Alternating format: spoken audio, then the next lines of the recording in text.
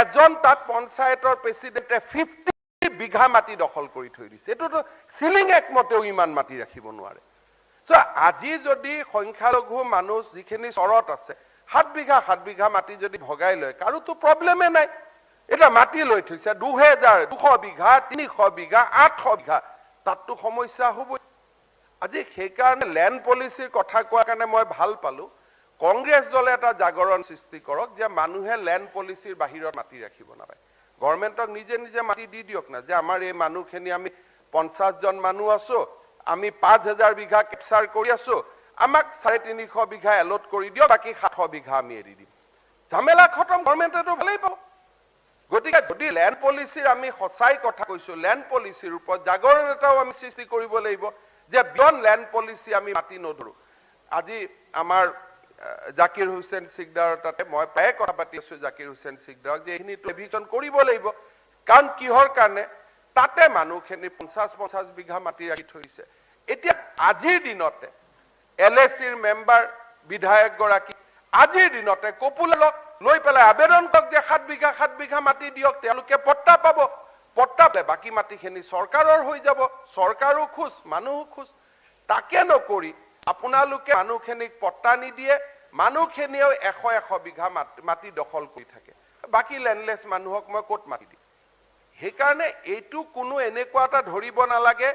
যে আমি কোনোবা জাতি উপজাতিৰ বিৰুদ্ধে আমি কৰি আছো আমাৰ কথাটো হল যে যি মাটিত পট্টা নোহোৱা মানুহ বহি আছে তেওঁলোকক আমি এভিকশন কৰিছো না এটা আপোনালোকে আবেদন কৰক হিন্নাখন আমি পৰচলাত মাটি এভিকশন কৰিছিলো তাৰে 50 ঘৰ মানুহে আমাক আবেদন কৰিলে পট্টা আমি কেবিনেটত ক্লিয়াৰ কৰি দিছো 50 ঘৰ মানুহৰ এটা তেওঁলোক হিন্দু বঙালী নে হিন্দু মুছলমান নে হিন্দু অসমীয়া এইবিলাক আমি চোৱা নাই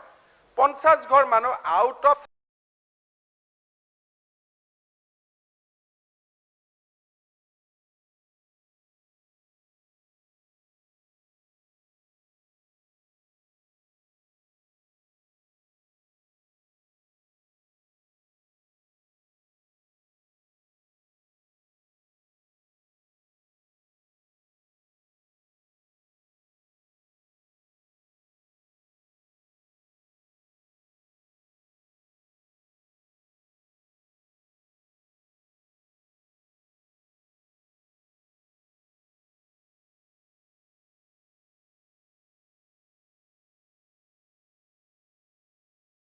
জনজাতীয় খিনিক নকৰিম আমি জনজাতি মানুহখিনি খবৰ দিছো যে 2005 আগত যদি আপোনালোক ইয়াত আছিলে ফৰেষ্ট ৰাইট মতে আপোনালোকে আবেদন কৰক সময় দিছো আমাৰ এমএলএ সকলক জনাইছো যে আপোনালোকে গৈ মানুহখিনিক সচেতন কৰক কিন্তু যদি 2005 আগৰ তেওঁলোকে কাগজ দিব নোৱাৰে তেলে মইতো বনাঞ্চলখিনিটো ক্লিয়াৰ কৰিবই লাগিব তাতে গৈ এতিয়া কংগ্ৰেছৰ ডেলিগেশ্যন এটা যদি আহি হাজিৰ হয় হেতু হাইকোৰ্টত পিএল কৰিব লাগে যে আপোনালোকে কোৰ্টে গভৰ্ণমেণ্টক যিটো ফৰেষ্ট এভিকশন কৰিব অৰ্ডাৰ দিছে হেতু আপোনালোকে কেনসেল কৰক কাৰণ আমাৰ ইয়াত আপত্তি আছে এখনটো পিএল কংগ্ৰেছৰ ফালৰ পৰা যাব লাগে হাইকোৰ্টত এতিয়া অৰ্ডাৰ দিছে হাইকোৰ্টে যে এন্টায়াৰ গোৱালপাৰা এভিকশন কৰিব লাগে আমাৰ এমএলএ মহোদয় জানে এটা 4 জনকৈ গোৱালপাৰা ৰাইজে কংগ্ৰেছ দল বিধায়ক পাৰিছে তেওঁলোকে হাইকোৰ্টত গৈ পিটিশন এখন কৰিব নালাগে নেকি যে এনেকুৱা অৰ্ডাৰ নিদিব বুলি লাগিব নে নাই এভিকশনৰ পিছত গৈ পেলাই তাতে এটা কেমেৰা ফটো উঠিলো কান্দিলো মানুহখিনি এলাপ চালো ফটো অপৰচুনিটি হৈ গল দুদিন পিছত পাহৰি গল এটাতো গৰু খুটিত কোনো কংগ্ৰেছ নাযায় যায় জানো কোনবা কোনোতো নাযায় সেইকাৰণে আজি হাইকোৰ্টে আমাক ক্লিয়াৰ কৈছে যে ফৰেষ্টৰ মাটিৰ পৰা আমি মানুহ এভিকশন কৰিব লাগিব এটা আপোনালোকে কৈছে গভৰ্ণমেণ্টে বিকল্প মাটি দিয়ক কোৰ পৰা মাটি জন্ম দিম মাটি নাই গোৱালপাৰাত বৰ্গ কিলোমিটাৰ ইমান সেইকাৰণে মই সদায় কৈ আছো যে নামনি অসমৰ মানুহে যদি ফ্যামিলি প্ল্যানিং নকৰে আমি 50 বছৰ পিছত ইয়াত কোনো জিয়াই থাকিব নোৱাৰে উপায় নাই এটা মই মাটি কোৰ পৰা জন্ম দিম মইতো মাটি জন্ম দিব নোৱাৰো মাটি এতিয়া গতিকে হাইকোৰ্টত গৈ কংগ্ৰেছৰ এমএলএ পিটিশন দিব লাগিব আপোনালোকক মানুহখিনিয়ে ভোট দিছে আপোনালোকৰ প্ৰতি মানুহখিনি আশাৰে বাট চাই আছে আপোনালোকে একো পিটিশন নিদিব এইটো পিটিশন দিয়াৰ কথা নাই মোৰ উকিলে কৈছে যে হয় মানুহখিনি বহুত দিনৰ পৰা আছে হাইকোৰ্টে কৈছে নাথিং ডুইং ফৰেষ্টৰ মাটি তোমালোকে এভিকশন কৰিবই লাগিব এটা এভিকশন কৰাৰ পিছ দিনাখন ফটো উঠাতকৈ এটা মই আগতে কৈছো গোৱালপাৰাত ডাঙৰ এভিকশন হ'ব উপায় নাই হাইকোৰ্টে ক্লিয়াৰ অৰ্ডাৰ দিছে আজি মই বিধানসভাতে কৈছো যে কংগ্ৰেছৰ তাত মানুহে 3জন এমএলএক জিকাইছে, মূল ডাঙৰীয়াক জিকাইছে, ৰচিদক জিকাইছে। আপোনালোকে হাইকোৰ্টৰ 3জন বিধায়কে পিটিশন এখন কৰক যে আমাৰ মানুহখিনিৰ কষ্ট হ'ব, বিকল্প মাটি নাই, হাইকোৰ্টে অন্তত ইমান হাৰ্ছ অৰ্ডাৰ দিব নালাগে। এটা যে মোক হাইকোৰ্টে বাৰে বাৰে মাতি আনি কয় আপুনি এভিকশ্যন কৰক, মইতো কৰিবই লাগিব। তে সেইটোৰ কৰাৰ পিছত চৰকাৰক সমালোচনা কৰে, কৰাৰ আগতে আহি পিটিশন এখন হাইকোৰ্টত দিয়ক যে আমাৰ এনেকুৱা অৰ্ডাৰ এটা আপোনালোকে আমাক নিদিব। ঝামেলা খতম, কোনেওতো দিয়া নাই, খালি গৈ ডিচিক কয়। আৰে ডিচিয়ে হাইকোৰ্টৰ ওপৰত যাব পাৰে নেকি? সেইকাৰণে মই আজিয়ে সব বিধায়কসকলক কৈছো যে ফৰেষ্টৰ মাটিত এভিকশ্যন কৰিবৰ কাৰণে হাইকোৰ্টে চৰকাৰক চৰম ৱাৰ্নিং দি দিছে। গতিকে আমি এভিকশ্যন কৰিব লাগিব। যিসকল জনজাতীয় লোক আছে তেওঁলোক যদি 2005 চনৰ আগত আছে ফৰেষ্ট ৰাইটত এপ্লিকেশ্যন কৰক। কেইদিনমান আগতে আমি ঢেকিয়াজুলিত পট্টা দিছো, 2 দিনতে আমি বিশ্বনাথত পট্টা দিম। আমি যাক পাৰো দি আছো, কিন্তু জেনেৰেল মানুহক দিয়াৰ আমাৰ অধিকাৰ নাই।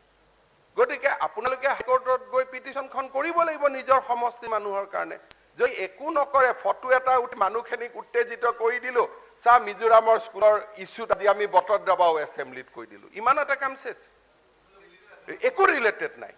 ইয়াত কোনো ফৰেষ্টৰ এভিকশ্যনত। শুনক, আপোনাৰ ৰিলেটেড আছে তো মই নামানো, গতিকে আপোনাৰ লগত মোৰ ৰিলেটেড নাই, আপুনি কৈ থাকিব পাৰে, ইয়াত কোনো কথা নাই। হাইকোৰ্টৰ লগত আৰু ইয়াত কাৰো ৰিলেশ্যন থাকিব নোৱাৰে। হাইকোৰ্টৰ অৰ্ডাৰ পিছত ইয়াত কাৰো ৰিলেশ্যন থাকিব নোৱাৰে।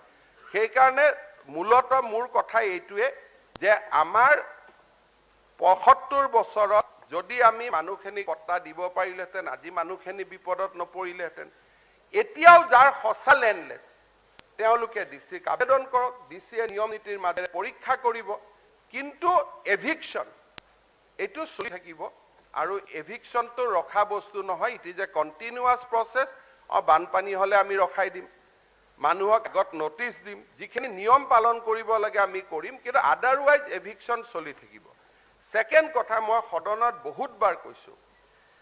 যে সত্ৰৰ কাষত যিবিলাক মাটি বা সত্ৰৰ মাটি আমাৰ যিবিলাক আমি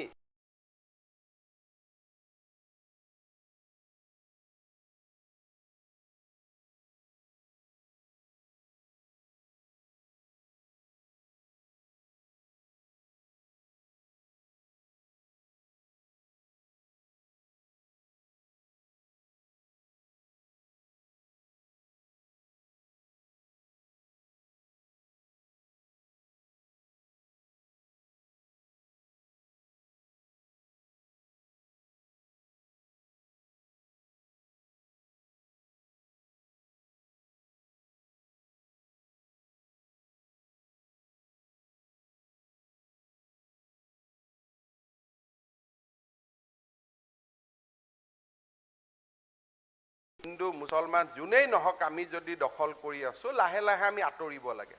কাৰণ সত্ৰবিলাক আমাৰ ইনষ্টিটিউশ্যন হয়। অসমীয়া বুলি ক'লে 100 বছৰ পিছত আমিবিলাকতো নোহোৱা হৈ যাম, কিন্তু অসমীয়াৰ আইডেণ্টিটিটো সত্ৰখিনিৰ মাজত লুকাই আছে। আমি সকলো অসমীয়া, ধৰ্ম যি নহওক, এইটো সংস্কৃতি। মই বাৰে বাৰে কৈছো ইয়াৰ লগত ধৰ্মৰ কথা নাই। That is a culture of Assam, আৰু কালচাৰটোতো আমি বদলাব নোৱাৰো। গতিকে মই সকলোকে বিনম্ৰতাৰে আবেদন কৰিম যে সত্ৰৰ কাষত যিবিলাক আমাৰ হিন্দু মুছলমান যোনেই মাটি অধিকাৰ কৰি বহি আছে তেওঁলোকক লাহে লাহে আঁতৰাই দিয়ক। LSC তেওঁলোকৰ নামত পপুলাৰ ফৰ্ম লৈ যাওক। যদি ডিচিয়ে পাৰে তেওঁলোকক বিকল্প মাটি দি দিব। আমিতো মাটি দিয়াত বাধা দিয়া নাই, বিকল্প মাটি তেওঁলোকক দি তেওঁলোকে লৈ যাব। এটা ঢিঙতে এক্স আৰ্মিৰ নামত মাটি দিছে, মানুহে গৈ বহি আছে। আৰে আৰ্মি কেইজনে দেশৰ কাৰণে যুঁজ দিছে, তেওঁলোকৰ মাটিখিনিটো খালী কৰি দিয়াটোতো আমাৰ দায়িত্ব হয়। এটা সেই দায়িত্বটো আমি কিয় পালন নকৰিম? সেইকাৰণে এইবিলাক হৈছে টিপিকেল একোটা কেছ। আজি বকুতে হওক, ছয়গাঁৱতে হওক, ঢিঙতে হওক, এক্স আৰ্মিক মাটি দিছে। এটা এক্স আৰ্মিৰ মাটিৰ আবলটন পোৱাত গৈ আমি অতিক্ৰমণ কৰি লৈছো। সেইটোতো গভৰ্ণমেণ্টে ক'বাততো গভৰ্ণমেণ্টে অলপ কৰিব লাগিব, নহ'লে আমি মৰেল থাকিব। যদি কাটছা বিক্ৰীটো নহয়, বিক্ৰী কৰিলে অফিচিয়েল বিক্ৰী কৰিব। কাটছা বিক্ৰীৰ এটা শব্দ ক'ৰ পৰা আহিলে? বুলিও কাটছা লোন দিয়ে, গভৰ্ণমেণ্টেতো এইটোক লোন বুলি নামানে। বিক্ৰী হ'লে সাব ৰেজিষ্টাৰ হ'ব লাগিব। এইবিলাক কাটছা পাটছা কৈ পেলাইতো আমি মানুহৰ এক্স আৰ্মিৰ মানুহখিনিক অসন্তুষ্ট কৰিব নোৱাৰো। টাৱাঙত কোনে আমাৰ হৈ যুঁজ দিব? আজি যদি আমি তেওঁলোকক অসন্তুষ্ট কৰোঁ ভাৰত চীন সীমান্তত গৈ আমাক কোনে যুঁজ দিব গতিকে এই কথাবিলাক আপোনালোকে নিজৰ বিবেচনাত ৰাখিব মিজোৰামৰ সীমান্তৰ কথা কৈছে আপোনালোকে জানে যে মিজোৰামৰ সীমান্তত আমি গৈ পেলাই আমাৰ পুলিচে কিমান চৰম ত্যাগ কৰি দিলে আজি এজন IPS অফিচাৰ এতিয়াও হস্পিটালৰ পৰা ওলোৱা নাই কোনো দিনেতো আমাৰ কোনেও খবৰো কৰা নাই আজি এজন SP পৰ্যায়ৰ অফিচাৰ আজিও মুম্বাইত চিকিৎসাধীন হৈছে 6 জনকৈ মানুহ মৃত্যু হ'ল তাৰ পিছত কেন্দ্ৰীয় চৰকাৰে নিউট্ৰেল ফ'ৰ্চ থলে যে এইটো জাগা নিউট্ৰেল ফ'ৰ্চৰ বাহিৰত স্কুল আছে ভিতৰতো স্কুল নাই এটা নিউট্ৰেল ফ'ৰ্চ থাকাৰ পিছত মইতো CRPক গুলিয়াই পেলাই আগুৱাই যাব নোৱাৰো যে আপোনালোক নিউট্ৰেল ফ'ৰ্চ হাতক মই আগুৱাই যাম তেনেকেতো দেশ নহয় কেন্দ্ৰীয় চৰকাৰে কৈছে যে আপোনালোকে কথা পাতক আলোচনা কৰি মীমাংসা কৰক আজি প্ৰথমবাৰ আমি মেঘালয়ত মীমাংসা কৰিলো অৰুণাচলত মীমাংসাৰ পথত গৈ আছে মিজোৰামত মীমাংসাৰ কাৰণে আগবাঢ়িছে এতিয়া হাউসত আমি এইবিলাক কথা কৈ কি লাভ আছে যোনে আমি ৰিয়েলিটিটো বুজি পাওঁ যে তাৰে CRP একদম বহি আছে এটা অসম পুলিচে গৈ CRPক ফায়াৰ কৰিবতো নোৱাৰে যে আপোনালোক আঁতৰি যাওক আজি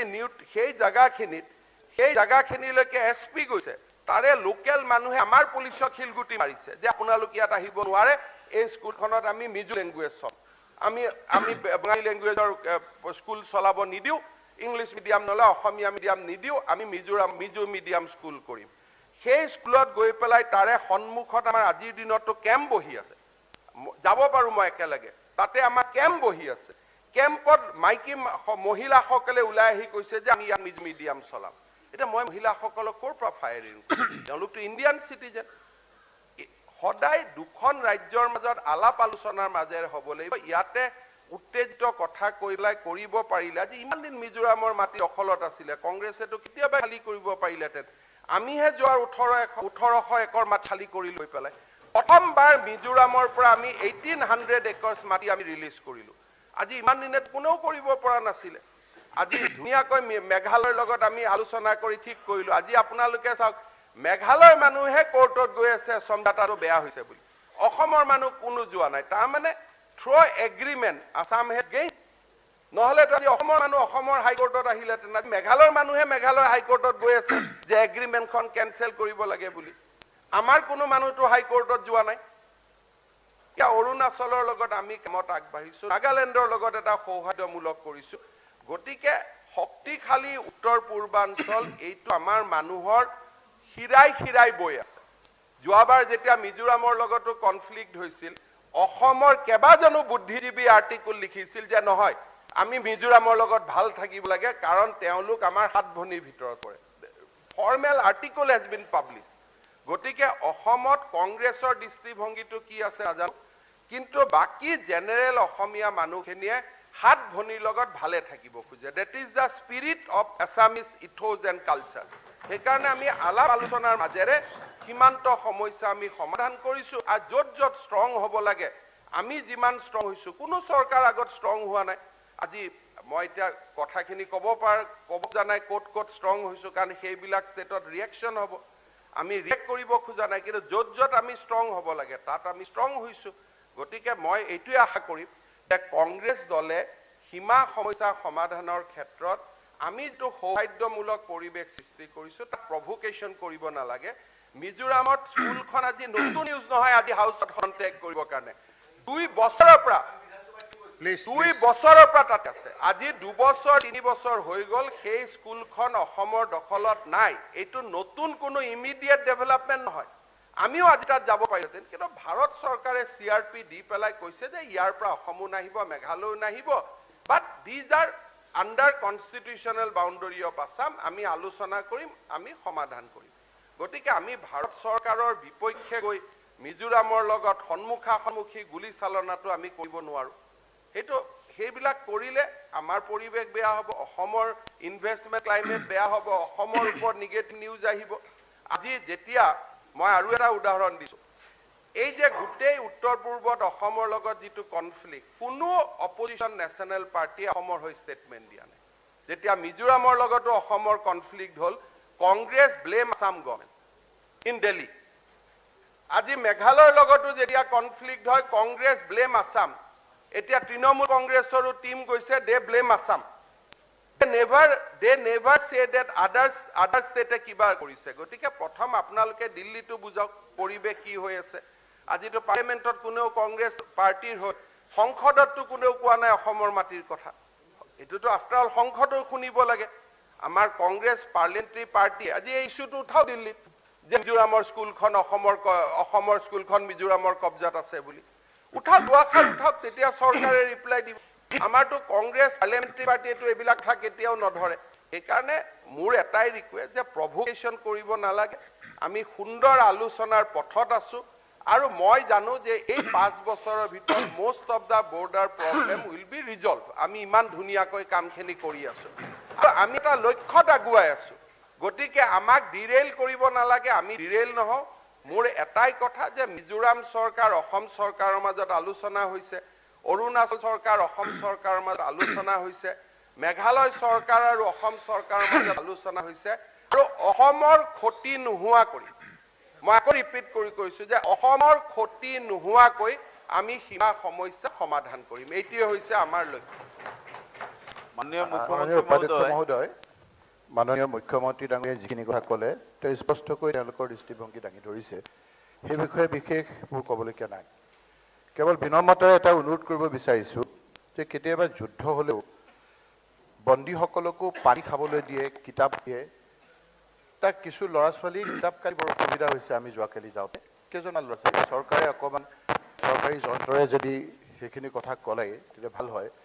আৰু যিখিনি মানুহ উচ্ছেদিত হৈছে তেওঁলোকে নোখোৱাকৈ আছে ক'তো থাকিবলৈ জেগা নাই চৰকাৰে সেইসকলক যদি ক'ৰবাত ৰিলিফ কেম্পে হওক টেম্পৰী দ্বিতীয় কথাটো হ'ল যে তেওঁ দৃষ্টিভংগীৰে ক্লিয়াৰলি কৈছে যে যাৰ মাটি আছে তেওঁ দিব আমিও কৈছোঁ যাৰ মাটি আছে তেওঁক নিদিয়ে যাৰ মাটি নাই তেওঁ দিব গতিকে মুখ্যমন্ত্ৰী ডাঙৰীয়া এটা যদি নিৰ্দেশ পঠিয়াই দিয়ে যাৰ দৰাচলতে সঁচাকৈ মাটি নাই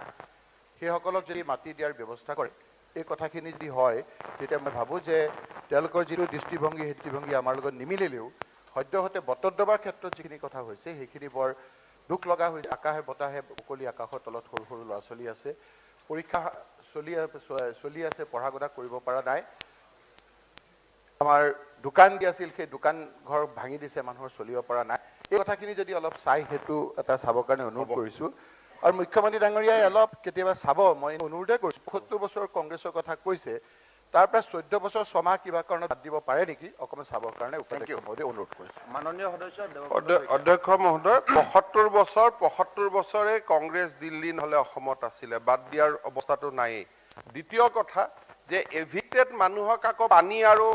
কিবা দিয়াটো আমাৰ চৰকাৰৰ কোনো তাত পলিচিৰ ভিতৰত নপৰে এটা আপোনালোক কালি গৈছিল আপোনালোক দিয়ক সেইটো এনজিঅ'ৰ কাম যোনে আইনক বিৰোধিতা কৰে তাক আকৌ আমি কেনেকৈ পানী খুৱাব পাৰোঁ আমি সেইটো কৰিব নোৱাৰো আমি মেডিকেল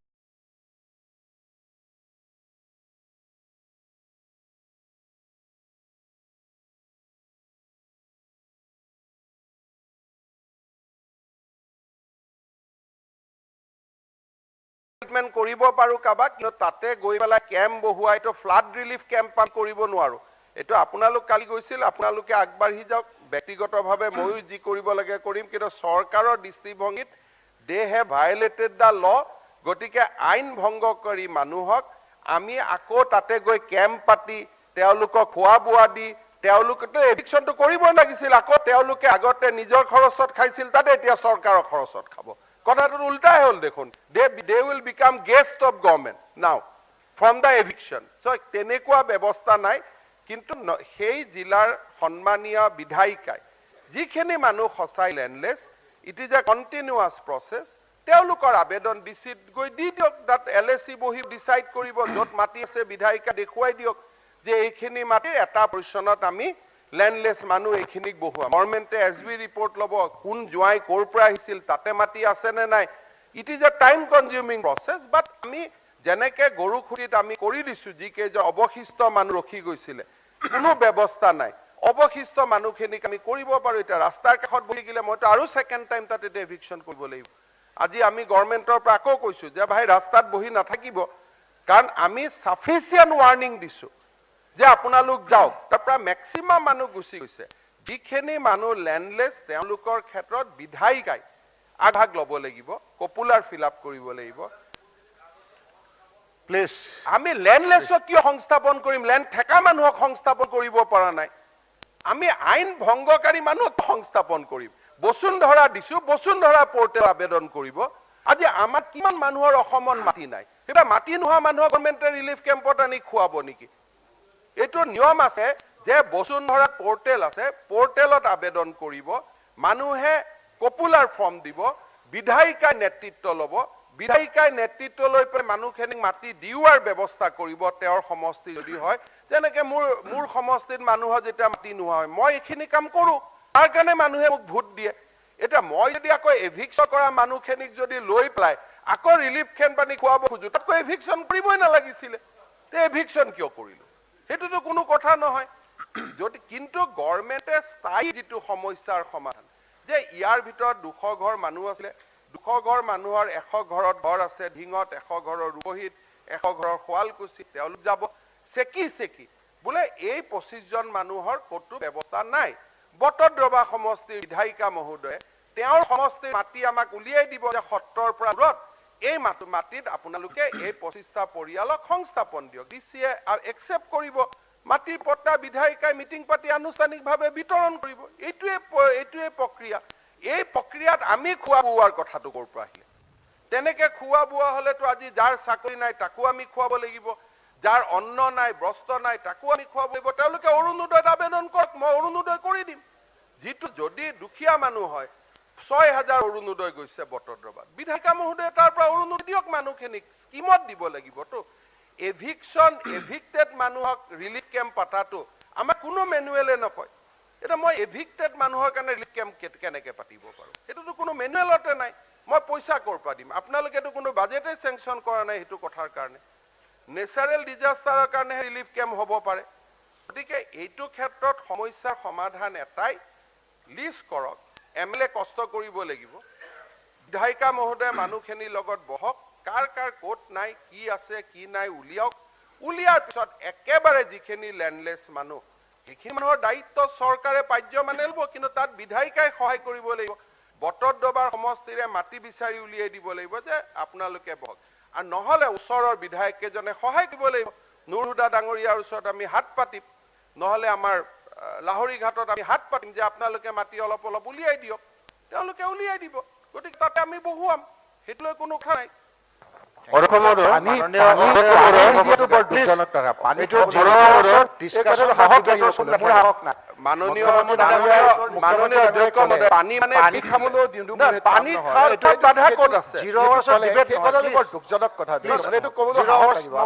এটাই মই কৈছো যে চৰকাৰৰ জল জীৱন মিছনৰ পানী আছে পানীটো মানুহে কেনেকে খোৱা মই বন্ধ কৰিব পাৰিম তাতে এতিয়া যদি আপুনি কৈছে যে মই বিছলাৰী বল দিব লাগে সেইটো মই দিব সেইটো মই ক্লিয়াৰ কৈছো পানী খোৱাতে বাধা বিছলাৰী দিব নালাগে পানী খোৱাতে বাধা দিছে আপুনি ক'লে যে পানী খুৱাব মই পানী দিব নোৱাৰো কিন্তু পানী খোৱাত বাধা আছে বিছলাৰী খুৱাব নালাগে কিন্তু এই আমাৰ যিটো পানী থাকে সেই মানে কি বুজাইছে মই বুজি পোৱা নাই মই কৈ আছো যে কালি পানীৰ অভাৱত কেইটামান পৰিয়ালে এইটো পুখুৰীৰ পানী পুখুৰীৰ পানী আমাৰ অসমীয়া মানে সদায় খায় প্লিজ এইটো কি কথা পুখুৰীৰ পানী আমাৰ অসমীয়া মানে সদায় খায় যদি খাই সেইটো খোৱাটোত আপুনি কৈছে আমি কৈছো যে যদি পাৰা যায় উপাধ্যক্ষ মহোদয় অলপ চাফা পানী খুৱাব পাৰে যত্ন কৰিব লাগে সেই কথা নহয় মই এটাই কথা ভয় কৈ সেই কথাখিনিকে অনুৰোধ কৰিছো অধ্যক্ষ মই এটা কথাই বুজি নাপাওঁ যে এভিক্টেড মানুহক মই কেনেকে পানী খুৱাম আণ্ডাৰ হোৱাট ল পানী খোৱাত বাধাটো দিয়া নাই তাতে জল জীৱন মিছনৰ পানী আছে তাতে পানী টেংকি আছে তাতে পুখুৰী আছে নল নদী আছে অসমীয়া মানুহেতো তেনেকেই পানী খায় কোনোবাটো বেলেগ কৰি আমাৰতো অসমখন মৰুভূমি হয় যে পানীৰ অভাৱ আছে যদি সঁচাই মানুহৰ পানীৰ অভাৱ আছে আমি পানীৰ কথা মই ক'ব কিন্তু মোৰ লগত এনেকুৱা কোনো ৰিপৰ্ট নাই যে বটদ্ৰৱা অঞ্চলত পানীৰ অভাৱ আছে যিকোনো মানুহৰ ঘৰত দমকলত গ'লে মানুহে পানী পাব সেইকাৰণে মই এটা কথা ক্লিয়াৰ কৈছো যে যি মানুহে আজি আমি ইয়াত পানীৰ কথা কৈছো সেই মানুহে তেওঁলোকক মাটিৰ পট্টাও দিব পাৰিলোহেঁতেন আমি মানুহৰ পট্টা দিব পাৰিলেহেঁতেন মই কথাখিনি হাৰ্চ কৰি কৈছো কিন্তু মোৰ মনটো ইমান হাৰ্চ নহয় যি কৰিব লাগে আমি কৰিম আৰু ভিতৰুৱাকৈ বহুত মই ক'ব পাৰো আজি গৰুখুটিৰ সময়তো আমি মানুহৰ প্ৰতি কি ধৰণে মানৱীয়তা কৰিছিলো তাত আমি কেনেকে কি কৰিব লাগে আমি সদায় জানো সেইখিনি আমাৰ দায়িত্ব আমি আমাৰ চেনেলত আমি পালন কৰি থাকো সেইটোলৈকে কোনো কথা নাই জানে এইবিলাক কথা সেইবিলাক লৈ কোনো কথা নাই কিন্তু আইনৰ প্ৰভিজনটো এইটোৱে যে এভিক কৰা মানুহক আকৌ মই ৰিলিফ কেম্প পাতিব নোৱাৰো তেনেকুৱা কোনো বাজেটত হেড একাউণ্টে নাই সেইটো হ'ল আইনৰ কথা আৰু এই মানুহখিনি অধ্যক্ষ মহোদয় প্লিজ কেনেকৈ কৈছে মই বুজিবই নোৱাৰো মই তেনেকৈ কৈ আছো আইনৰ ভিতৰতে কৈ আছো কথাবিলাক কৈ আছে মাননীয় অধ্যক্ষ মহোদয় সদস্য উপাধ্যক্ষ মহোদয় এই মানুহখিনিৰ কাৰণে আজি কন্দাটোতকৈ কামত থাকোঁতে মাটিৰ পট্টাটো দি দিব লাগিছিল মানুহ অধ্যক্ষ মহোদয় মাননীয় অধ্যক্ষ মহোদয়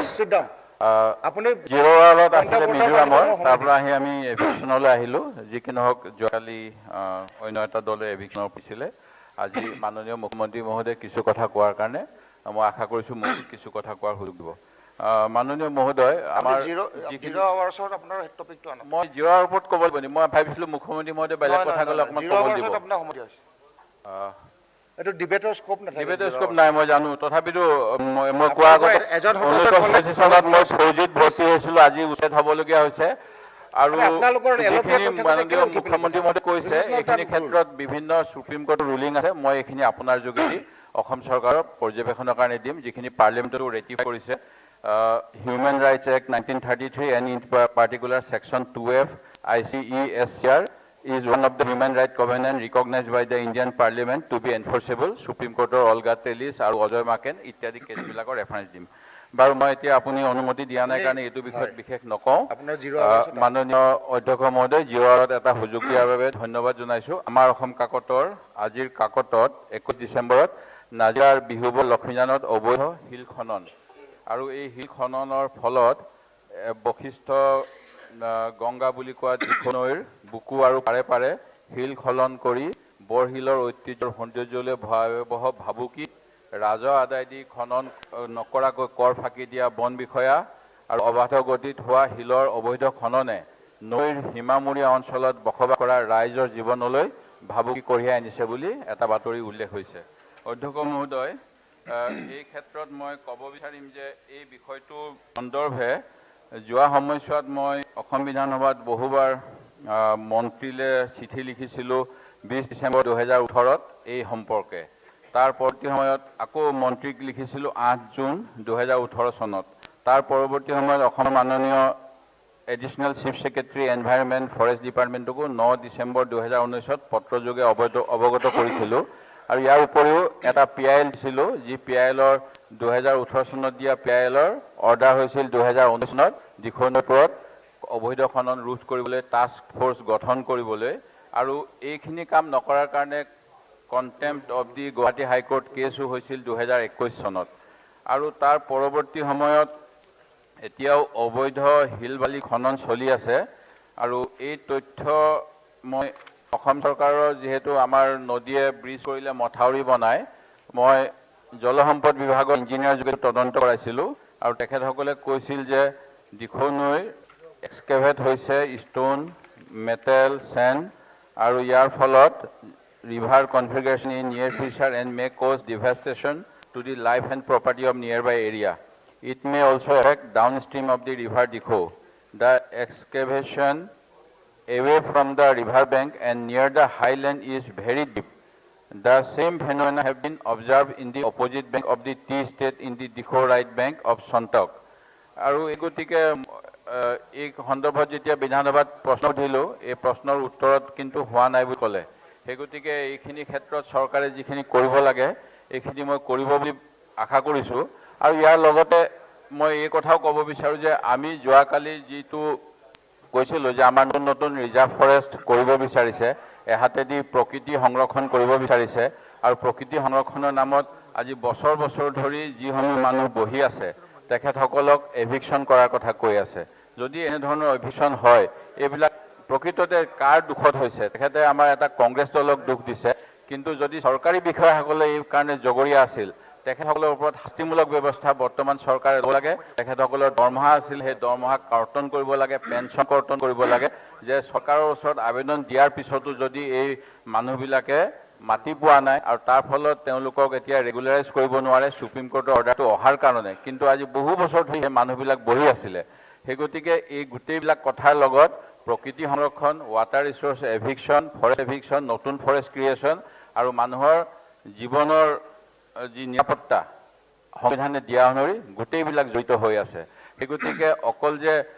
মই কোৱাৰ কাৰণে আমাৰ নতুনকৈ ফৰেষ্ট বেয়া হোৱাৰ কাৰণে প্ৰাকৃতিক পৰিৱেশ ধ্বংস হৈছে সেই গতিকে চৰকাৰৰ ব্যৱস্থা ল'ব লাগে আকৌ নতুনকৈ ফৰেষ্ট ক্ৰিয়েট কৰিব বিচাৰিছে কিন্তু ফৰেষ্ট ক্ৰিয়েশ্যনৰ নামত বছৰ বছৰ ধৰি যিসকল মানুহে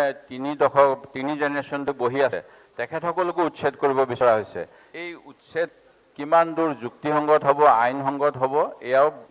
নিশ্চয় প্ৰশ্নৰ বিষয় হাইকোৰ্টত যোৱাৰ কথা কৈছে PIL দিয়া হৈছে কিন্তু এই ক্ষেত্ৰত এতিয়াও মানে জাষ্টিছ ডিনাই হয় সেই গতিকে চৰকাৰে লাগিলে নতুনকৈ আমি যেহেতু অসমৰ কাৰণে অসমৰ মূৰ সমষ্টিৰ কথা ক'বলৈ গ'লে আজি মূৰ সমষ্টিটো এটা সমস্যা হ'ব মূৰ সমষ্টিত 41খন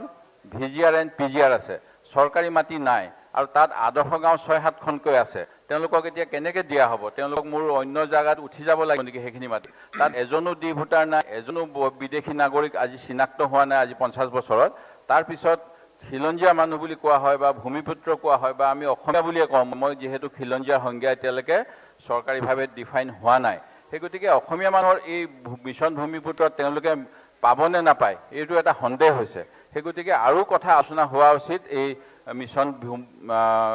বসুন্ধৰাৰ বিষয়ে কেনেকৈ সাধাৰণ মানুহে পাব আৰু এই ক্ষেত্ৰত মোৰ সাৰ্কুল অফিচাৰৰ ৰিপৰ্ট আনিছোঁ মই দুদিন আগত তেখেতে মোক কৈছে যে তেওঁলোকৰ আগত যিটো LAC দিছিলে LAC মতে নহ'ব বসুন্ধৰাত আবেদন কৰিব লাগিব বসুন্ধৰাত আবেদন কৰিবলৈ অনলাইন তেওঁলোকে শিক্ষিত হ'ব লাগিব দালালৰ নামত আজি যদি বিধায়কসকলে আমি তেওঁলোকক সহায় কৰোঁ আমাক যাতে দালাল ৰূপে অভিহিত কৰা নহয় এই কথাও আমি চাব লাগিব কাৰণ মাটিবাৰীৰ ক্ষেত্ৰত দালালহে কাম কৰিছিলে দালাল গ্ৰেপ্তাৰ বুলি এটা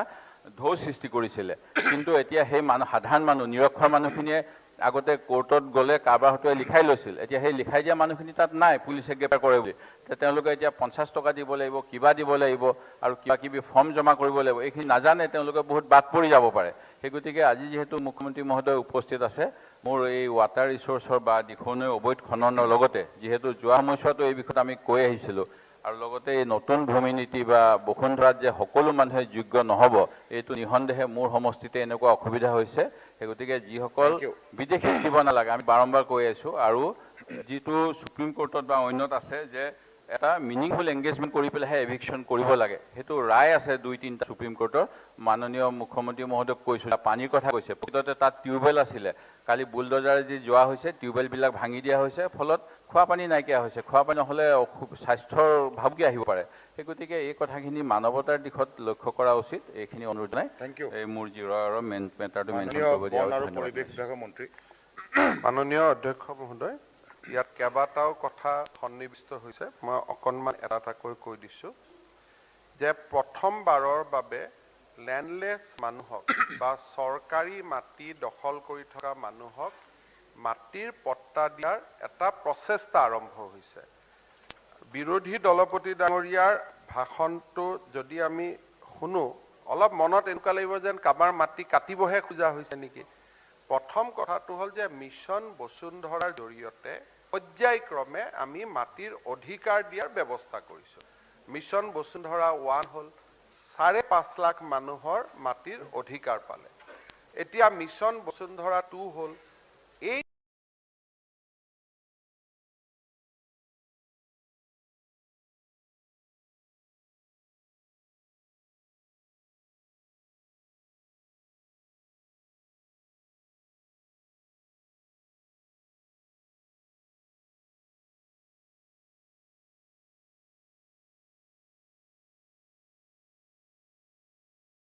আবেদন কৰিব 100 জনে হয়তো 80 জনে পাব 80 জনেটো পালে 75 বছৰে পোৱা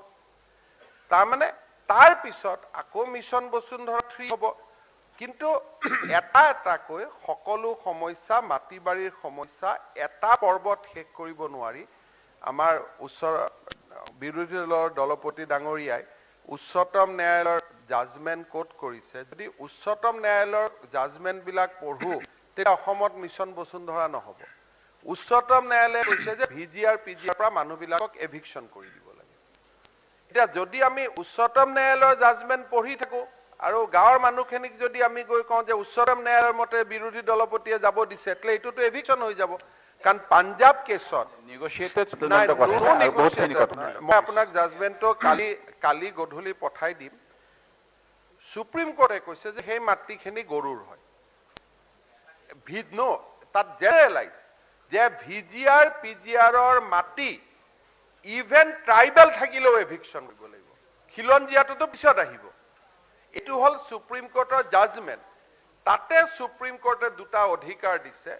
যে কাষৰ মাটি যদি ইকুৱেল মাটি ভিজিআৰ কৰে তেতিয়ালে এই মানুহখিনিক আপোনালোকে পটা দিব পাৰিব আজি মিছন বসুন্ধৰা হেতু কোৱাৰ কোনো কথা নাই নাজিৰা সমষ্টিত যদি আমাক বেলেগ মানুহক ভিজিআৰ পিজিআৰৰ মাটি দি দিয়ে মই ৰাতি এছডিঅ কৈ দিম 7 দিনৰ ভিতৰত মানুহক পট্টা দি দিম কিন্তু তেনেকুৱা মাটি নাই কাৰণে সমস্যা হৈছে সেই কাৰণে আমি বসুন্ধৰা 1 কৰিলো এটা কেটেগৰীক বিদায় দিলো বসুন্ধৰা 2 হ'ল এটা কেটেগৰীক কৰিলো থাৰ্ড কেটেগৰী সুপ্ৰিম কোৰ্টৰ জাজমেণ্টটো মানিও ভিজিআৰ পিজিআৰ মানুহক আমি কেনেকে দিব পাৰো তাৰ কাৰণে গৱেষণা চলি আছে 75 বছৰে নকৰা কামটো 10 বছৰ হ'ব নোৱাৰিব না এটোটো এটাটো প্ৰক্ৰিয়া লাগিব কিন্তু গভৰ্ণমেণ্টখনৰ ইচ্ছাটো হ'ল যে সকলো লেণ্ডলেছ খিলঞ্জীয়াই হওক বা আমাৰ ভাৰতীয় মানুহখিনিয়ে মাটিৰ অধিকাৰ পাব লাগে এক্সেপ্ট সাম স্পেচিফাইড লেণ্ড ফৰেষ্ট হওক যিখিনি ইকোলজিক্যালি ডিস্টাৰ্ব হ'ব পাৰে সেইখিনি মাটিক বাদি পাব লাগে এতিয়া ভিজিআৰ পিজিআৰৰ তিনিটা কেটেগৰী এবাৰ আমি খুলি দিছো হেতু হল গভৰ্ণমেণ্টে যদি বহুৱাইছিলে যদি এমএনপি স্কিমত মাটি পাইছিলে তেওঁলোক এইবাৰ পাব পৰৱৰ্তী সময়ত ভিজিআৰ পিজিআৰ ওপৰত আমি এখন বিধানসভাত আইন আনিম যাৰ জৰিয়তে অবশিষ্ট মানুহকো আমি তেওঁলোকৰ কামখিনি কৰি দিব পাৰিম গতিকে এইটো আমাৰ প্ৰতিবদ্ধতা আৰু লেণ্ডলেছ মানুহখিনিক আমি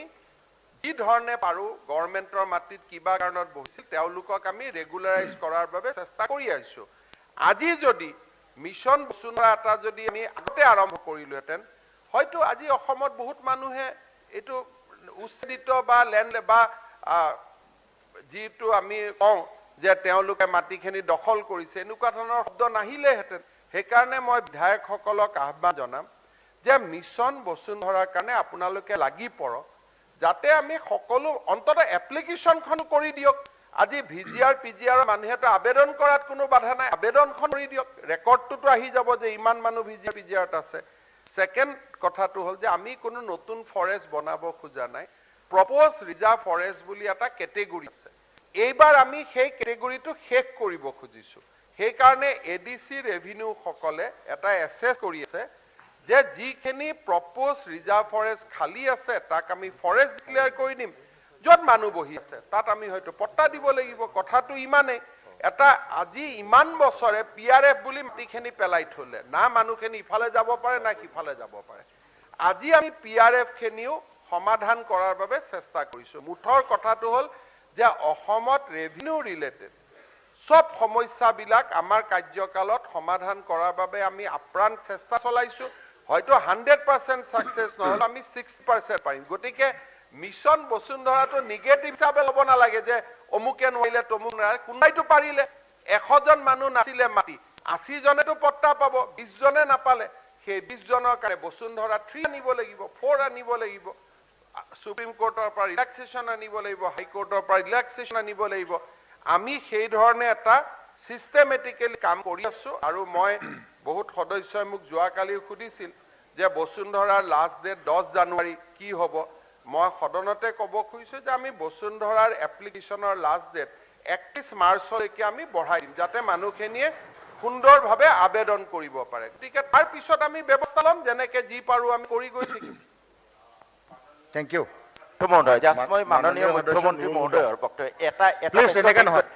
বাক্য ঠেক কৰিম যেটো আপনাৰ জাজমেন্টৰ কথা কৈছে তাত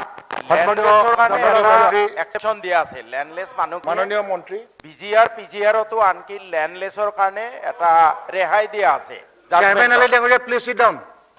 ল্যান্ড স্যাৰ না এক মিনিট নুৰুল হুদা ডাঙৰীয়া এক মিনিট আমাৰ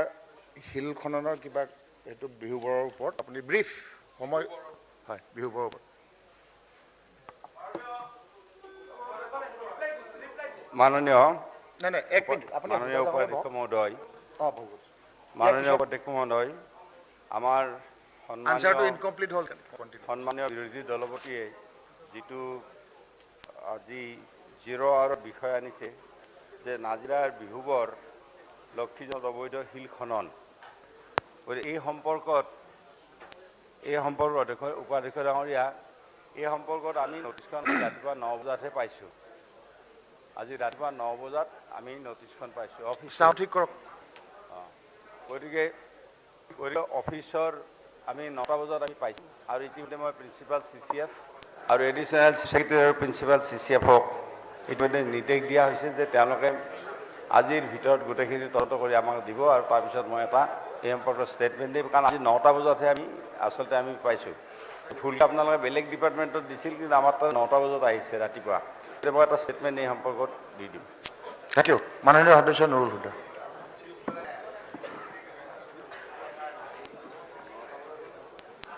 মাননীয় উপাধ্যক্ষ মহোদয় আজি গণ অধিকাৰ কাগজত ওলাইছে যে ভূমিপুত্ৰ ভূমিপট্টাৰ পৰা বঞ্চিত 1950 চনৰ বৰ বিপদ গৃহহীন তিনিচুকীয়া সহ পৰিয়ালো আজিও নাপালে ভূমিৰ পট্টা উপাধ্যক্ষ মহোদয় 1950 চনত বৰ ভূমিকম্প হৈছিলে আৰু তাৰপিছত 52 চনত এটা ডাঙৰ বানপানী হৈছিলে আৰু সেই বানপানীত তিনিচুকীয়া জিলাৰ ডিগবৈ বিধানসভা সমষ্টিৰ ডাঙৰি অঞ্চল আছিলে সেই অঞ্চল গোটেইটো প্লাতে হৈ মানুহখিনি তাৰ পৰা উঠি আহিব লগা হৈছিলে আৰু সেই সময়ৰ ডিগবৈ ডুমডুমৰ বিধায়ক হৰিহৰ চৌধুৰীয়ে এই বিধানসভাৰ মজিয়াত এটা বিধেয়ক উত্থাপন কৰিছিল আৰু সেই বিধেয়কৰ জৰিয়তে সেই লোকসকলক 1 টকা মূল্য নিৰ্ধাৰণ কৰি তেওঁলোকক বনভূমিত স্বত্ব দখলীয় স্বত্ব ভূমি প্ৰদান কৰিছে আৰু সেই গাঁওখনৰ নাম আছিলে চিৰিং মামৰাণী বনগাঁও এই চিৰিং মামৰাণী বনগাঁৱত আমাৰ সোণোৱাল সম্প্ৰদায়ৰ মানুহসকল তাৰে বসবাস কৰি আছে কিন্তু অতি পৰিতাপৰ বিষয় এটা গাঁও বানপানীত উঠি যোৱাৰ পিছত সেই গাঁৱৰ লোকসকলক জনজাতি লোকসকলক চিৰিং মামৰাণী বনগাঁও হিচাপে নামকৰণ কৰি সংস্থাপিত কৰাৰ পিছত বনভূমিৰ মাটি যে দিছে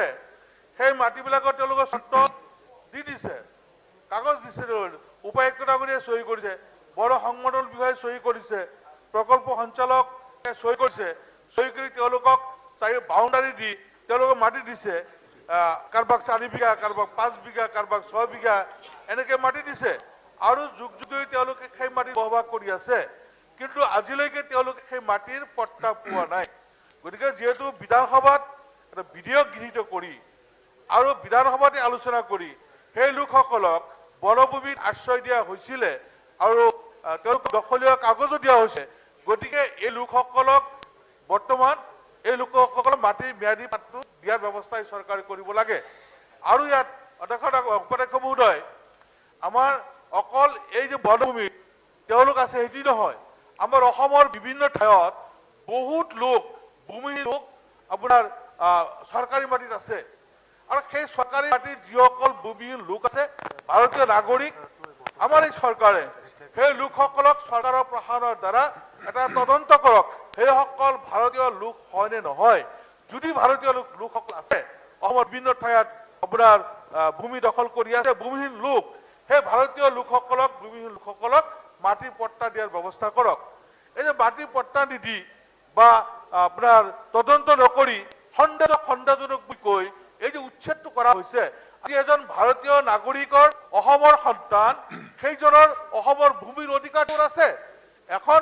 চৰকাৰৰ কল্যাণকামী চৰকাৰৰ প্ৰধান দায়িত্ব হ'ল মানুহৰ জীৱনৰ সুৰক্ষা দিয়া সম্পত্তিৰ সুৰক্ষা দিয়া গতিকে মানুহৰ সম্পত্তিৰ সুৰক্ষা নিদি তেওঁলোকক যদি উচ্ছেদ কৰা হয় তেতিয়া কেনেকৈ মানৱীয়তা হ'ব গতিকে মানৱীয়তাৰ খাতিৰত মই চৰকাৰক অনুৰোধ জনাইছো যে আমাৰ অসমৰ বিভিন্ন অঞ্চল চৰ অঞ্চলত আদি কৰি বিভিন্ন অঞ্চলত যিসকল ভূমিহীন লোক সংস্থাপিত হৈ আছে সেইসকলক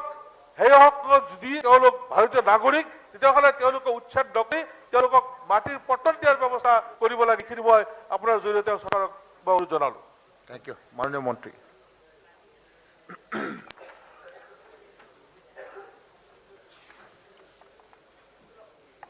মাননীয় উপাধ্যক্ষ মহোদয় মাননীয় বিধায়ক নৌৰহা ডাঙৰীয়াৰ যিটো প্ৰশ্ন শূন্যকালীন ঘণ্টাত আনিছে এইটো ফৰেষ্ট ডিপাৰ্টমেণ্টৰ কুৱেশ্যন হ'ব লাগে, এইটো তালৈ যাব লাগে। মই মানে যিহেতু ডিগবৈ ডিভিজনৰ এইটো যিখিনি ঢেকীয়াজান, চিৰিঙামৰণি, টিংৰাই আদি অঞ্চল, গতিকেলৈ এইটো ফৰেষ্ট ৰাইট এক্টৰ আণ্ডাৰত যিসকল 1950 চনৰ বৰ ভূমিকম্পত গৃহহীন হৈছিল, তেওঁলোকক সেই সময়ত চৰকাৰে সংস্থাপন দিছিল। সেই কথাখিনি ফৰেষ্টৰ আইনৰ অনুসৰি তেওঁলোকৰ এতিয়ালৈকে বৰ্তমান আমাৰ DC তিনিচুকীয়াৰ পৰা অহা ৰিপৰ্টৰ মতে 142টা পৰিয়ালক সংস্থাপন দিয়া হৈছে আৰু বাকীখিনি চাৰ্ভে কৰি আছে। আৰু যদি ইলিজেবল হয় সেইখিনি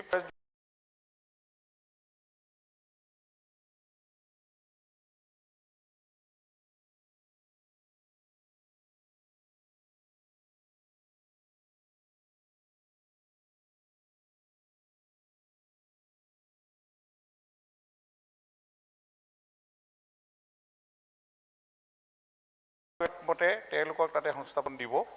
আৰু ইতিমধ্যে বাকী ভিজিয়াৰ পিজিয়া হোৱা আমি ষ্টেট গভৰ্ণমেণ্টে এইখিনি ষ্টেপ ল'ব পাৰিলোহেঁতেন। আমাৰ যেতিয়া মিছন বসুন্ধৰাটোত এপ্লাই কৰি আমাৰ মুখ্যমন্ত্ৰীয়ে এতিয়া ক্লিয়াৰ কৰিছে বিষয়টো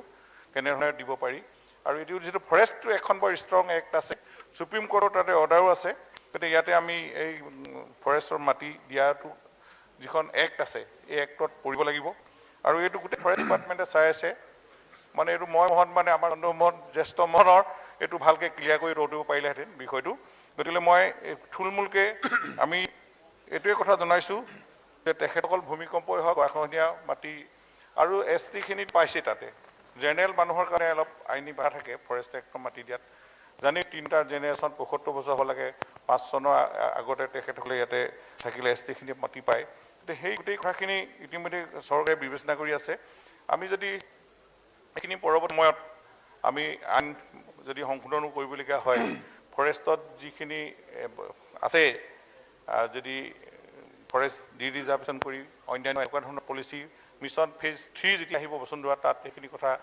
আমি আলোচনা কৰিম। এতিয়া যিখিনি লেণ্ডলেছ মানুহ আছে তেওঁলোকে জিলা উপায়ুক্তৰ যোগেদি আবেদন কৰক পৰ্টেলৰ যোগেদি। আৰু ইতিমধ্যে আমি RTPS পৰ্টেল চলি আছে। আৰু আজিকালি এতিয়াতো মিছন বসুন্ধৰা আমি পাব্লিক যি ফেচিলিটি চেণ্টাৰ CSC এইবিলাকতো দিয়া আছে। আৰু ইতিমধ্যে আপোনালোকে জানিব এতিয়া শ্বেয়াৰ সেতু আমি নতুনকৈ মুখ্যমন্ত্ৰী মহোদয়ে লঞ্চ কৰিছে, শ্বেয়াৰ সেতুৰ যোগেদিও এইখিনি কাম এপ্লাই অনলাইন হ'ব। গতিকে আপোনাৰ ফৰেষ্ট এক্ট হোৱাৰ কাৰণে মাটিটো বন সংকুলত থকাৰ কাৰণে আমি ৰেভিনিউৱে ঘপকৈ এইবিলাক চাপ সোমাব নোৱাৰোঁ। আৰু ফৰেষ্ট ডিপাৰ্টমেণ্টৰ যি নিয়ম আছে, ৰুল ফৰেষ্ট ডুৱেলাৰ্ছ এক্টৰ মতে তেখেতসকলৰ এতিয়ালৈকে 30% প্ৰব্লেম চলি আছে। আৰু বাকী যি 70% আছে সেইখিনি DC কৈছে ইনকুৱাৰী কৰিছে। আৰু তাত যদি তেওঁ ইলিজেবল হয় সেইখিনি তেওঁলোকক দিব খুব ইমিডিয়েট। আমিও এইখিনি কথা পৰৱৰ্তী সময়ত আলোচনা কৰিম। মাননীয় বিধায়কজন যিহেতু SDLC মেম্বাৰ, তেখেতে তেওঁলোকে জিলা উপায়ুক্তৰ লগত কথা পাতি এই প্ৰব্লেমখিনি কি আছে চাৰ্কুল অফিচৰ লগত কথা পাতি তেওঁলোকৰ যদি ইয়াত নহয় বেলেগ কথা সেইটো লেণ্ডলেছহে পাবই, লেণ্ডলেছ। আৰু এতিয়া ভিজিয়াৰ পিজিয়াৰ 3টা কেটেগৰীত আমি দিছোঁ, মানে জানেই মাননীয় সদস্যগৰাকীৰ সমস্যা সমাধান হ'ব। এইটো ৰুলটো মডিফাই কৰিলে, গতিকে এতিয়া সেইখিনি বুজিলে বেলেগটো আৰু নাই। পৰ্যায়ক্ৰমে যিমানখিনি পাৰোঁ মুখ্যমন্ত্ৰীয়ে এইটো ক্লিয়াৰ কৰি গৈছে, সেইখিনি কৰি আছোঁ। মই কোনো মানুহ ভূমিহীন মানুহ, খিলঞ্জীয়া মানুহ, আমি ভাৰতীয় মানুহ আমি থাকিবলৈ নিদিওঁ। কোনো একচনীয়া পতা হ'ব, এতিয়া ম্যাদী পতা হ'ব, এই কথাখিনি আমাৰ মিছন বসুন্ধৰাটোত ক্লিয়াৰ কৰা আছে। Thank you. উপাধ্যক্ষ মহোদয়, চৰকাৰে যিখিনি অধিকাৰ তেওঁলোকক কাগজ দিছিলে, মই আপোনাৰ জৰিয়তে মন্ত্ৰী মহোদয়ক মই প্ৰেৰণ কৰিছোঁ যাতে এই ব্যৱস্থাটো লয়। আপুনি তেখেতৰ চেম্বাৰত বহিলে যিখিনি আৰু অসুবিধা আছে ডিছকাছ কৰি ল'ব।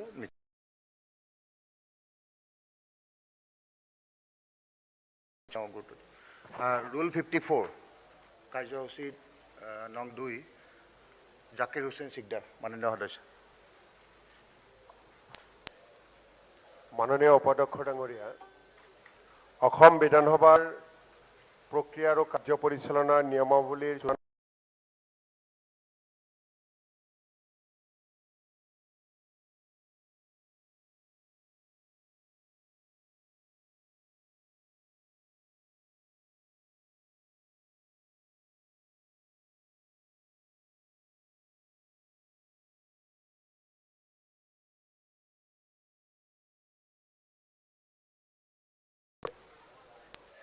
উপাধ্যক্ষ ডাঙৰীয়া, আজিৰ তাৰিখত অসমত প্ৰতিটো গাঁও পঞ্চায়তৰ কাৰ্যালয়ত কি গাঁও পঞ্চায়ত সভাপতি, সভানেত্ৰী, গাঁও পঞ্চায়তৰ সচিব, গাঁও পঞ্চায়তৰ GRA, GPC,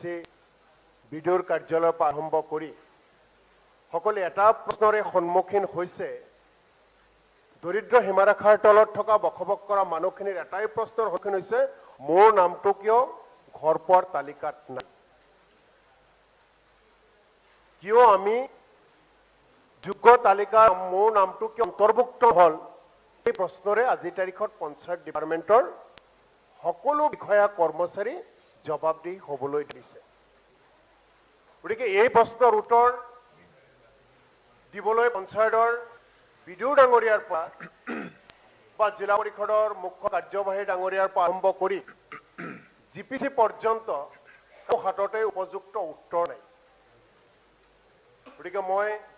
মাননীয় মন্ত্ৰী ডাঙৰীয়াৰ প্ৰতি আহ্বান জনাম, এতিয়া দুখীয়া মানুহ যিসকলে ঘৰ পোৱাৰ পৰা বঞ্চিত হৈছে,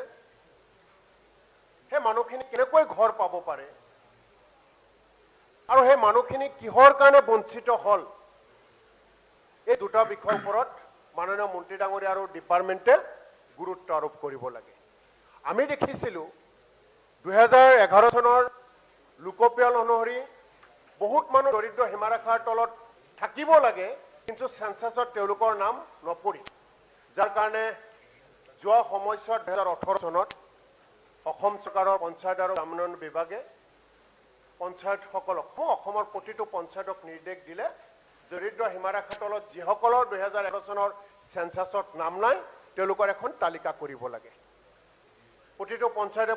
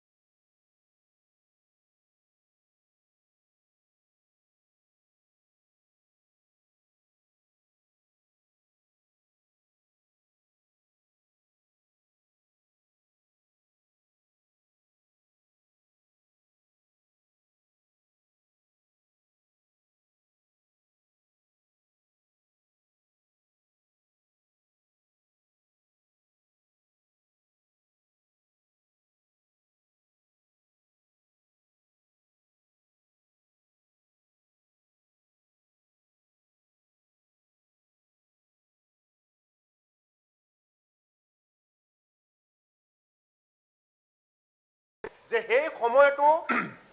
তালিকা কৰা বহুত মানুহৰ ঘৰত জিঅ'টেক কৰিবলৈ বিষয়া কৰ্মচাৰী নগদ, যাৰ কাৰণে তেওঁলোকে তালিকাৰ অন্তৰ্ভুক্ত নহ'ল। আকৌ যিসকলৰ ঘৰত জিঅ'টেক কৰিবলৈ গ'ল, তাৰপিছত যেতিয়া তালিকা ওলাই গ'ল, তেতিয়া দেখা গ'ল দৰিদ্ৰ সীমাৰেখাৰ পৰিয়ালৰ ঘৰত জিঅ'টেক কৰিলে, কিন্তু তালিকাত নাম তেওঁলোকৰ নাহিল। এতিয়া কিয় নাহিল,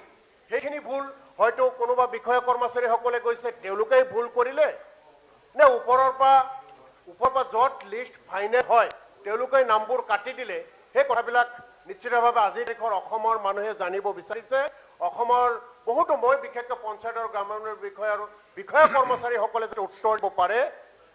তাৰ কাৰণে মাননীয় মুখ্যমন্ত্ৰী ডাঙৰীয়াই বা অসম চৰকাৰে উপযুক্ত ব্যৱস্থা ল'ব। Thank you. কথা আপোনাক মই আকৌ দ্বিতীয় কথা Please conclude. যে আৱাস প্লাছৰ জৰিয়তে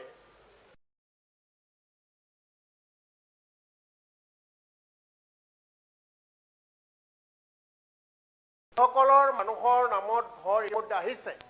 সেই মানুহখিনিকো চৰকাৰৰ ফালৰ পৰা এনেকুৱা কিবা নিৰ্দেশ দিয়া হৈছে নেকি যে আকৌ বিষয়া কৰ্মচাৰী যাব লাগে,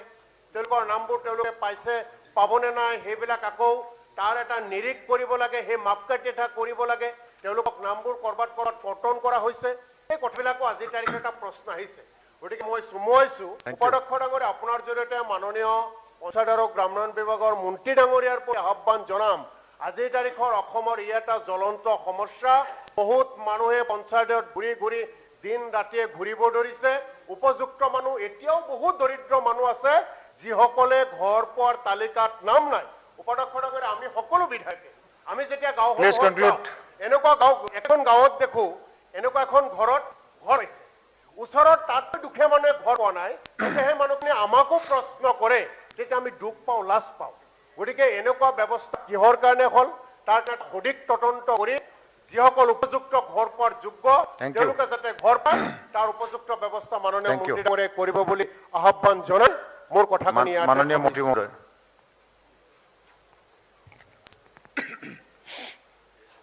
অধ্যক্ষ ডাঙৰীয়া আমাৰ বিধায়ক ডাঙৰীয়াই জাকিৰ সিকদাৰ ডাঙৰীয়াই যি বিষয়টো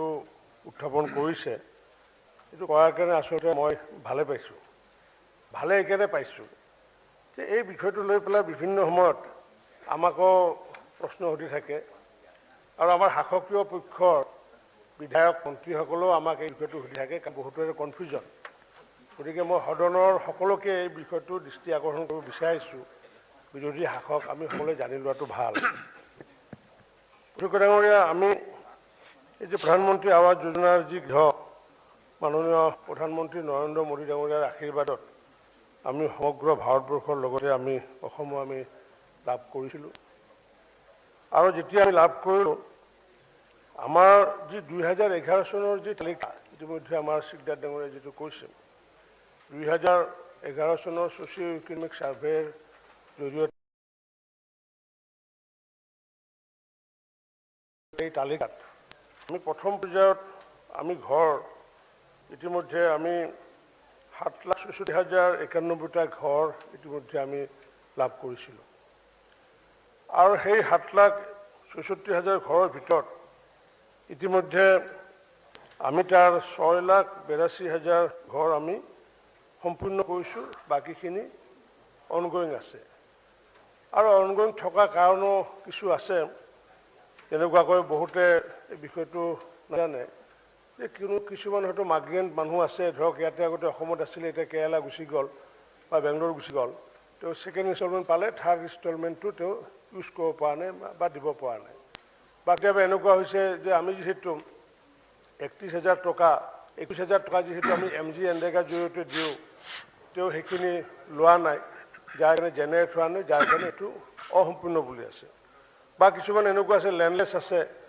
যে আমাৰ এই প্ৰধানমন্ত্ৰী আৱাস যোজনা ঘৰৰ ক্ষেত্ৰত আমাৰ লেণ্ডলেছৰ টোটেল আছিলে 6,640 গৰাকী আছিলে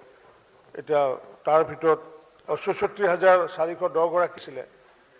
তাৰ ভিতৰত আমি প্ৰায় 36,679 গৰাকীক ইতিমধ্যে আমি মাটি প্ৰভাইড কৰিছোঁ গতিকে তেনেকুৱাকৈ আমি যদি চাওঁ আমাৰ প্ৰায় 11%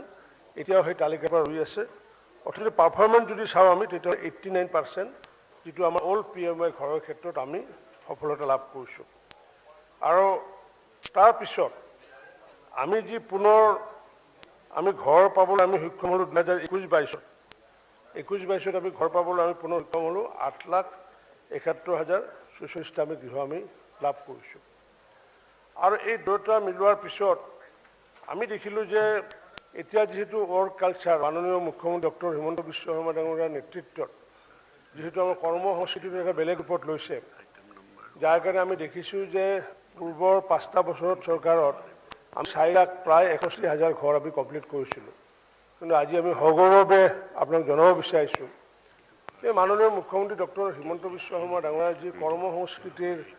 আধাৰত বেছ কৰি পেলাই আমাৰ বিভাগৰ বিষয়া কৰ্মচাৰীসকলে 20 মাহত আমি কমপ্লিট কৰিলোঁ প্ৰায় 3 লাখ ঘৰ কমপ্লিট কৰিলোঁ গতিকে আল্টিমেটলি আমাৰ এচিভমেণ্টটো হৈ আছে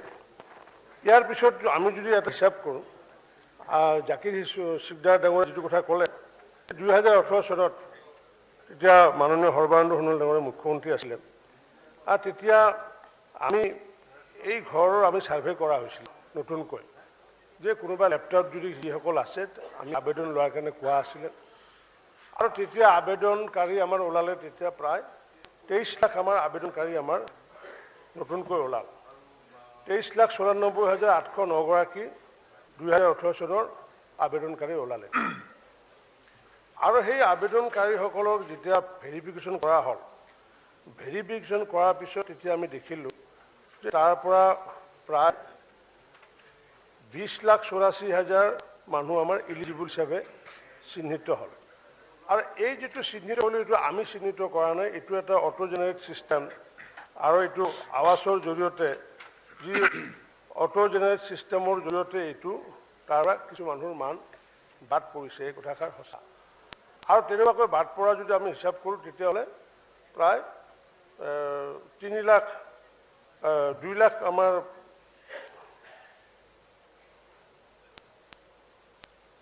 প্ৰায় 2,69,000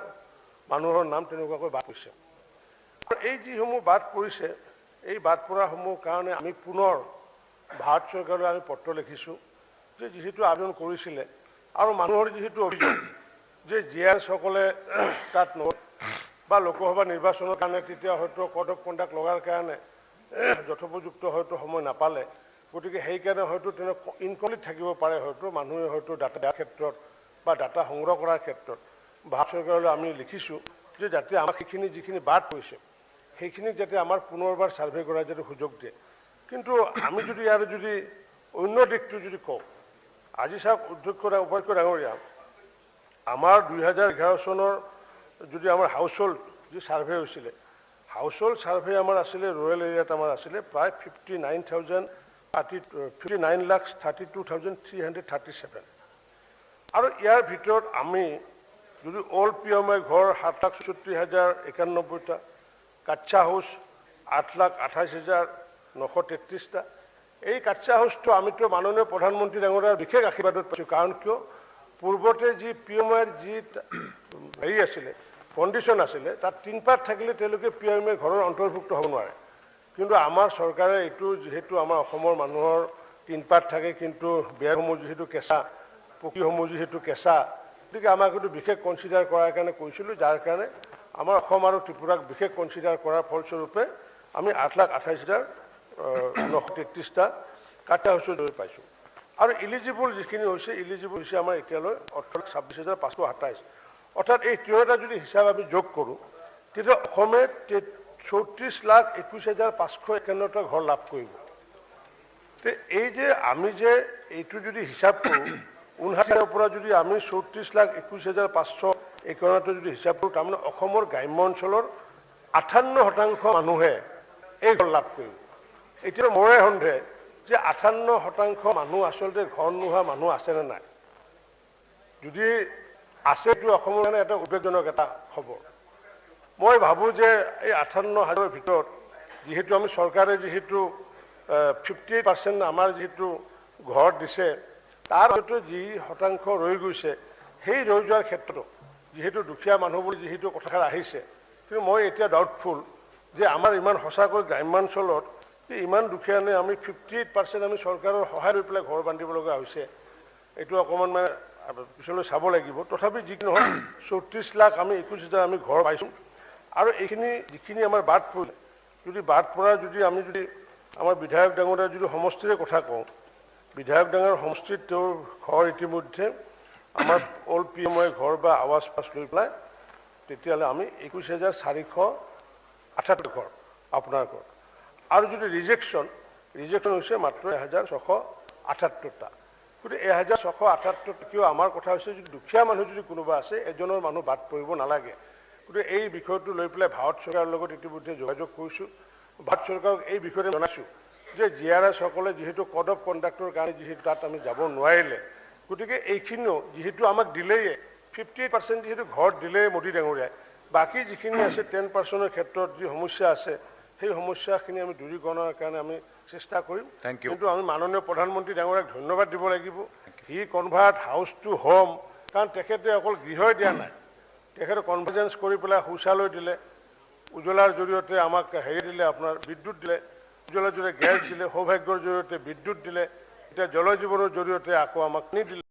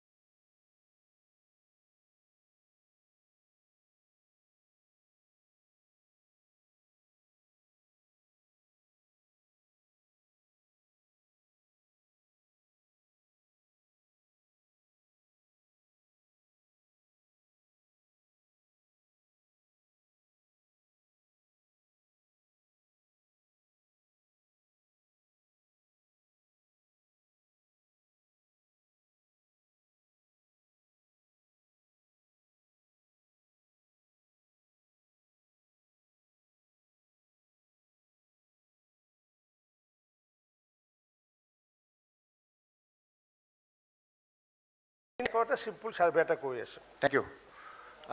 মাননীয় সদস্যসকলে এটা কথা মই কওঁ যে মন্ত্ৰী মহোদয়সকলকো আমাৰ যিটো অল পাৰ্টি মিটিং তাত এটা সিদ্ধান্ত লোৱা হৈছিলে যে আমি এই যিবিলাক আলোচনা 5 মিনিট বিধায়কসকলে ক'ব আৰু উত্তৰ 5 মিনিট হ'ব। গতিকে আপোনালোকে সেইখিনিতে ৰেষ্ট্ৰিক্ট কৰিব পাৰিলে মই ভাবোঁ টাইমটো তেনেকুৱাকৈ বনোৱা আছে। এইটো 54টা কি আপোনালোকে এইটো ডিছকাশ্যনটো নাহে, ডিবেটো নহয়।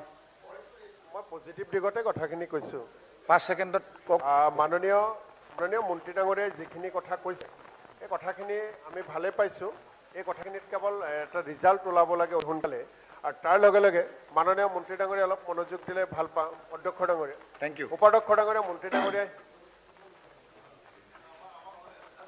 মাননীয় মন্ত্ৰী মহোদয় কিবা এটা আপোনাক অনুৰোধ কৰিছে। ধন্যবাদেই দিব ওলাইছোঁ। মাননীয় মন্ত্ৰী ডাঙৰীয়াই যিখিনি কথা জনাইছে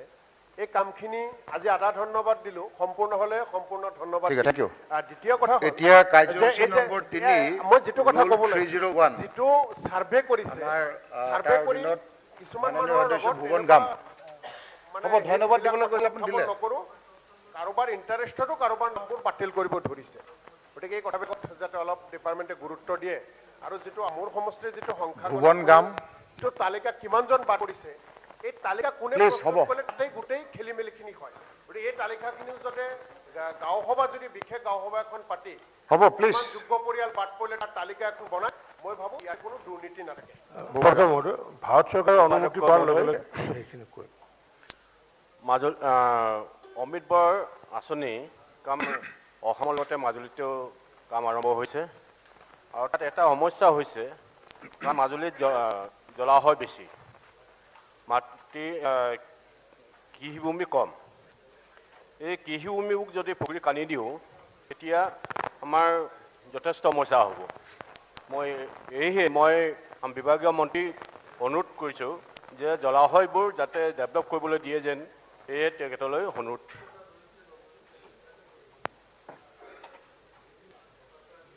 মাননীয় মন্ত্ৰী পঞ্চায়ত আৰু গ্ৰাম।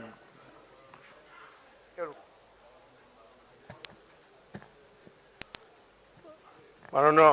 উপাধ্যক্ষ মহোদয়, মই আমাৰ মাননীয় বিধায়ক ভুৱন গাম ডাঙৰীয়াক ধন্যবাদ জনাইছোঁ। আৰু এইটো বিষয়টো যিটো এই বিষয়টো আমাৰ মোদী ডাঙৰীয়াৰ এইটো আশীৰ্বাদ, কাৰণ অমৃত সৰোবৰ সৃষ্টি কৰাৰ কাৰণে দেশৰ প্ৰধানমন্ত্ৰী মাননীয় নৰেন্দ্ৰ মোদী ডাঙৰীয়াই এক অভিলাষী আঁচনি সমগ্ৰ ভাৰতবৰ্ষৰ কাৰণে মনৰ চিন্তা কৰিছিলে, আৰু সেইটোৰ উদ্দেশ্য আছিলে যে যাতে জল সংৰক্ষণ আৰু লগতে মৎস্য পালন যাতে কৰিব পাৰোঁ। আৰু মোদী ডাঙৰীয়াৰ সেই ইচ্ছাকে আমি সৰগত কৰি পেলাই ইতিমধ্যে আমি 28 এপ্ৰিল তাৰিখে 2022 চনত ভাৰতবৰ্ষৰ ভিতৰত প্ৰথম আমি এই অমৃত সৰোবৰৰ কাম আৰম্ভ কৰিছিলোঁ। আৰু এই অমৃত সৰোবৰৰ কাম এইকাৰণে কৰা হৈছিলে যে দেশৰ প্ৰধানমন্ত্ৰী নৰেন্দ্ৰ মোদী ডাঙৰীয়াই তেখেতে কৈছিলে যে পূৰ্বতে বিভিন্ন ধৰণৰ ৰজা মহাৰজাসকলে ডাঙৰ ডাঙৰ সৰোবৰ খান্দিছিল, ডাঙৰ ডাঙৰ পুখুৰী খান্দিছিলে। পিছলৈ সেই কনচেপ্টটো নোহোৱা হ'ল। আমি হয় জানো, আমি ডাঙৰ ডাঙৰ আমাৰ ধৰক জোৰ পুখুৰী হওক, শিৱসাগৰত বিভিন্ন স্থানত ডাঙৰ ডাঙৰ পুখুৰী আছে। আজিকালি আমি সৰু সৰু পুখুৰী খন্দা ছিষ্টেম হ'ল,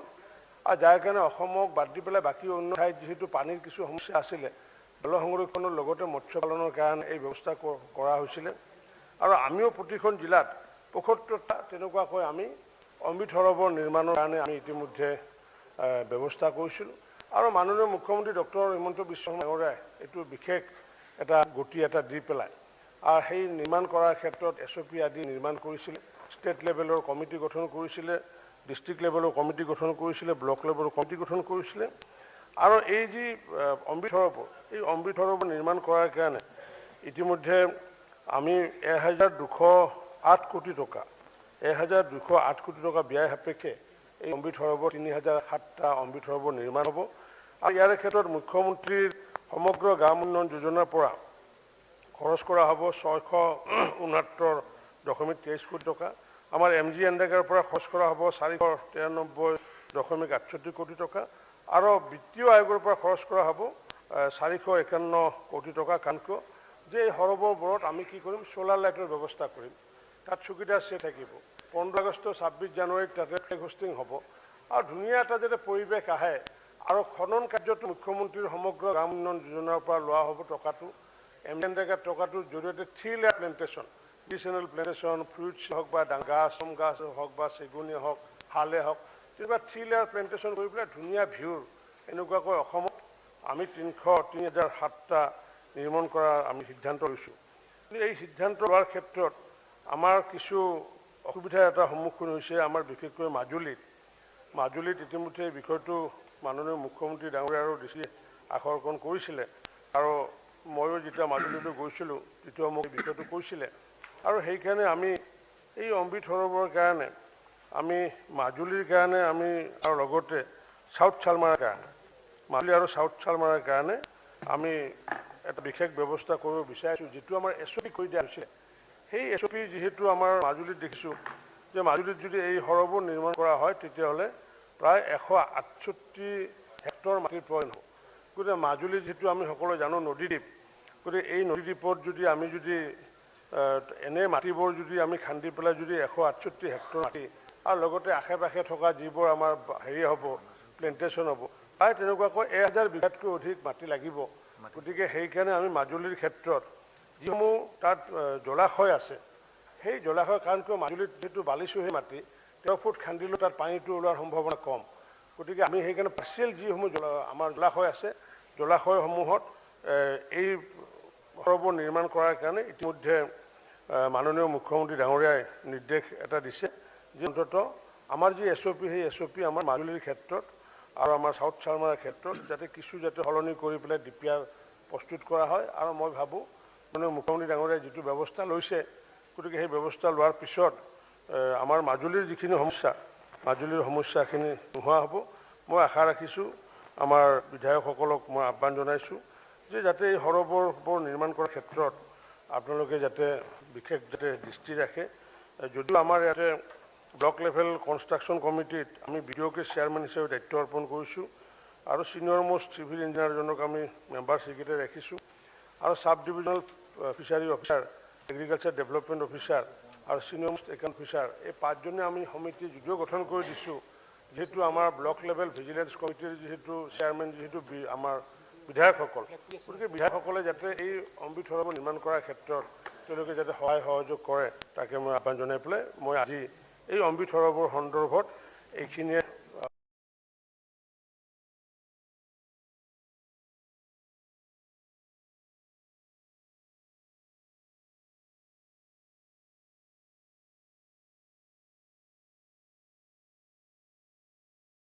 যুক্তি ৰাখিছোঁ আৰু লগতে প্ৰধানমন্ত্ৰী নৰেন্দ্ৰ মোদী ডাঙৰীয়াক পুনৰবাৰ ধন্যবাদ জনাইছোঁ এই সৰোবৰ আমাৰ ইয়াতে অসমত 3007টা আৰু এই সৰোবৰ সোনকালে কৰি উঠাৰ কাৰণে ত্বৰান্বিত কৰি লোৱাৰ কাৰণে মাননীয় মুখ্যমন্ত্ৰী ডক্টৰ হিমন্ত বিশ্ব শৰ্মা ডাঙৰীয়াকো ধন্যবাদ জনাইছোঁ ধন্যবাদ মাননীয় সদস্য ধৰ্মেশ্বৰ কোঁৱৰ ডাঙৰীয়া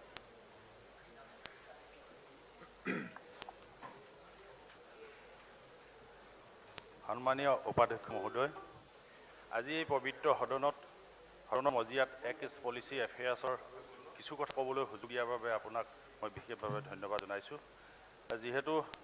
এই এপাহতে 2014 চনত নৱেম্বৰ মাহত ভাৰতৰ প্ৰধানমন্ত্ৰী নৰেন্দ্ৰ মোদী ডাঙৰীয়াই ঘোষণা কৰা এক্স পলিচিৰ বাবে তেখেতলৈ মই ধন্যবাদ জ্ঞাপন কৰিলোঁ ভাৰত চৰকাৰে উত্তৰ পূৰ্বাঞ্চলৰ অৰ্থনৈতিক বিকাশ আৰু ঔদ্যোগিক উন্নয়নৰ বাবে দক্ষিণ পূব এছিয়াৰ লগত নিকট সংযোগ স্থাপনৰ বাবে এক্স পলিচি গ্ৰহণ কৰিছে ই এক ভাৰত চৰকাৰৰ প্ৰশংসনীয় পদক্ষেপ ঐতিহাসিক দৃষ্টিকোণেৰে যদি আমি চাওঁ উত্তৰ পূৰ্বাঞ্চলৰ লগত পূব এছিয়াৰ দেশসমূহৰ লগত এক যোগসূত্ৰ দেখা যায় সমগ্ৰ উত্তৰ পূৰ্বাঞ্চলৰ যোগাযোগৰ প্ৰাণকেন্দ্ৰ স্বৰূপ গুৱাহাটী মহানগৰ পূব এছিয়াৰ দুৱাৰমুখ বুলি অভিহিত কৰিব পাৰি পূব এছিয়াৰ দেশসমূহৰ যেনে Myanmar Thailand Hong Kong Singapore Vietnam আদি দেশসমূহৰ লগত সমগ্ৰ উত্তৰ পূৰ্বাঞ্চলৰ লগত অৰ্থনৈতিক সম্প্ৰসাৰণৰ পৰ্যটন আৰু সাংস্কৃতিক আদান প্ৰদান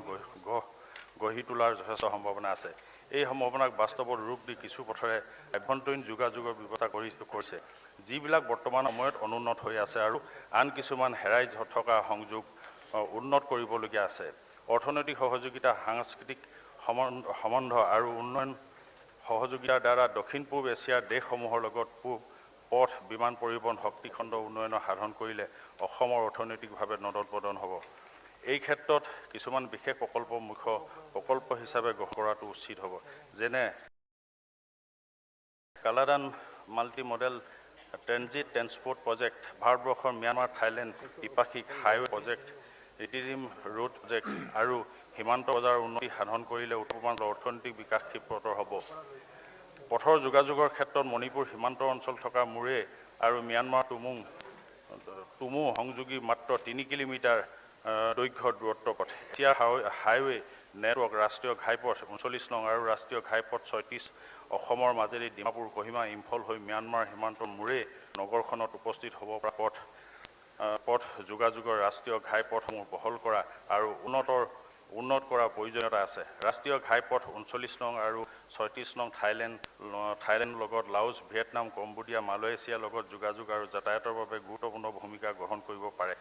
ই নিশ্চিতভাৱে ভাৰতবৰ্ষৰ অৰ্থনৈতিক অৱস্থা উন্নত কৰিব বুলি মোৰ বিশ্বাস। মিজোৰাম, নাগালেণ্ড, ত্ৰিপুৰা আদিৰ পৰাও অৰ্থনৈতিক উন্নয়নৰ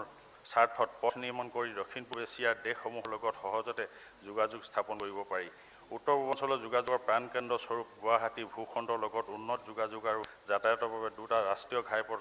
উন্নীতকৰণৰ বিষয়ে উল্লেখ কৰা হৈছে। গুৱাহাটী, যোৱাবাদ, শ্বিলং, ডাউকি, চিলেট, ঢাকা 447 কিলোমিটাৰ। 2 নম্বৰ হৈছে গুৱাহাটী, যোৱাবাদ, শ্বিলং, কৰিমগঞ্জ, ভূটাকান্দি, চিলেট, ঢাকা পথ ৰাষ্ট্ৰীয় ঘাইপথ 37 নং, 40 নং, 44 নং, 151 নং, মুঠ 657 কিলোমিটাৰ দৈৰ্ঘ্য পথটি বহল কৰাৰ প্ৰয়োজনীয়তা আছে। উজনি অসমৰ তিনিচুকীয়া জিলাৰ লিডুৰ পৰা মাত্ৰ 36 মাইল দূৰত্বত থকা চীন দেশলৈ যাবলৈ দ্বিতীয় বিশ্বযুদ্ধৰ সময়ৰ ব্যৱহৃত ঐতিহাসিক ষ্টিলৱেল পথটো পুনৰ মুকলি কৰাটো ভাৰতবৰ্ষৰ উত্তৰ পূৰ্বাঞ্চলৰ অঞ্চলটোৰ বাবে অত্যন্ত প্ৰয়োজন। এই পথটো চীনৰ ইউনান প্ৰদেশৰ কুমিঙৰ লগত সংযোগ হৈ আছে, যিটো পথ উন্নত কৰিলে ম্যানমাৰৰ লগত আন্তৰ্জাতিক বাণিজ্য সম্প্ৰসাৰণ ঘটিব আৰু ইয়াৰ জৰিয়তে উত্তৰ পূৰ্বাঞ্চলৰ অৰ্থনৈতিক বিকাশত বহুখিনি আগবাঢ়ি যাব। অধ্যক্ষ মহোদয়, এটা অঞ্চলৰ লগত আন এটা অঞ্চলৰ ব্যৱসায় বাণিজ্যৰ প্ৰথম চৰ্তটো হৈছে যোগাযোগৰ ক্ষেত্ৰত অসম তথা উত্তৰ পূৰ্বাঞ্চলে অতি সহজে স্থলপথৰ জৰিয়তে পূব এছিয়াৰ দেশসমূহৰ লগত যোগাযোগৰ স্থাপন কৰিব পাৰে। অসমীয়া জাতি পিতৃপুৰুষ মহামানৱতী চাওলুং চুকাফাই 1228 খ্ৰীষ্টাব্দতেই মাওলুং অৰ্থাৎ বৰ্তমানৰ চীন দেশৰ ইউনান প্ৰদেশৰ পৰা পাটকাই পৰ্বত পাৰ হৈ অসমত প্ৰৱেশ কৰিছিল। অৰ্থাৎ আজিৰ পৰা প্ৰায় 800 বছৰ পূৰ্বে পূব এছিয়াৰ লগত অসমৰ যোগাযোগ স্থাপন হৈছিল। এইখিনিতে আমি উল্লেখ কৰিব পাৰোঁ যে পূব এছিয়াৰ টাইভাষী লোকসকলৰ ভাষা সাদৃশ্য টাই আহোম, টাই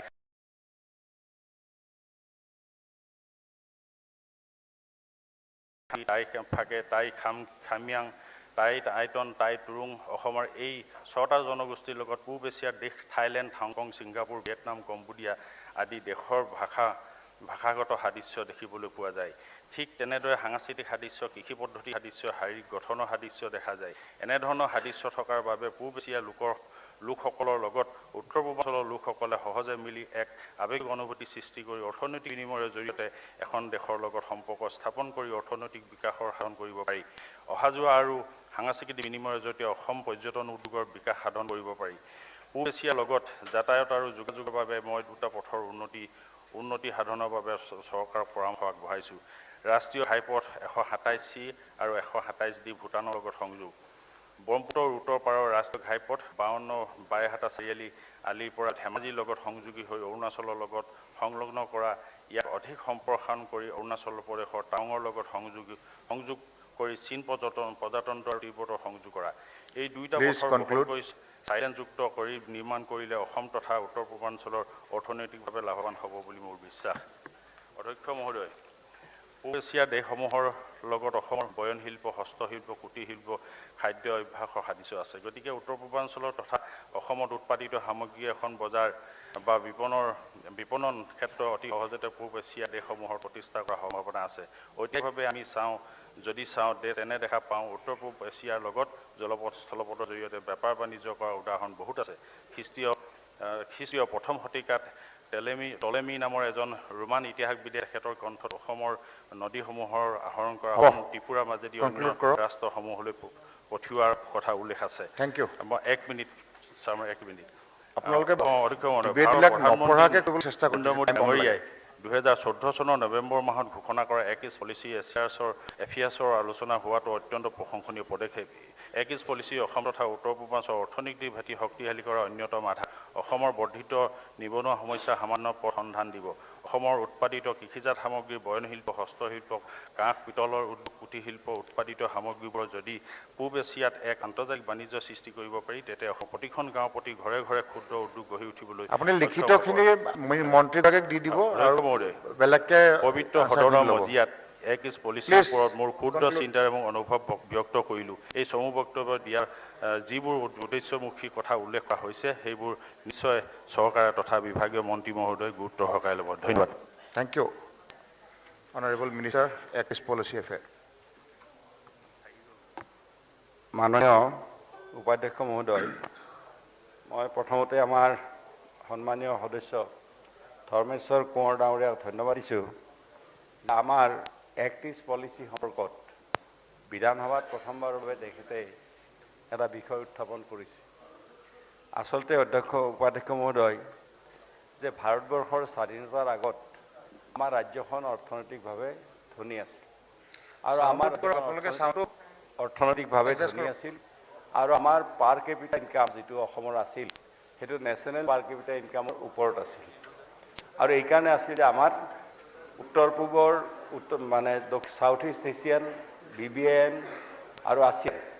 এই কাণ্ট্ৰিসমূহৰ লগত আমাৰ সঘনে বেপাৰ বাণিজ্য হৈছিল আৰু এই সাগৰৰ লগত আমি কানেক্টেড আছিলোঁ আৰু সাগৰৰ লগত কানেক্টেড হোৱা নাই বিশ্বৰ বজাৰখন আমি পাবলৈ সক্ষম হৈছিলোঁ আৰু সেই সক্ষম হোৱাৰ কাৰণে আমাৰ অসমত চাহ অসমৰ তেল অসমৰ কয়লা অসমৰ কাঠ আমি বিভিন্ন পৃথিৱীৰ দেশলৈকে ৰপ্তানি কৰিব পাৰিছিলোঁ তাৰ জৰিয়তে আমি ধনী ৰাজ্য হিচাপে হৈছিলোঁ আৰু সেইখানে উপাধ্যক্ষ মহোদয় মই এটা ইনফৰমেশ্যন আপোনাক দিব বিচাৰিছোঁ সদনক আপোনাৰ জৰিয়তে দি যে সেই আমাৰ হাইড্ৰ'কাৰ্বন ছেক্টৰত আমি থকাৰ কাৰণে পৃথিৱীৰ দ্বিতীয় ৰিফাইনাৰী আৰু আছিয়াৰ প্ৰথম ৰিফাইনাৰীটো 1901 চনত দিগবৈত মানে স্থাপিত হৈছিল গতিকে তাৰ পৰৱৰ্তী দিনত স্বাধীনতাৰ পিছত আমি দুখীয়া ৰাজ্য হৈ গ'লোঁ দুখীয়া ৰাজ্য এইকাৰণে হৈ গ'লোঁ যে 1967ত ইণ্ডো পাক ৱাৰৰ পিছত আমাৰ এটা এনেকুৱা পৰিস্থিতি হ'ল যে আমাৰ সাগৰৰ লগত আমি ডিছকানেক্টেড হৈ গ'লোঁ সাগৰৰ লগত ডিছকানেক্টেড হ'লোঁ ইন এ চেঞ্চ যে আমাৰ মংলা আৰু চিটাগং পৰ্ট যিটো বাংলাদেশত আছে গতিকে মংলা চিটাগং পৰ্টৰ লগত আমাৰ ডিছকানেকশ্যন হ'ল আৰু ডিছকানেকশ্যন হোৱাৰ কাৰণে আমি এখন লেণ্ডলক ষ্টেটলৈকে মানে ৰূপান্তৰিত হ'লোঁ গতিকে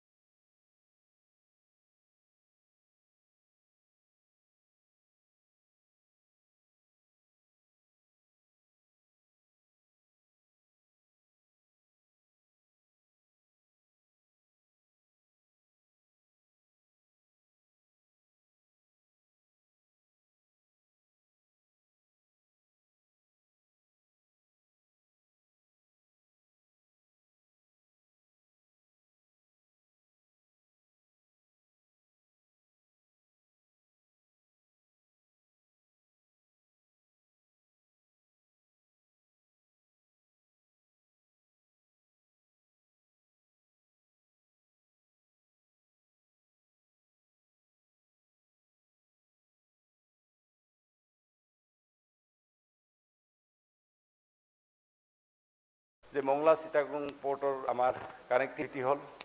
দ্বিতীয় কথাটো হ'ল যে আমাৰ ৰেল আৰু নেশ্যনেল হাইৱে আমাৰ মোদীজীয়ে 5টা মানে কথা কৈছে যে এখন ৰাজ্য যেতিয়া উন্নয়ন হ'লে 5টা আমাৰ হেৰি লাগিব আমাৰ 5টা কানেক্টিভিটিৰ প্ৰয়োজন আছে এটা ৰেলৱে আমাৰ আপ টু দ্য মাৰ্ক হ'ল ইলেক্ট্ৰিক ৰেলৱে হ'ল আজিৰ দিনটোত তাৰ উপৰিও আমাৰ highway up to the mark হ'ল আজিৰ দিনটোত তাৰ উপৰিও ৱাটাৰৱেজটো মই ইতিমধ্যে ক'লোঁ যে ড্ৰেজিং চলি আছে বাংলাদেশৰ পাৰ্টতো ড্ৰেজিং চলি আছে ব্ৰহ্মপুত্ৰ আৰু বৰাকৰ আৰু তাৰ উপৰিও আমাৰ এইটো হ'ল মানে ৱাটাৰৱেজ তাৰপিছত হ'ল এয়াৰৱেজৰ ক্ষেত্ৰত উপাধ্যক্ষ ডাঙৰীয়া আপুনি শুনি সুখ পাব যে আমাৰ এয়াৰৱেজৰ ক্ষেত্ৰত আমাৰ আজিৰ দিনটোত গুৱাহাটীত ছেকেণ্ড টাৰ্মিনেল এটা বনি আছে সোনকালে এই ছেকেণ্ড টাৰ্মিনেলটো হ'ব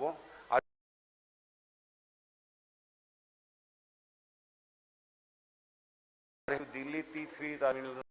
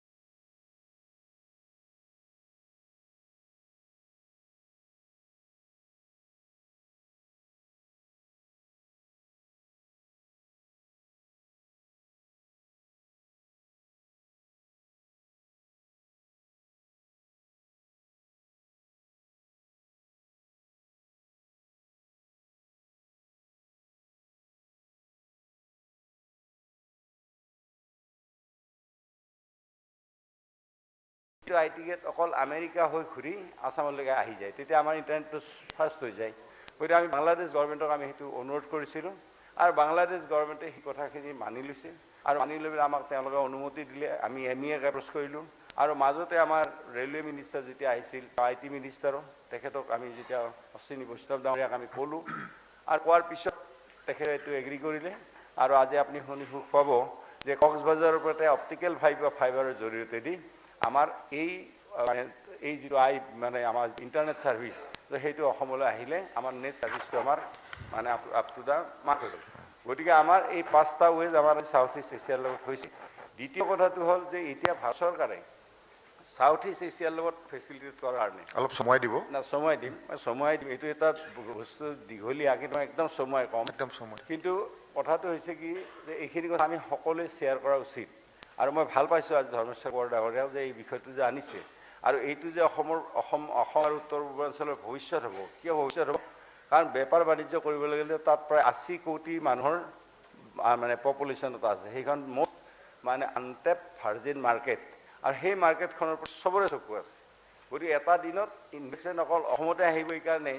যে আজি মহাৰাষ্ট্ৰ বা গুজৰাট বা অন্যান্য ঠাইৰ পৰা আপুনি ভাৰতৰ মেপখন ইমাজিন কৰি সাগৰেৰে এনেকৈ আহি পেলাই আকাৰেৰে সাউথ ইষ্ট এছিয়ালৈ বহুত দেৰি হ'ব কিন্তু আমাৰ অসম বা উত্তৰ পূৰ্বাঞ্চলৰ পৰা সাউথ ইষ্ট এছিয়া আমি বৰ্ডাৰ শ্বেয়াৰ কৰোঁ আৰু অধ্যক্ষ ডাঙৰীয়া আমি ভাৰতবৰ্ষৰ মেইনলেণ্ড ইণ্ডিয়াৰ লগত 6 কিলোমিটাৰ এটা স্পেচ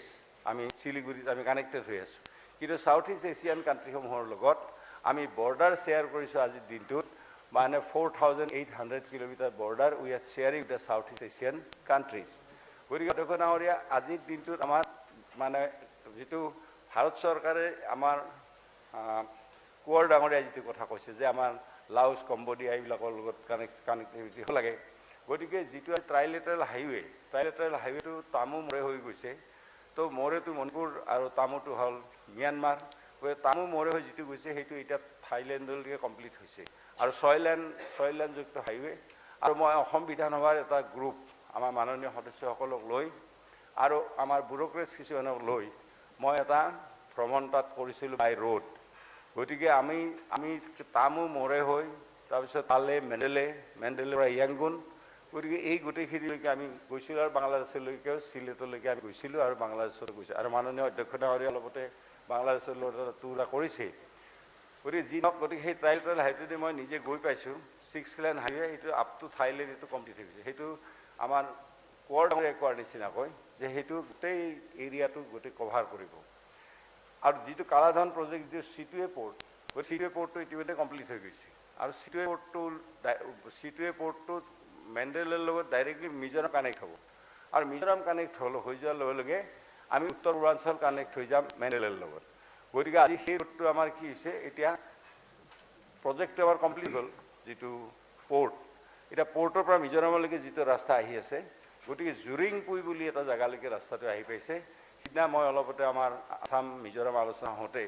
গতিকে আমাৰ তাৰে হোম মিনিষ্টাৰো আহিছিল মই তেওঁলোকক অনুৰোধ কৰিছোঁ যে জুৰিংপুৰ পৰা ৰাস্তাটো অন্ততঃ আইজনলৈকে আপোনালোকে সোনকালে কমপ্লিট কৰি দিয়াৰ ব্যৱস্থা কৰিব লাগে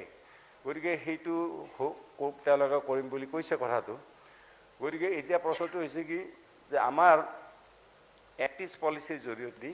আমাৰ ৰাজ্যখন অৰ্থনৈতিকভাৱে আমি আগবাঢ়ি যাব পাৰিছোঁ অধ্যক্ষ ডাঙৰীয়া মই 2-3টা কথা উল্লেখ কৰি শেষ কৰিছোঁ এইটো মই ইয়াত লে কৰি দিম ইয়াতে মই নপঢ়োঁ গোটেই ষ্টেটমেণ্টটো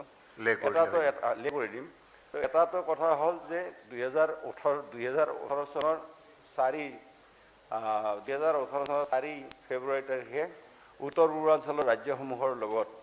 আমাৰ দক্ষিণ পূব এছিয়াৰ দেশসমূহৰ অৰ্থনৈতিক বিষয়ে আলোচনা কৰাৰ কাৰণে আৰু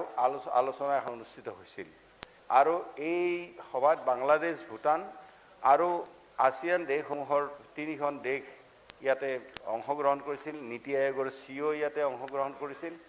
আৰু বিভিন্ন দেশৰ উচ্চপদস্থ বিষয়াসকলে ইয়াত অনুষ্ঠিত কৰিছিল গুৱাহাটীতে এইখন সভা হৈছিল এটা সৌহাৰ্দ্যমূলক আৰু এই বাণিজ্যিক দিশটো কেনে আগবাঢ়ি যাব পাৰি দ্বিতীয় কথা হ'ল কি দ্বিতীয় এখন মিটিং হৈছিল 2019 চনৰ 3 ফেব্ৰুৱাৰী তাৰিখত আৰু যিখন অনুষ্ঠানত মানে আমাৰ বিভিন্ন দেশৰ যিবিলাক এম্বেছাডৰ আছিল বা মন্ত্ৰী আছিল তেওঁলোকে অংশগ্ৰহণ কৰিছিল মাননীয় মুখ্যমন্ত্ৰীও তাত মানে উপস্থিত আছিল তাৰ উপৰিও 2019 চনৰ 5 ফেব্ৰুৱাৰী তাৰিখে মাননীয় মুখ্যমন্ত্ৰীৰ সৈতে সাউথ ইষ্ট ASEAN আৰু BBN কাণ্ট্ৰিৰ ৰাষ্ট্ৰদূত আৰু উচ্চায়ুক্তসমূহৰ লগত এখন আলোচনা হয় আৰু এই উক্ত বৈঠকত উচ্চায়ুক্ত আৰু ভূটানৰ কনচুল জেনেৰেল আৰু উপৰিও 8খন ASEAN দেশৰ ৰাষ্ট্ৰদূত উচ্চায়ুক্ত আৰু এজন ডেপুটি চিফ দ্য মিছন আৰু এজন সহকাৰী উচ্চায়ুক্ত অংশগ্ৰহণ কৰিছিল এই সন্মিলনত উত্তৰ পূৰ্বাঞ্চলৰ সৈতে ASEAN আৰু BBN কাণ্ট্ৰিৰ দেশসমূহৰ বাণিজ্যিক আৰু সাংস্কৃতিক কথা আলোচনা হৈছিল ইয়াৰ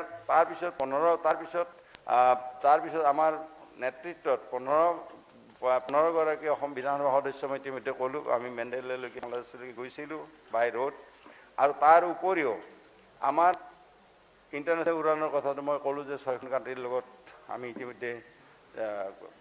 ফ্লাইট দিয়াৰ কথাটো আমি চিন্তা কৰিছোঁ VGF আৰু তাৰ কাৰণে অসম চৰকাৰে 100 কোটি টকা অসম চৰকাৰে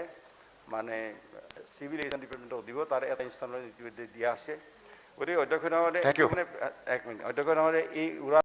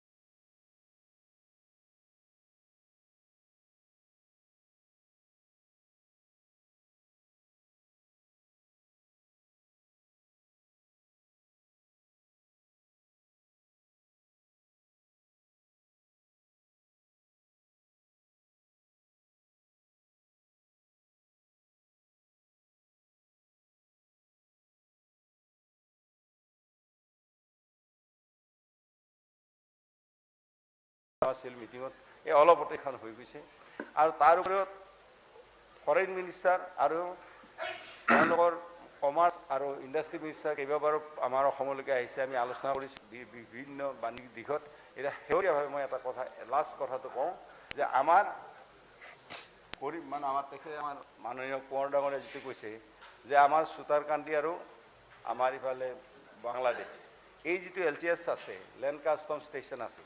তো এই লেণ্ড কাষ্টম ষ্টেচনটো আমি ধুনীয়াকৈ বনাই ইতিমধ্যে আমি ভাৰত চৰকাৰক আমি হেণ্ড অভাৰ কৰিছোঁ আৰু আপুনি আজি আপোনাক মই জনাবলৈ পাই সুখ পাইছোঁ আপোনাৰ জৰিয়তে সদনক আমাৰ 1967 পিছত আমাৰ মহিষাসন ৰেল ষ্টেচনলৈকে এই গোটেই ৰেল লাইনখিনি পাকিস্তানী সৈন্যই উঠাই দিছিল আৰু 67 পৰা তেনেকৈ আছিল এতিয়া মাজতে আমি এক্টিছ পলিচিৰ পৰা এইখিনি যেতিয়া টেক আপ কৰিলোঁ এতিয়া MEA আমাক সেইটো পাৰ্মিশ্যন দিছে আৰু আপুনি শুনি সুখ পাব যে ৰেলৱে ইতিমধ্যে টেণ্ডাৰ ফ্ল'ট কৰিছে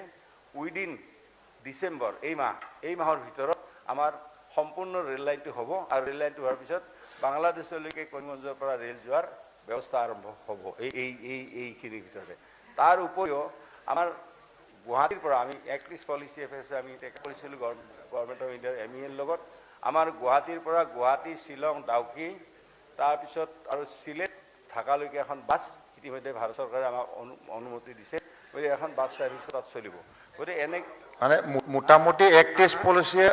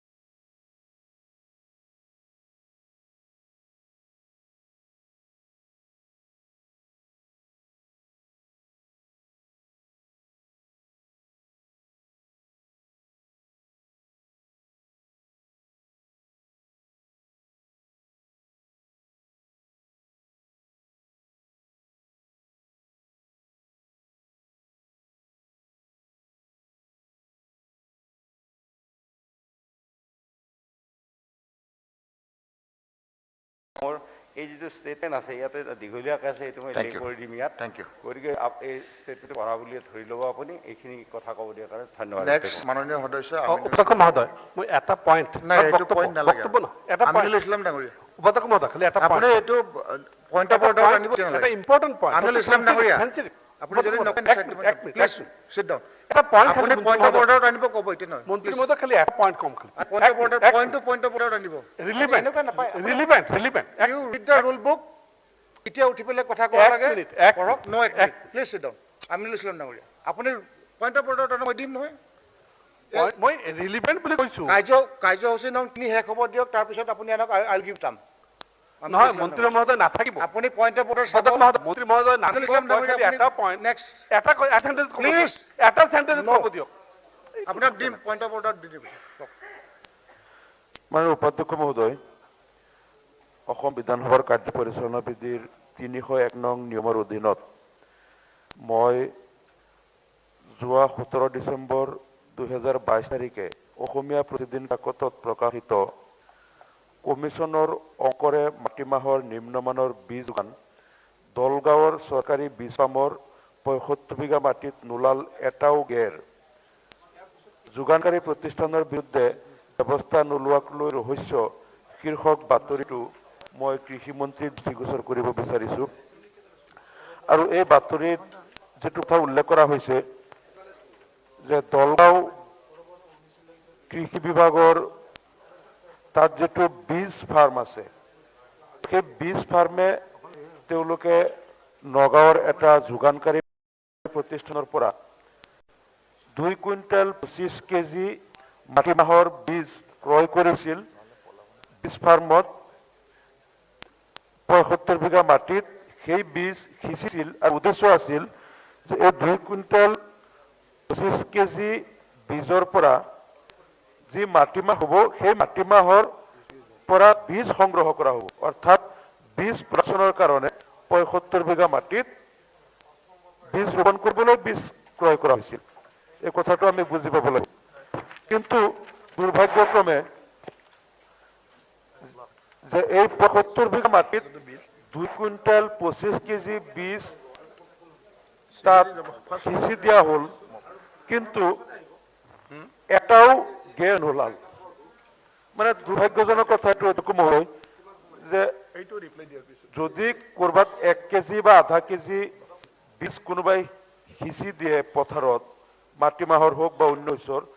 কিছুমান মিছ হ'ব পাৰে বা আধা হলেও বীজ তাত গজিব লাগে কিন্তু য'ত 2 কুইণ্টেল 25 কেজি বীজ সিঁচি দিয়া হ'ল 75 বিঘা মাটিত এটাও গজালি নোলাল এইটা বীজ আছিল নে কিবা পাথৰৰ বা শিগুটিৰ টুকুৰা আছিল ক'ব পৰা নাই মানে কিমান ভয়ানক জালিয়াতি হ'ব পাৰে 2 কুইণ্টেল 25 কেজিৰ পৰা এটাও গজালি নোলাল আৰু তাকো ইয়াত যিমান মাটিমাহৰ যিটো খেতি হ'ব তাৰ পৰা আকৌ বীজ সংগ্ৰহ হ'ব গতিকে এই কথাটো যেতিয়া ঘটনাটো এনেকুৱা হৈ গ'ল তেতিয়া তাত এই দলগাঁও বীজ নিগমৰ যিসকল বিষয় আছে তেখেতসকলে আকৌ জবাব দিব লাগিব ঊৰ্ধ্বতন বিষয়াৰ লগত যোগাযোগ কৰিলে ঊৰ্ধ্বতন বিষয়াসকলে গৈ আকৌ ক্ষেত্ৰ পৰিদৰ্শন কৰিলে পৰ্যবেক্ষণ কৰি চালে যে সঁচাকৈ 2 কুইণ্টেল 25 কেজি বীজৰ ভিতৰত এটাও গজালি নোলাল তেতিয়া সেই কমপ্লেইন লৈ তেখেতসকলে আহিলে ইনকুৱাৰী দিয়াৰ কথা আছিলে আজিলৈকে ইনকুৱাৰী নহ'ল আৰু এই কথাটো বাতৰিত প্ৰকাশ পাইছে যে এই বীজ নিগম এই প্ৰতিষ্ঠানে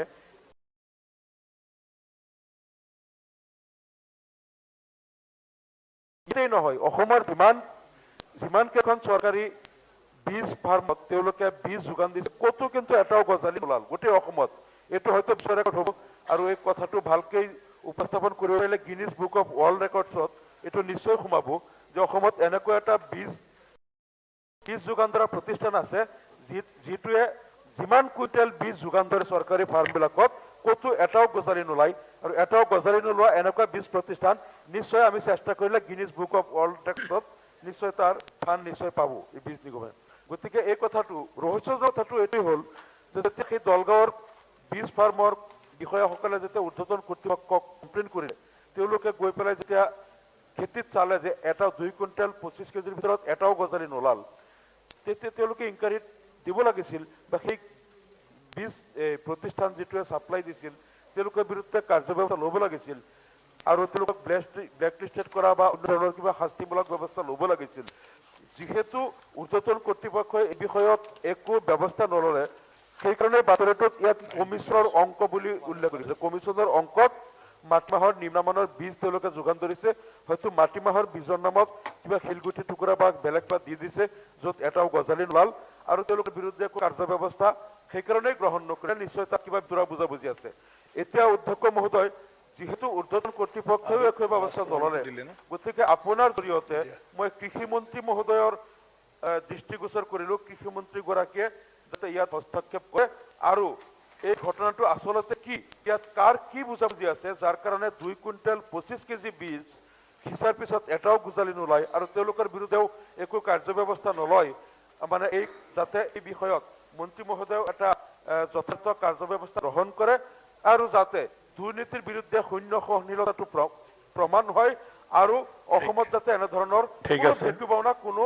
জালিয়াতি যাতে আৰু কোনেও কৰিব নোৱাৰে তাৰ দৃষ্টান্তমূলক এটা ব্যৱস্থা ল'ব বুলি আশা জনাই মই আপোনাক ধন্যবাদ জ্ঞাপন কৰি মই বক্তব্য সামৰিছোঁ ধন্যবাদ অনাৰেবল এগ্ৰিকালচাৰ মিনিষ্টাৰ মাননীয় অধ্যক্ষ মহোদয় অসম বিধানসভাৰ প্ৰক্ৰিয়া আৰু কাৰ্য পৰিচালনাৰ নিয়মাৱলী 301 নং নিয়ম অনুসৰি সন্মানীয় সদস্যগৰাকীয়ে আমাৰ দৃষ্টি আকৰ্ষণ কৰা বিষয়টোৰ সম্পৰ্কত মই স্পষ্টীকৰণ দিব বিচাৰিছোঁ অসম কৃষি বিশ্ববিদ্যালয়ৰ তাত এই বিশ্ববিদ্যালয়ত গৱেষণা কেন্দ্ৰ আছে ডাইৰেক্টৰ ৰিচাৰ্চ আছে ডাইৰেক্টৰ এক্সটেনশ্যন আছে আৰু সময়ে সময়ে তাত বহুত নতুন নতুন বীজ কৃষি বিশ্ববিদ্যালয়ে উদ্ভাৱনো কৰিছে। মই আগতে কৈ গৈছোঁ যে ৰঞ্জিত চাবুৱানৰ দৰে ভেৰাইটি আৰু বিভিন্ন ধৰণৰ ভেৰাইটি আৰু কৃষক ৰাইজ উপকৃত হৈছে। এইটো আছিলে এটা এক্সপেৰিমেণ্ট। এইটো আছিলে এক্সপেৰিমেণ্ট। অসম বীজ নিগম পৰিমিত আছাম চিড কৰ্পৰেশ্যনে 2022-23 বৰ্ষত খাৰিফ বতৰত অন্যান্য বীজ উৎপাদনৰ লগতে মাটিমাহৰ বীজ পৰীক্ষামূলকভাৱে উৎপাদন কৰিবলৈ অসম কৃষি বিশ্ববিদ্যালয়ৰ পৰা কৃষি বিশ্ববিদ্যালয়ৰ অধীনস্থ আঞ্চলিক কৃষি গৱেষণা কেন্দ্ৰ শ্বিলঙনি নগাঁৱৰ পৰা SBC40 জাতৰ ব্ৰিডাৰ চিড আনিছিল। সত্য, কোনো তাত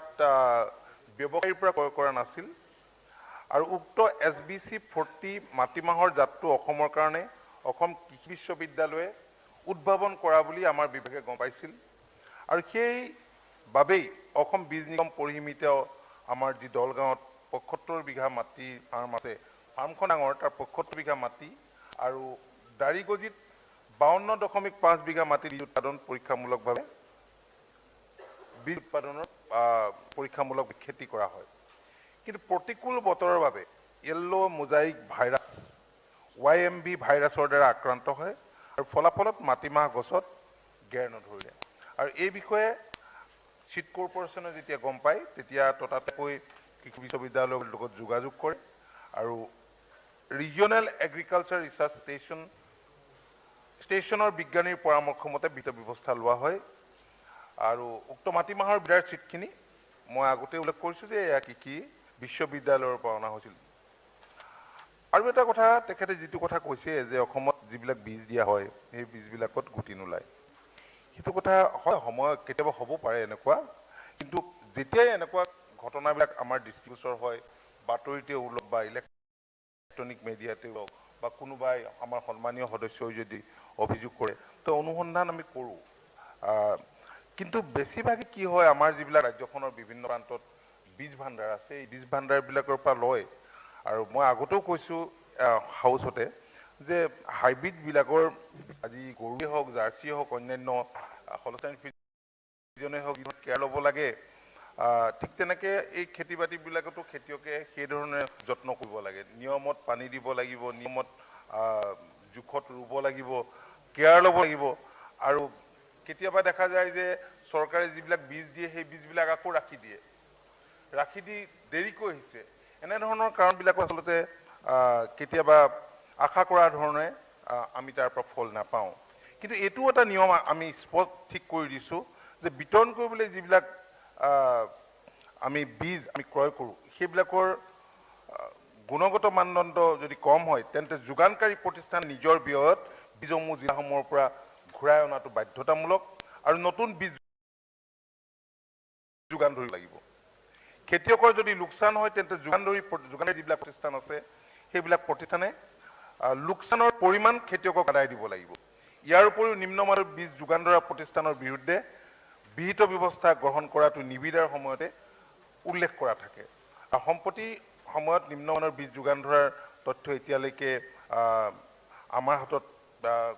পৰা নাই আৰু বীজ নিগমন নাই। মাননীয় অধ্যক্ষ মহোদয়, মাননীয় মুখ্যমন্ত্ৰীয়ে এইটো স্পষ্টভাৱে কৈছে, ডক্টৰ হিমন্ত বিশ্ব শৰ্মা ডাঙৰীয়াই, যে খেতিয়কে যাতে সময়মতে বীজবিলাক পায় আৰু লিংক কম্পনেণ্টবিলাকো যাতে টাইম মতে পায় আৰু ভাল কোৱালিটিৰ যাতে বস্তু পায় আৰু আগতীয়াকৈ যাতে পায়। এতিয়া বহুত খেতিয়ক আছে সময়মতে, আগতে তেনেকুৱা হৈছিল যে সময়মতে বস্তু নিদিয়াৰ কাৰণে নিজে মাটি টুকুৰাত খেতি কৰি দিয়ে, তাৰপিছত আমি যিবিলাক বীজ দিওঁ সেই বীজবিলাকৰ সৎব্যৱহাৰ নহয় গৈ। কিন্তু সেই দিশটোৰ প্ৰতি আমি অত্যন্ত গুৰুত্ব দিছোঁ মাননীয় মুখ্যমন্ত্ৰীৰ ইনষ্ট্ৰাকশ্যন মতে। আৰু আমি দেখিছোঁ যে যোৱাবাৰ সময়মতে বীজ পাইছে আমাৰ খেতিয়কসকলে আৰু ভৱিষ্যতে এই দিশটোৰ ওপৰত আমি নজৰ ৰাখিম। আৰু মই সন্মানীয় সদনক জনাই থবলৈ পালে ভাল পাম যে মাননীয় মুখ্যমন্ত্ৰীয়ে এখন এগ্ৰিকালচাৰ কমিশ্যন কৰি দিছে। ডক্টৰ HS গুপ্তা এগৰাকী ৰিনন চাইণ্টিষ্ট, ইণ্টাৰনেশ্যনেল চাইণ্টিষ্ট, তেখেতৰ চেয়াৰমেনশ্বিপত। আৰু তেওঁলোকে গৈ কি কাৰণে অসমৰ খেতিয়কসকলৰ অসুবিধা কি, অসমৰ খেতিয়কসকলে কিয় ডাবল বা ট্ৰিপল ক্ৰপিং নকৰে, কাৰণ আমাৰ ৰাজ্যখনৰ গৰিষ্ঠ সংখ্যক ৰাইজে কৃষক আৰু কৃষি আৰু আনুষংগিক খণ্ডৰ জৰিয়তে আমি আমাৰ GDP বঢ়াব পাৰোঁ, আমি গ্ৰাম্য অৰ্থনীতিৰ বুনিয়াদ শক্তিশালী কৰিব পাৰোঁ আৰু সেইকাৰণে এই দিশটোৰ ওপৰত গুৰুত্ব দিয়া হৈছে। আমি কেইদিনমানৰ আগতে ইণ্টাৰনেশ্যনেল যি এগ্ৰি হৰ্টিছ পাতিছিলোঁ, তাতো আমি এই বিষয়টোৰ ওপৰত আমি খুবেই গুৰুত্ব দিছোঁ যে কি ধৰণে আমি নিজা আমাৰ যিবিলাক চিট ফাৰ্ম আছিল, আমি ভাল বীজ আমি উৎপাদন কৰিব পাৰোঁ। আমাৰ ৰাজ্যখনৰ 40খন তেনেধৰণৰ যি বীজ পাম আছিল, সেইখিনি আমি PPP মোডত আমি দিয়াৰ কাৰণে আমি ব্যৱস্থা কৰিছোঁ। আমি চিড উৎপাদনত যাতে আত্মনিৰ্ভৰশীল হ'ব পাৰোঁ, তাৰ কাৰণে ব্যৱস্থা লোৱাৰ কাৰণে আমি প্ৰয়োজনীয় ব্যৱস্থা গ্ৰহণ কৰিছোঁ। মাননীয় অধ্যক্ষ মহোদয়, ইয়াৰ উপৰিও আমাৰ যিবিলাক বহুত স্কিম আছে, আমাৰ ৰাজ্য চৰকাৰৰ মাননীয় মুখ্যমন্ত্ৰীয়ে কিছুমান মুখ্যমন্ত্ৰী সমগ্ৰ গ্ৰাম্য উন্নয়ন যোজনা আৰু বিভিন্ন আঁচনিৰ জৰিয়তে খেতিয়কক ছাপোৰ্ট দিবলৈ, সকাহ দিবলৈ চেষ্টা কৰিছে। গতিকে কেন্দ্ৰীয় চৰকাৰৰ যিবিলাক আঁচনি NFSM, BGRI, NMOP, HMNES, MOBCD, এই আঁচনিবিলাকৰ উপৰিও এতিয়া শেহতীয়াকৈ মিলেট মিছনৰ ওপৰত গুৰুত্ব আৰোপ কৰিছে, কাৰণ মাননীয় মুখ্যমন্ত্ৰীয়ে 15 নৱেম্বৰত মিলেট মিছন আৰম্ভ কৰিছে। ঠিক তেনেকৈ আমি পুষ্প অভিযানৰ এখন আঁচনি লৈছোঁ, ঠিক তেনেকৈ ফডাৰ মিছন লৈছোঁ। গতিকে আমি আশা কৰিছোঁ আৰু কৃষি যান্ত্ৰিকীকৰণৰ কাৰণে আপোনালোকে দেখিছে যে বহুতখিনি নতুন নতুন ব্যৱস্থা চৰকাৰখনে গ্ৰহণ কৰিছে। আৰু মই আকৌ জনাম যে PM কিষাণত কেতিয়াবা বহুত আগতে অভিযোগ অহাৰ কাৰণে ৰিভেৰিফিকেশ্যন হোৱাত আমাৰ ফাৰ্মাৰ্ছৰ যিমান সংখ্যা 2011ৰ মতেই চেঞ্চাছৰ মতেই 27 লাখ ফাৰ্মাৰ্ছ আছে, সেই জেনুইন ফাৰ্মাৰ্ছবিলাক এতিয়া বহুত বাদ পৰি আছে। আৰু সেইকাৰণে মই সন্মানীয় সকলো সদস্যক মই কৈছোঁ যে আমাৰ প্ৰধানমন্ত্ৰী PM কিষাণ ইয়াৰ পৰ্টেল এতিয়াও খোলা আছে। গতিকে আমাৰ জিলা কৃষি বিষয়াৰ লগত যোগাযোগ কৰি নিজৰ নিজৰ অঞ্চলৰ যি জেনুইন খেতিয়ক বাদ পৰি ৰৈছে সেইবিলাকৰ নাম অন্তৰ্ভুক্ত কৰিবৰ কাৰণে ব্যৱস্থা কৰিব লাগে। আৰু প্ৰধানমন্ত্ৰী ফচল বীমা যোজনা, এইবাৰ প্ৰথমবাৰৰ কাৰণে প্ৰধানমন্ত্ৰী ফচল বীমা যোজনাত প্ৰায় 300 কোটি টকা আমাৰ ফাৰ্মাৰ্ছে পাবলৈ সক্ষম হৈছে। গতিকে সেই আঁচনিবিলাকৰ সুবিধা যাতে আমাৰ খেতিয়কে পায়, সেই দিশত গুৰুত্ব দিবলৈ আমি অনুৰোধ জনাইছোঁ। আৰু ইয়াৰ উপৰিও ধন্যবাদ।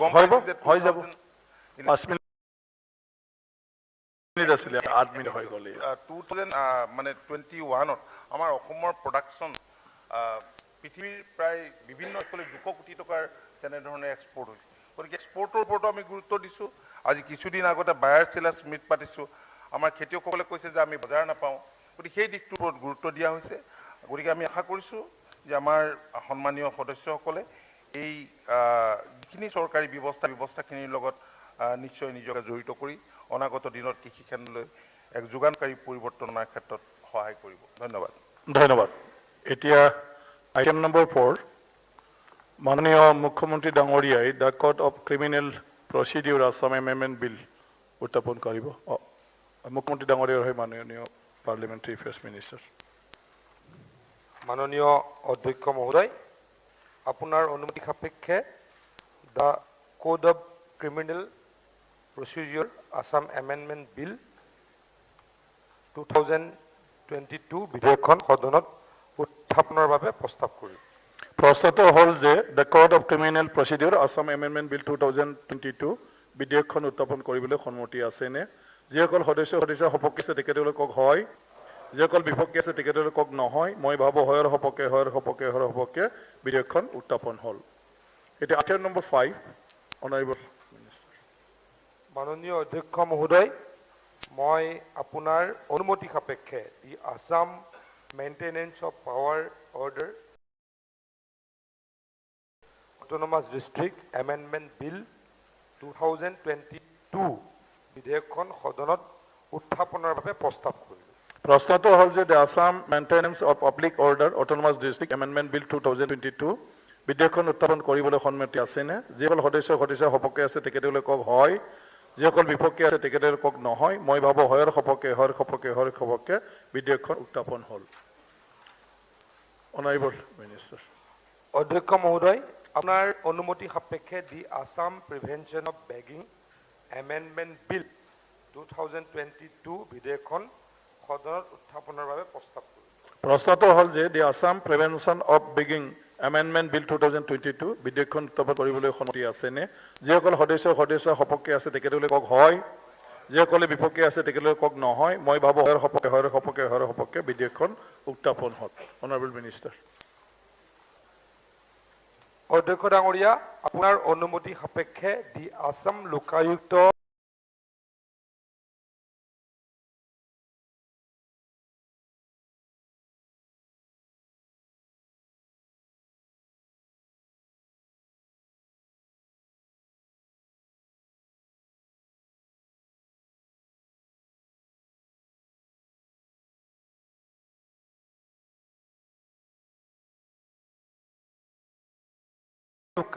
Amendment Bill 2022 বিধেয়কখন সদনত উত্থাপনৰ বাবে প্ৰস্তাৱ কৰিম প্ৰশ্নটো হ'ল যে the Assam Lokayukta and Upalokayukta amendment bill 2022 বিধেয়কখন উত্থাপন কৰিবলৈ সন্মতি আছেনে যিসকল সদস্য সপক্ষে তেখেতসকলে কওক হয় যিসকল বিপক্ষে আছে তেখেতসকলে কওক নহয় মই ভাবো হয়ৰ সপক্ষে বিধেয়কখন উত্থাপন হ'ল honourable minister Shri Jogen Mohan item number 8 মাননীয় অধ্যক্ষ মহোদয় আপোনাৰ অনুমতি সাপেক্ষে the Assam land and revenue regulation second amendment bill 2022 বিধেয়কখন সদনত উত্থাপনৰ বাবে প্ৰস্তাৱ কৰিলোঁ প্ৰশ্নটো হ'ল যে the Assam land and revenue regulation second amendment bill 2022 বিধেয়কখন উত্থাপন কৰিবলৈ সন্মতি আছেনে যিসকল সদস্য সপক্ষে আছে তেখেতসকলে কওক হয় যিসকল বিপক্ষে আছে তেখেতসকলে কওক নহয় মই ভাবো হয়ৰ সপক্ষে বিধেয়কখন উত্থাপন হ'ল অনাৰেবল মিনিষ্টাৰ যোগেন মোহন সন্মানীয় অধ্যক্ষ মহোদয় আপোনাৰ অনুমতি সাপেক্ষে the Assam fixation of ceiling on land holdings amendment bill 2022 বিধেয়কখন সদনৰ উত্থাপনৰ বাবে প্ৰস্তাৱ কৰিলোঁ প্ৰশ্নটো হ'ল যে the Assam fixation of ceiling on land holding amendment bill 2022 বিধেয়কখন উত্থাপন কৰিবলৈ সন্মতি আছেনে যিসকল সদস্য সপক্ষে আছে তেখেতসকলে কওক হয় যিসকল বিপক্ষে আছে তেখেতসকলে কওক নহয় মই ভাবো হয়ৰ সপক্ষে বিধেয়কখন উত্থাপন হ'ল অনাৰেবল মিনিষ্টাৰ শ্ৰী যোগেন মোহন সন্মানীয় অধ্যক্ষ মহোদয় আপোনাৰ অনুমতি সাপেক্ষে the Assam land requisition and acquisition amendment bill 2022 বিধেয়কখন সদনৰ উত্থাপনৰ বাবে প্ৰস্তাৱ কৰিলোঁ প্ৰশ্নটো হ'ল যে the Assam land requisition and acquisition amendment bill 2022 বিধেয়কখন উত্থাপন কৰিবলৈ সন্মতি আছেনে যিসকল সদস্য সপক্ষে আছে তেখেতসকলে কওক হয় যিসকল বিপক্ষে আছে তেখেতসকলে কওক নহয় মই ভাবো হয়ৰ সপক্ষে বিধেয়কখন উত্থাপন হ'ল আৰু আইটেম নম্বৰ 11 শ্ৰী যোগেন মোহন সন্মানীয় অধ্যক্ষ মহোদয় আপোনাৰ অনুমতি সাপেক্ষে the Assam temporarily settle areas tenancy amendment bill 2022 বিধেয়কখন সদনত উত্থাপনৰ বাবে প্ৰস্তাৱ কৰিলোঁ প্ৰশ্নটো হ'ল যে the Assam temporarily settled areas tenancy amendment bill 2022 বিধেয়কখন উত্থাপন কৰিবলৈ সন্মতি আছেনে যিসকল সদস্য সপক্ষে আছে তেখেতসকলে কওক হয় যিসকল বিপক্ষে আছে তেখেতসকলে কওক নহয় মই ভাবো হয়ৰ সপক্ষে বিধেয়কখন উত্থাপন হ'ল আৰু আছে আইটেম নম্বৰ 12 শ্ৰী যোগেন মোহন সন্মানীয় অধ্যক্ষ মহোদয় আপোনাৰ অনুমতি সাপেক্ষে the Assam ইভাকু property repealing bill 2022 বিধেয়কখন সদনত উত্থাপনৰ বাবে প্ৰস্তাৱ কৰিলোঁ প্ৰশ্নটো হ'ল যে the Assam এভিকু property refilling bill 2022 বিধেয়কখন উত্থাপন কৰিবলৈ সন্মতি আছেনে যিসকল সদস্য সপক্ষে আছে তেখেতসকলে কওক হয় যিসকল বিপক্ষে আছে তেখেতসকলে কওক নহয় মই ভাবো হয়ৰ সপক্ষে বিধেয়কখন উত্থাপন হ'ল item number 13 honourable minister Biju Hazarika মাননীয় অধ্যক্ষ মহোদয় আপোনাৰ অনুমতি সাপেক্ষে দি Assam এম্বেংকিং and drainage amendment bill 2022 বিধেয়কখন সদনত উত্থাপনৰ বাবে প্ৰস্তাৱ কৰিম প্ৰশ্নটো হ'ল যে the Assam amendment and drainage amendment bill 2022 বিধেয়কখন উত্থাপন কৰিবলৈ সন্মতি আছেনে যিসকল সদস্য সপক্ষে আছে তেখেতসকলে কওক হয় যিসকল বিপক্ষে আছে তেখেতসকলে কওক নহয় মই ভাবো হয়ৰ সপক্ষে বিধেয়কখন উত্থাপন হ'ল অনাৰেবল মিনিষ্টাৰ শ্ৰী অশোক সিংঘাল 14 অধ্যক্ষ মহোদয় আপোনাৰ অনুমতি সাপেক্ষে মই শ্ৰী অশোক সিংঘাল ডাঙৰীয়াৰ হৈ the Assam slum areas improvement and clearance amendment bill 2020 বিধেয়কখন সদনত উত্থাপনৰ বাবে প্ৰশ্ন হ'ল যে Assam slum areas improvement and clearance amendment bill 2022 বিধেয়কখন উত্থাপন কৰিবলৈ সন্মতি আছেনে যিসকল সদস্য সপক্ষে আছে তেখেতসকলে কওক হয় যিসকল বিপক্ষে আছে তেখেতসকলে কওক নহয় মই ভাবো হয়ৰ সপক্ষে বিধেয়কখন উত্থাপন হ'ল honourable minister Shri Sanjay Kisan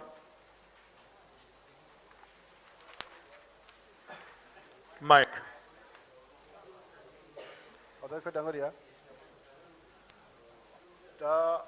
factory Assam amendment bill 2022 বিধেয়কখন সদনত উত্থাপনৰ বাবে প্ৰস্তাৱ কৰিলোঁ। প্ৰস্তাৱ হ'ল যে দ্য ফেক্টৰীজ আছাম এমেণ্ডমেণ্ট বিল 2022 বিধেয়কখন উত্থাপন কৰিবলৈ সন্মতি আছেনে? যিসকল সদস্য সপক্ষে আছে তেখেতসকলে কওক হয়, যিসকল বিপক্ষে আছে তেখেতসকলে কওক নহয়। মই হয়ৰ সপক্ষে বিধেয়কখন উত্থাপন হ'ল। Honourable minister Shri Bimal Bora. মহাশয়, আপোনাৰ অনুমতি সাপেক্ষে the Assam industrial infrastructure development corporation second amendment bill 2022 বিধেয়কখন সদনত উত্থাপনৰ বাবে প্ৰস্তাৱ কৰিলোঁ। প্ৰশ্নটো হ'ল যে the Assam industrial infrastructure development corporation second amendment bill 2022 বিধেয়কখন উত্থাপন কৰিবলৈ সন্মতি আছেনে? যিসকল সদস্য সপক্ষে আছে তেখেতসকলে কওক হয়, যিসকল বিপক্ষে আছে তেখেতসকলে কওক নহয়। মই হয়ৰ সপক্ষে বিধেয়কখন উত্থাপন হ'ল। The Honorable Minister Sri Bimal Bora, item number 17. মহাশয়, আপোনাৰ অনুমতি সাপেক্ষে the Assam jute control of prices repealing bill 2022 বিধেয়কখন সদনত উত্থাপনৰ বাবে প্ৰস্তাৱ কৰিলোঁ। প্ৰশ্নটো হ'ল যে the Assam jute control of prices repealing bill 2022 বিধেয়কখন উত্থাপন কৰিবলৈ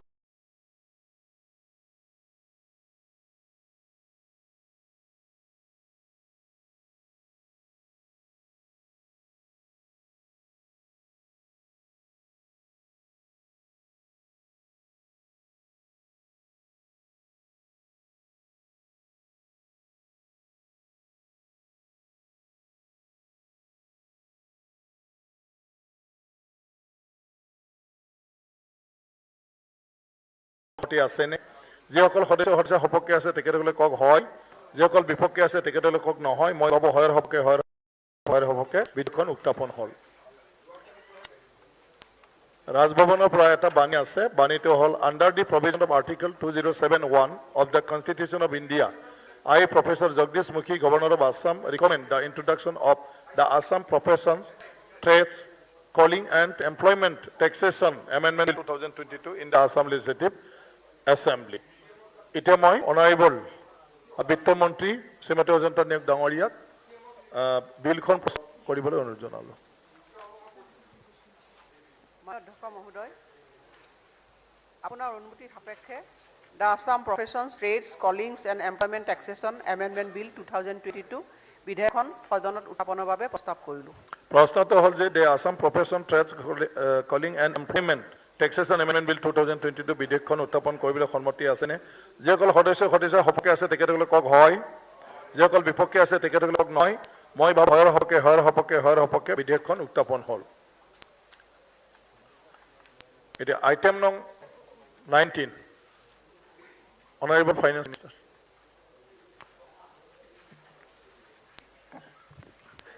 মাননীয় অধ্যক্ষ মহোদয়, মই 2022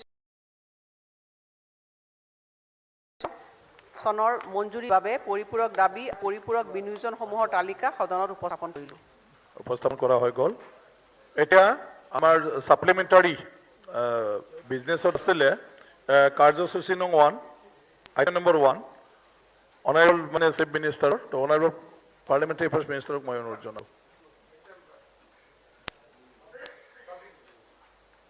মাননীয় অধ্যক্ষ মহোদয়, মই অসমৰ মাননীয় মুখ্যমন্ত্ৰী ডক্টৰ হিমন্ত বিশ্ব শৰ্মা ডাঙৰীয়াৰ হৈ আপোনাৰ অনুমতি সাপেক্ষে দি public গেমলিং extension two Mizo district repealing bill 2022 বিধেয়কখন উত্থাপনৰ বাবে প্ৰস্তাৱ কৰোঁ। প্ৰশ্নটো হ'ল যে public গেমলিং extension two Mizo district repealing bill 2022 বিধেয়কখন উত্থাপন কৰিবলৈ সন্মতি আছেনে? যিসকল সদস্য সপক্ষে আছে তেখেতসকলে কওক হয়, যিসকল বিপক্ষে আছে তেখেতসকলে কওক নহয়। মই ভাবোঁ হয়ৰ সপক্ষে বিধেয়কখন উত্থাপন হ'ল। এতিয়া আৰু আছে অধ্যক্ষ ডাঙৰীয়া, মই আপোনাৰ অনুমতি সাপেক্ষে অসমৰ মাননীয় মুখ্যমন্ত্ৰী ডক্টৰ হিমন্ত বিশ্ব শৰ্মা ডাঙৰীয়াৰ হৈ the Assam Darrang and Lakhimpur district assimilation of laws on state subject repealing bill 2022 বিধেয়কখন সদনত উত্থাপনৰ বাবে প্ৰস্তাৱ কৰিলোঁ। প্ৰশ্নটো হ'ল যে the Assam Darrang and Lakhimpur district assimilation of laws on state subjects repealing bill 2022 বিধেয়কখন উত্থাপন কৰিবলৈ সন্মতি আছেনে? যিসকল সদস্য সপক্ষে আছে তেখেতসকলে কওক হয়, যিসকল বিপক্ষে আছে তেখেতসকলে কওক নহয়। মই ভাবো হয়ৰ সপক্ষে বিধেয়কখন উত্থাপন হ'ল। আৰু আছে অনাৰেবল মাননীয় অধ্যক্ষ মহোদয়, মই মুখ্যমন্ত্ৰী ডক্টৰ হিমন্ত বিশ্ব শৰ্মা ডাঙৰীয়াৰ হৈ আপোনাৰ অনুমতি সাপেক্ষে the Assam state youth commission amendment bill 2020 বিধেয়কখন সদন উত্থাপনৰ বাবে প্ৰস্তাৱ কৰিলোঁ। প্ৰশ্নটো হ'ল যে the Assam state youth commission কোনটো ছেকেণ্ড ছাপ্লিমেণ্টাৰী ক'ত আছে?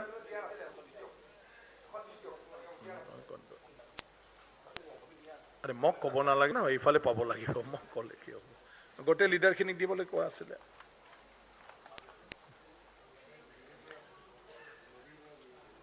আপুনি কৈ থাকক। হ'লে না? প্ৰশ্নটো হ'ল যে Assam state youth commission amendment bill 2022 বিধেয়কখন উত্থাপন কৰিবলৈ সন্মতি আছেনে? যিসকল সদস্য সপক্ষে আছে তেখেতসকলে কওক হয়, যিসকল বিপক্ষে আছে তেখেতসকলে নহয়। মই ভাবো হয়ৰ সপক্ষে বিধেয়কখন উত্থাপন হ'ল। এতিয়া অনাৰেবল মিনিষ্টাৰ শ্ৰী অশোক সিংঘল। অধ্যক্ষ ডাঙৰীয়া, মই শ্ৰী অশোক সিংঘল ডাঙৰীয়াৰ হৈ আপোনাৰ অনুমতি সাপেক্ষে the Assam irrigation amendment bill 2020 বিধেয়ক সদনত উত্থাপনৰ বাবে প্ৰস্তাৱ কৰিলোঁ। প্ৰশ্নটো হ'ল যে the Assam irrigation amendment bill 2022 বিধেয়কখন উত্থাপন কৰিবলৈ সন্মতি আছেনে? যিসকল সদস্য সপক্ষে আছে তেখেতসকলে কওক হয়, যিসকল বিপক্ষে আছে তেখেতসকলে কওক নহয়। মই ভাবো হয়ৰ সপক্ষে বিধেয়কখন উত্থাপন হ'ল। আৰু আছে অনাৰেবল মিনিষ্টাৰ অশোক সিংঘল। অধ্যক্ষ মহোদয়, মই জলসিঞ্চন মন্ত্ৰী অশোক সিংঘল ডাঙৰীয়াৰ হৈ আপোনাৰ অনুমতি সাপেক্ষে the Assam irrigation amendment bill 2020 বিধেয়কখন সদনত উত্থাপনৰ বাবে প্ৰস্তাৱ কৰিলোঁ। প্ৰশ্নটো হ'ল যে the Assam irrigation amendment bill 2022 বিধেয়কখন উত্থাপন কৰিবলৈ সন্মতি আছেনে? যিসকল সদস্য সপক্ষে আছে তেখেতসকলে কওক হয়, যিসকল বিপক্ষে আছে তেখেতসকলে কওক নহয়। হয়ৰ সপক্ষে বিধেয়কখন উত্থাপন হ'ল। আৰু আছে অধ্যক্ষ মহোদয়, মই জলসিঞ্চন মন্ত্ৰী অশোক সিংঘল ডাঙৰীয়াৰ হৈ আপোনাৰ অনুমতি সাপেক্ষে the Assam farmers group irrigation repealing bill 2022 বিধেয়ক সদনত উত্থাপনৰ বাবে প্ৰস্তাৱ কৰিলোঁ। প্ৰশ্নটো হ'ল যে the Assam farmers group irrigation repealing bill 2022 বিধেয়কখন উত্থাপন কৰিব সন্মতি আছেনে? যিসকল সদস্য সপক্ষে আছে তেখেতসকলে কওক হয়, যিসকল বিপক্ষে আছে তেখেতসকলে কওক নহয়। মই ভাবো হয়ৰ সপক্ষে বিধেয়কখন উত্থাপন হ'ল। এতিয়া honourable minister Shrimati Nandita Garlosa. Honorable Speaker, sir, with your permission, I beg leave to introduce the Tinsukia and Dibrugarh Electricity Supply Undertakings Acquisition Repealing Bill 2022. প্ৰশ্নটো হ'ল যে the Tinsukia and Dibrugarh electricity supply undertaking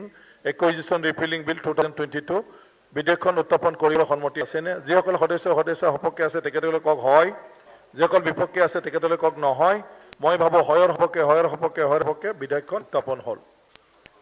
honourable minister Shrimati Nandita Garlosa. Honorable Speaker, sir, with your permission, I beg leave to introduce the Assam Regulated and Licensed Warehouse Amendment Bill 2020. প্ৰশ্নটো হ'ল যে the Assam regulated and licence warehouse amendment bill 2022 বিধেয়কখন উত্থাপন কৰিবলৈ সন্মতি আছেনে? যিসকল সদস্য সপক্ষে আছে তেখেতসকলে কওক হয়, যিসকল বিপক্ষে আছে তেখেতসকলে কওক নহয়। মই ভাবো হয়ৰ সপক্ষে বিধেয়কখন উত্থাপন হ'ল। Honourable minister Shri Ranjit Kumar Das. মই সাধাৰণ প্ৰশাসন বিভাগৰ মন্ত্ৰী হিচাপে আপোনাৰ অনুমতি সাপেক্ষে the Assam cinema regulation amendment bill 2022 বিধেয়কখন সদনৰ উত্থাপনৰ বাবে প্ৰস্তাৱ কৰিলোঁ। প্ৰশ্নটো হ'ল যে Assam cinema regulation amendment bill 2022 বিধেয়কখন উত্থাপন কৰিবলৈ সন্মতি আছেনে? যিসকল সদস্য সপক্ষে আছে তেখেতসকলে কওক হয়, যিসকল বিপক্ষে আছে তেখেতসকলে কওক নহয়। মই ভাবো হয়ৰ সপক্ষে বিধেয়কখন উত্থাপন হ'ল। Honourable minister Shri Ashok Singhal. অধ্যক্ষ মহাশয়, মই আপোনাৰ অনুমতি সাপেক্ষে জলসিঞ্চন মন্ত্ৰী অশোক সিংঘল ডাঙৰীয়াৰ হৈ the Assam local authorities grants charged repealing bill 2022 বিধেয়কখন সদনত উত্থাপনৰ বাবে প্ৰস্তাৱ কৰিলোঁ। প্ৰশ্নটো হ'ল যে Assam local authorities grants charge repealing bill 2022 বিধেয়কখন উত্থাপন কৰিবলৈ সন্মতি আছেনে? যিসকল সদস্য সপক্ষে আছে তেখেতসকলে কওক হয়, যিসকল বিপক্ষে আছে তেখেতসকলে কওক নহয়। মই ভাবো হয়ৰ সপক্ষে বিধেয়কখন উত্থাপন হ'ল এতিয়া আমাৰ সাপ্লিমেন্টাৰী 2 নম্বৰ বিজনেছৰ আছে এটা বিল অনাৰেবল মিনিষ্টাৰ শ্ৰী সঞ্জয় কিষাণ অধ্যক্ষ মহাশয় আপোনাৰ অনুমতি সাপেক্ষে দ্য আসাম শপছ এণ্ড ইষ্টাব্লিছমেণ্ট বিল 2022 বিধায়কখন সদনত উত্থাপনৰ বাবে প্ৰস্তাৱ কৰিলোঁ প্ৰশ্নটো হ'ল যে দ্য আসাম শপছ এণ্ড ইষ্টাব্লিছমেণ্ট বিল 2022 বিধেয়ক উত্থাপন কৰিবলৈ সন্মতি আছেনে যিসকল সদস্য সপক্ষে আছে তেখেতসকলে কওক হয় যিসকল বিপক্ষে আছে তেখেতসকলে কওক নহয় মই ভাবোঁ হয়ৰ সপক্ষে বিধেয়কখন উত্থাপন হ'ল সদন 22 ডিচেম্বৰ 9:30 স্থগিত ৰখা হ'ল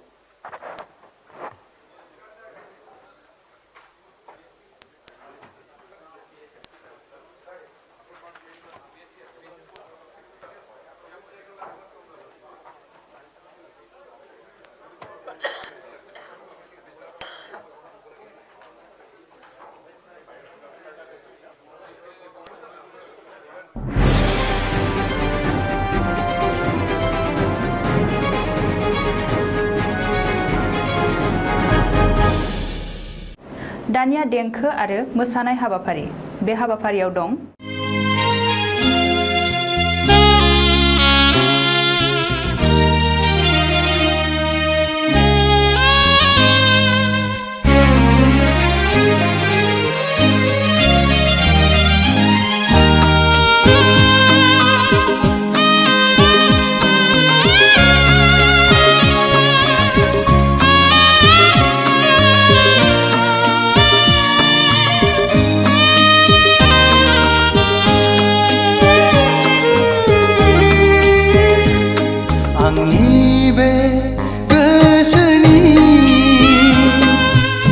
लांदां एलबामाव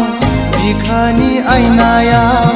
हरखाबै सोरनि सावगारि थाफैखो दद्रे-द्रेसो रजे नुजाफैखो आंनि बे गोसोनि लांदां एलबामाव बिखानि आयनायाव हरखाबै सोरनि सावगारि थाफैखो दद्रे-द्रेसो रजे नुजाफैखो आंनि बे गोसोनि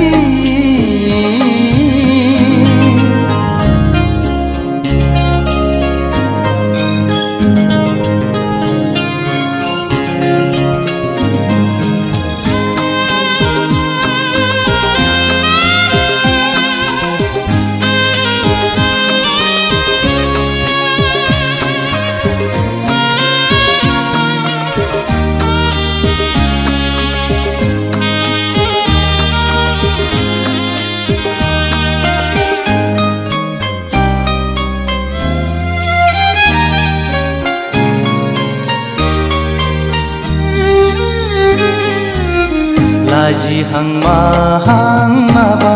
बुंसि बुंसि मिनिहां माहां नायहरसि नायहरसि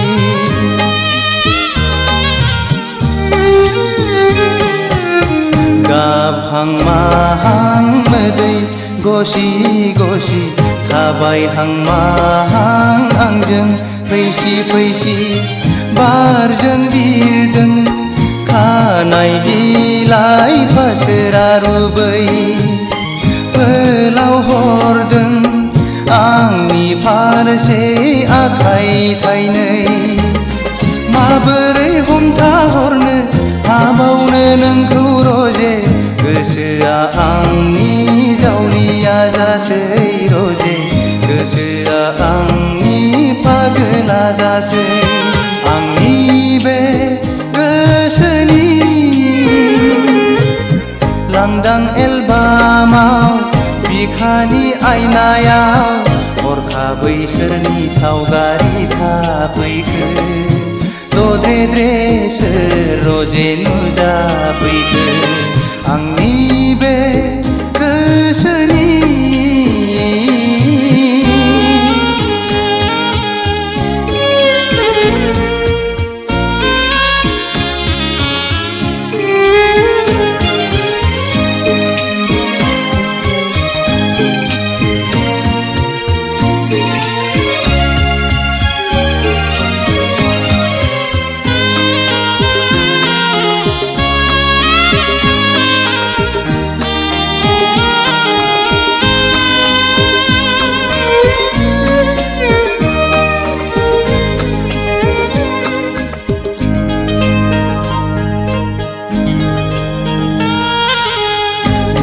मेगना अरायबो नोंखौल' नुसै रजे मेसेबना थाबोलाबो नोंखौल' नुसै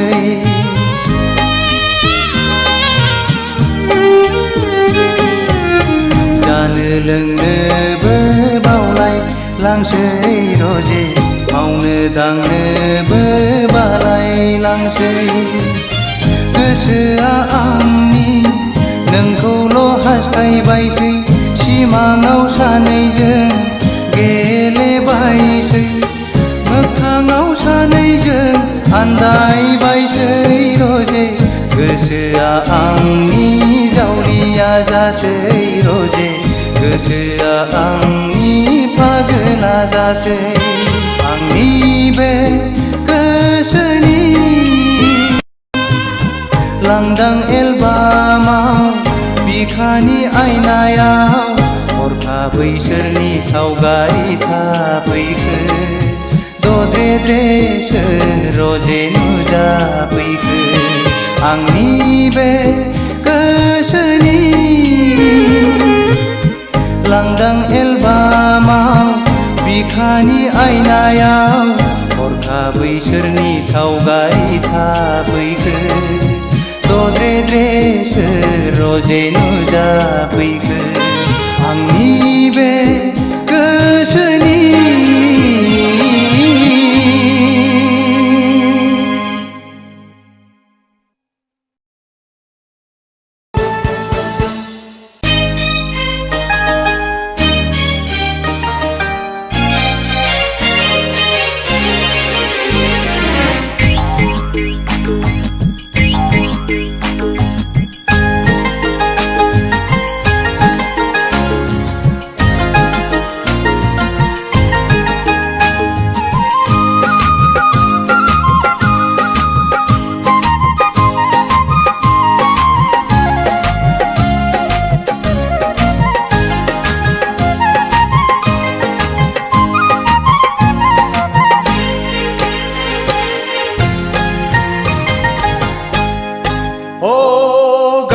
बिलोनि समायना सिखोला नोंहालाय आंखौनो आसा नामा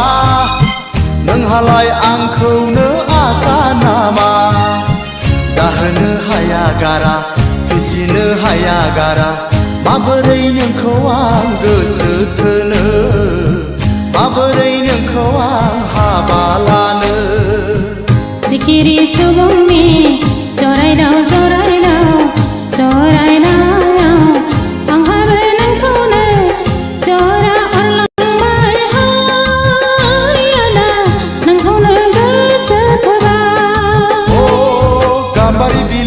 समायना सिखोला नोंहालाय आंखौनो आसा नामा नोंहालाय आंखौनो आसा नामा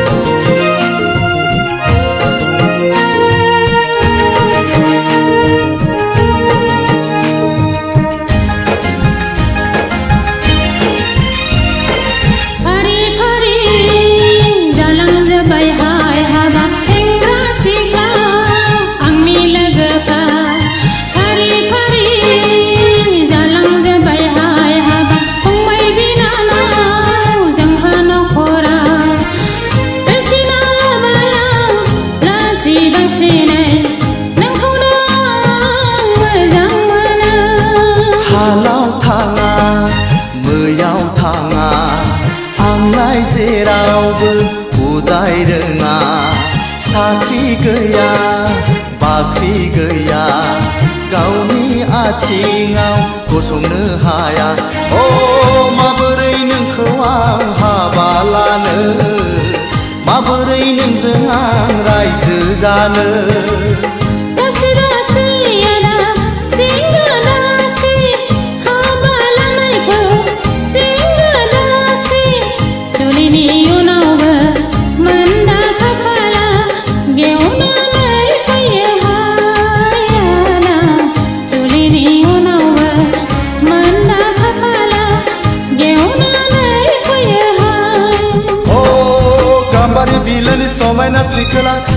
नोंहालाय आंखौनो आसा नामा नोंहालाय आंखौनो आसा नामा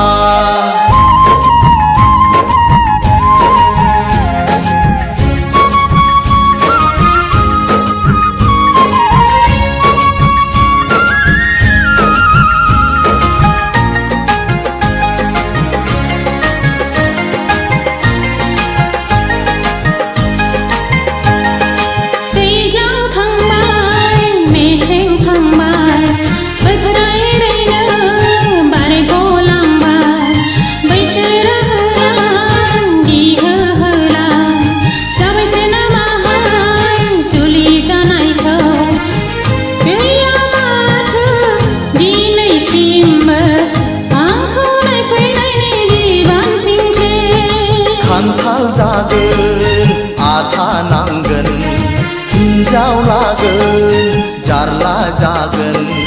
दिनै संख्रि गाबोन बानलु गस्ला लंपेन्ट दख'ना जोमग्रा सानै सानै आं नाना बाना गोखा जालांबाय गोसोनि बोलो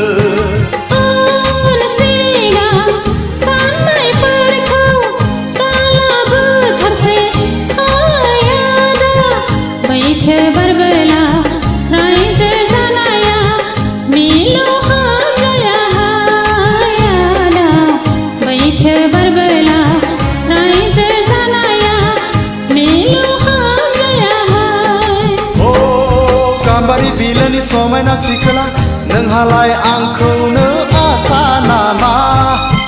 नोंहालाय आंखौनो आसा नामा दाहोनो हाया गारा फिसिनो हाया गारा माबोरै नोंखौ आं गोसो थोनो माबोरै नोंखौ आं हाबा लानो सिखिरि सुबुंनि जरायदाव जरायदाव जरायदाव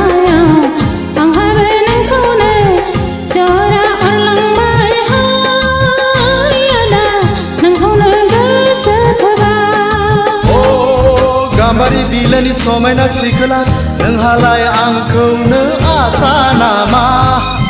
नोंहालाय आंखौनो आसा नामा नोंहालाय आंखौनो आसा नामा नोंहालाय आंखौनो आसा नामा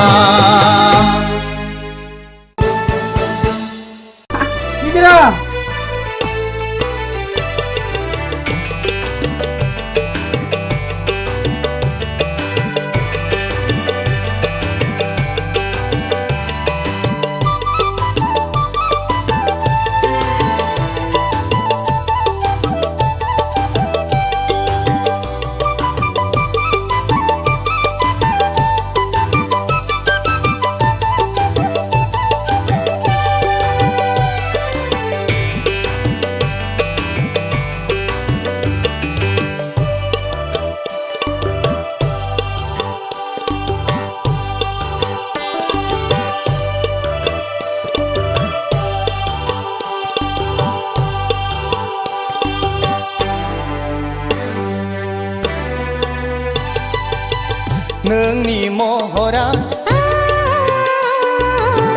गेवलांफु गलाप बिबार बेसे समायना बेसेबा मिनिबाला बेसे समायना बेसेबा मिनिबाला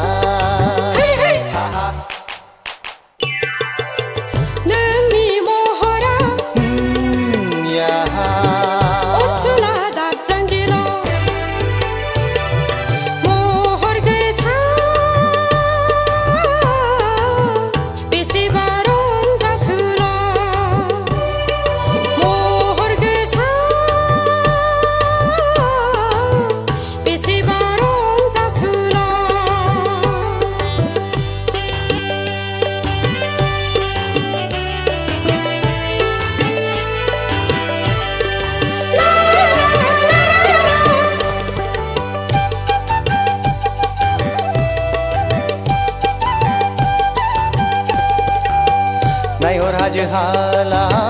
हायनाय dirai rumu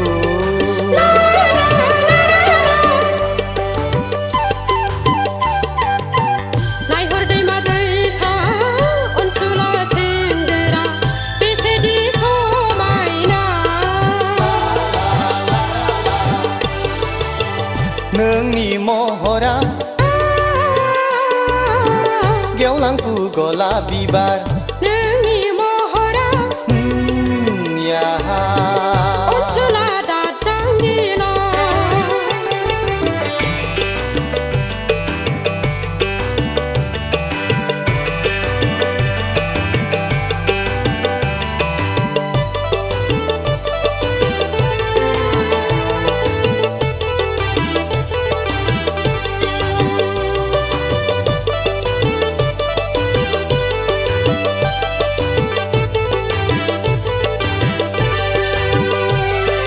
Hei azala mohor gesa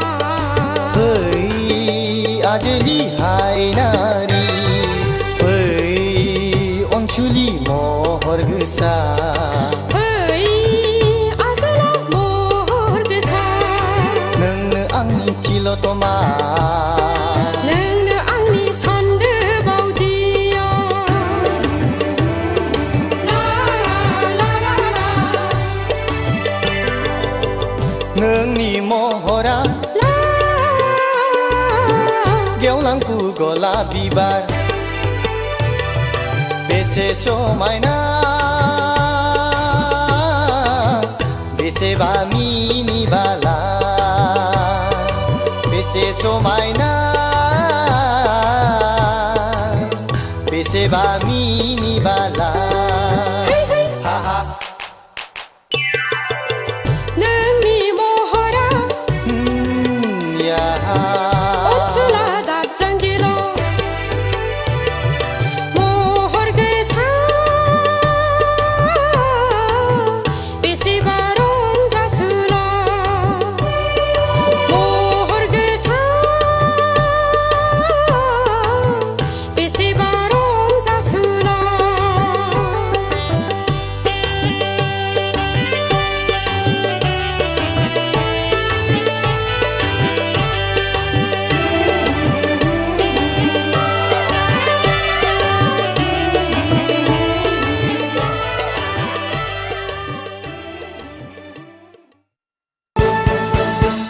Hey hey hey hey Ho ho ho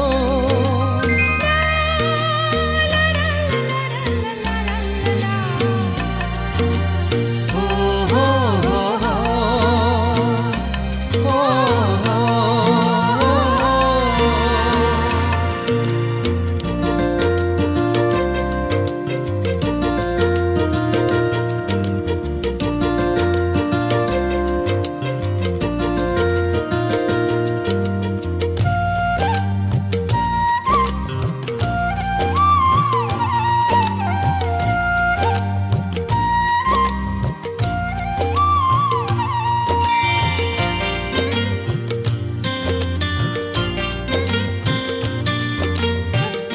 जायखौ आं मोजां मोनो जायनि अननाय मोनदों आं बिनिफ्राय आंहा सोर थानो नोंनो सिगां नोंनो जोबथा जायखौ आं गोसो थोयो जायनि गोसो मोनदों आं बिनिफ्राय आंहा मा थानो नोंनो गोदान नोंनो गोजाम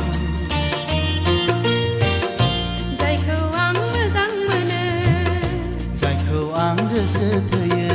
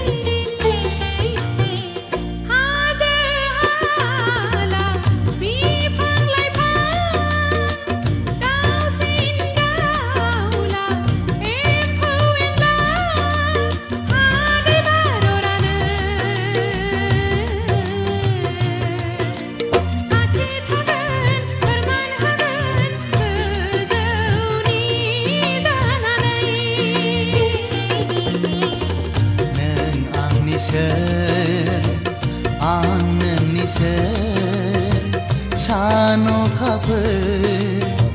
हाथरखि हाला मिथिखागौ रोखा रोखा जेराव दं बयबो जायखौ आं मोजां मोनो जायखौ आं गोसो थोयो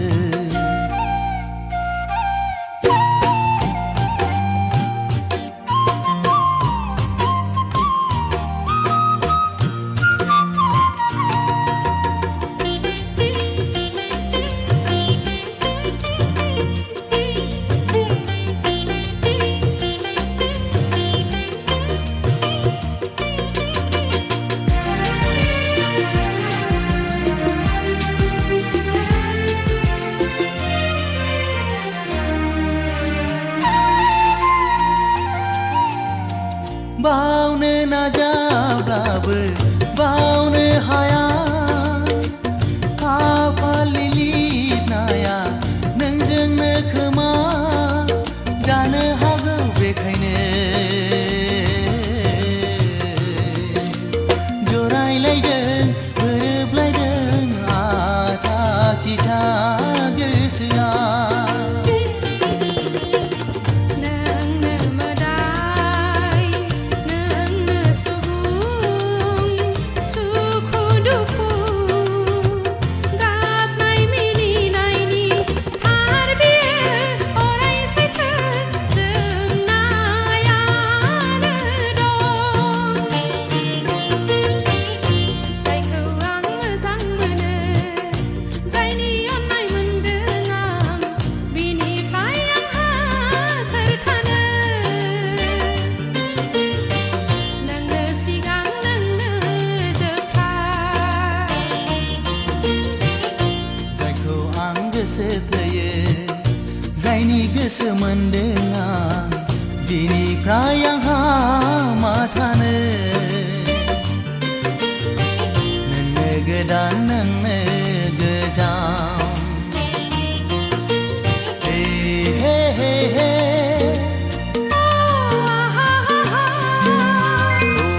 हो हो हो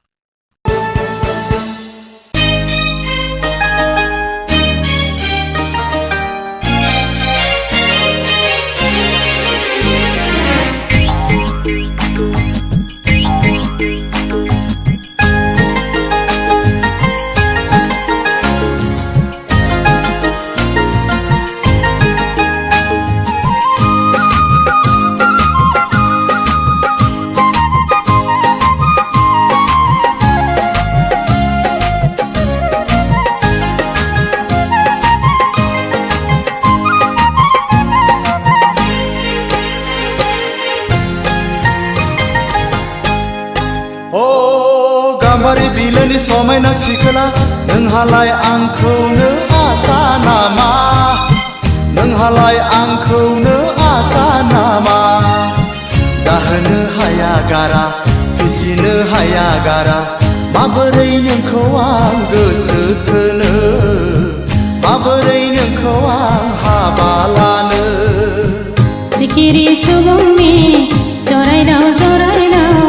जरायनायाव आंहाबो नोंखौनो जरा अरलांबाय हायाना नोंखौनो गोसो थोबाय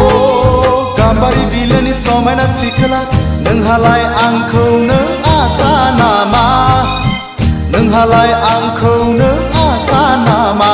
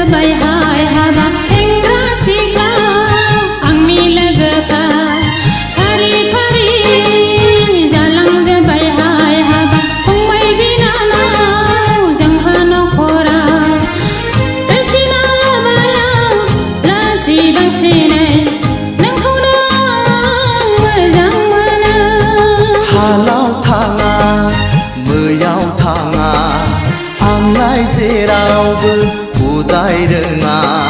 साख्रि गैया बाख्रि गैया गावनि आथिङाव गसंनो हाया अ माबोरै नोंखौ आं हाबा लानो माबोरै नोंजों आं रायजो जानो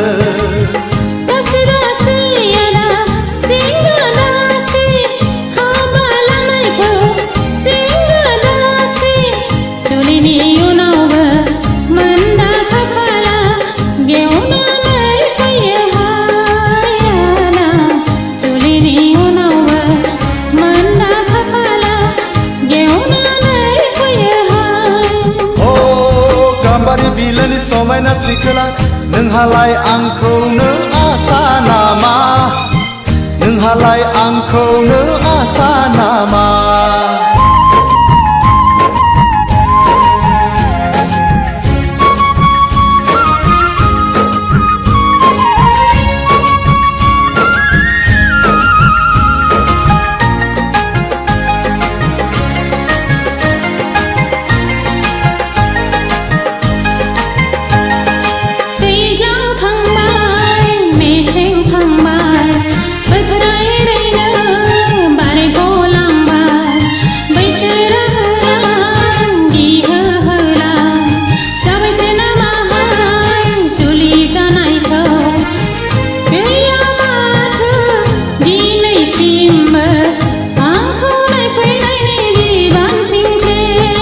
खान्थाल जागोन आथा नांगोन हिन्जाव लागोन जारला जागोन दिनै संख्रि गाबोन बानलु गस्ला लंपेन्ट दख'ना जोमग्रा अ सानै सानै आं नाना बाना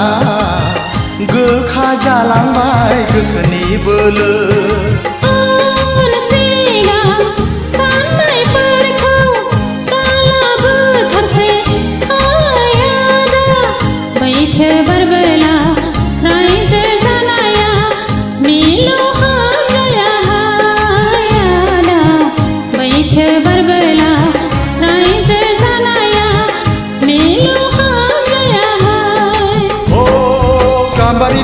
समायना सिखोला नोंहालाय आंखौनो आसा नामा नोंहालाय आंखौनो आसा नामा दाहोनो हाया गारा फिसिनो हाया गारा माबोरै नोंखौ आं गोसो थोनो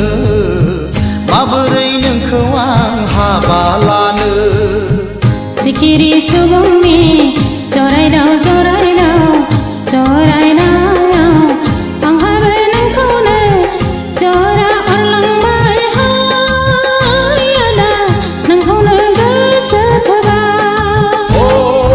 गाम्बारि बिलोनि समायना सिखोला नोंहालाय आंखौनो आसा नामा नोंहालाय आंखौनो आसा नामा नोंहालाय आंखौनो आसा नामा नोंहालाय आंखौनो आसा नामा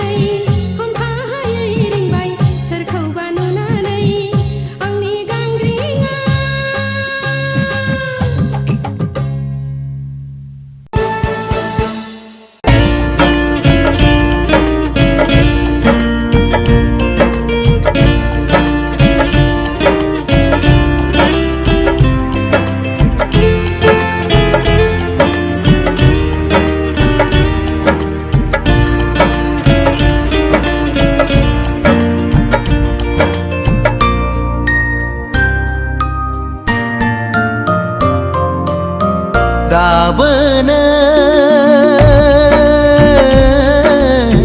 नोंखौनो मोजां मोनो दाबोनो नोंखौनो गोसो थोयो सिरि सिरि जेब्लाबो नोंखौ नाजानाया सिखावो जेब्लाबो नोंखौ हास्थायनाया जाफुंथों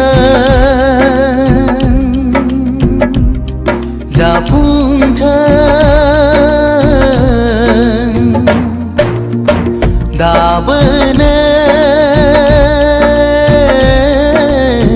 नोंखौनो मोजां मोनो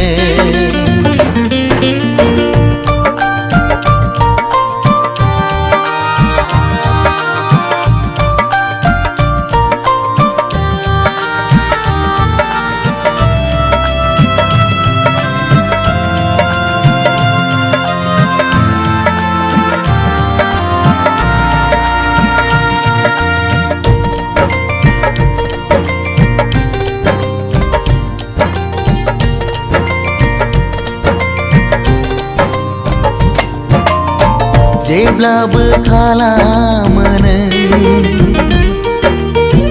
आंखौ सैखाथारै जेब्लाबो खालामो नों आंखौ सुखुखायै मोजां मोनो आं नोंखौ होनानै नोंखौ मोनाब्ला मा जागोन नों जेबो बुजिनाय नङा नोंखौ मोनाब्ला मा जागोन नों जेबो हमदांनो हाया नोंखौ नङाब्ला आंनि जिउआ थांना थानो हानाय नङा दाबोनो नोंखौनो मोजां मोनो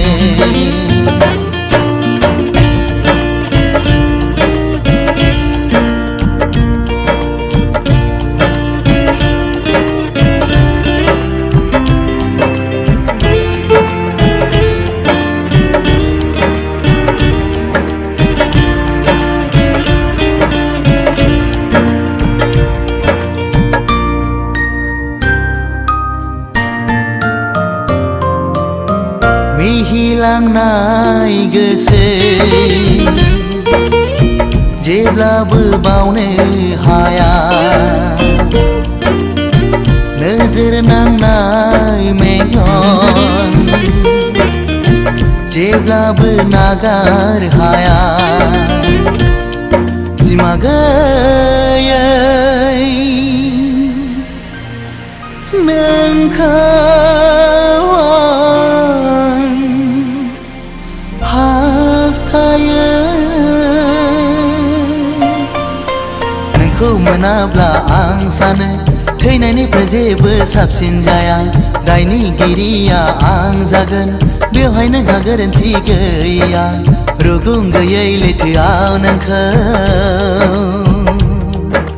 गोजौआव लांहोनो आं साना दाबोनो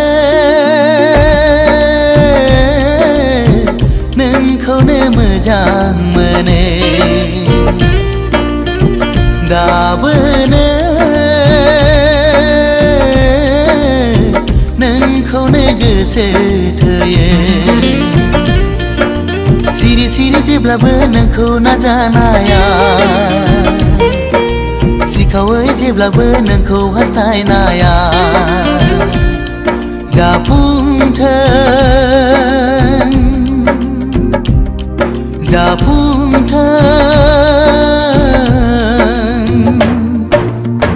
दाबोनो नोंखौनो मोजां मोनो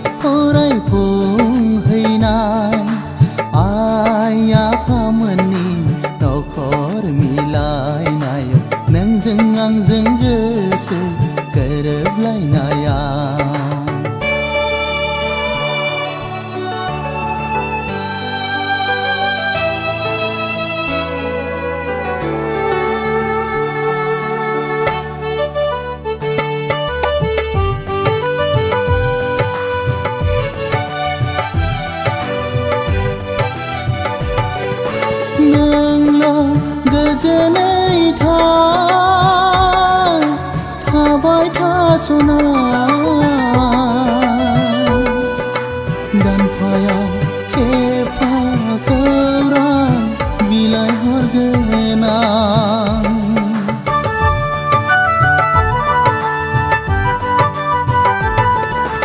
गेजेराव गोरोन्थिफोर जायोबोला निमाहा होनांगोन बिनानाव नों आंखौ बोरैबा मोनो गोसोआ आंनि बोदोर जायो जोहोलावनि खौरां लाहैनो आइ आफामोननि नखर मिलायनायाव नोंजों आंजों गोसो गोरोबलायनायाव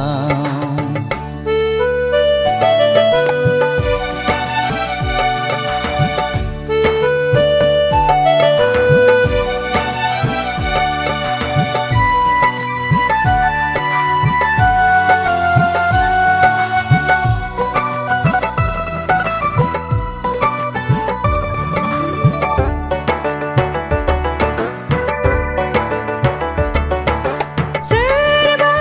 अनसुलानि आखाइनिफ्राय मोनबाय आं जोहोलावनि गोरोन्थिनि लाइजाम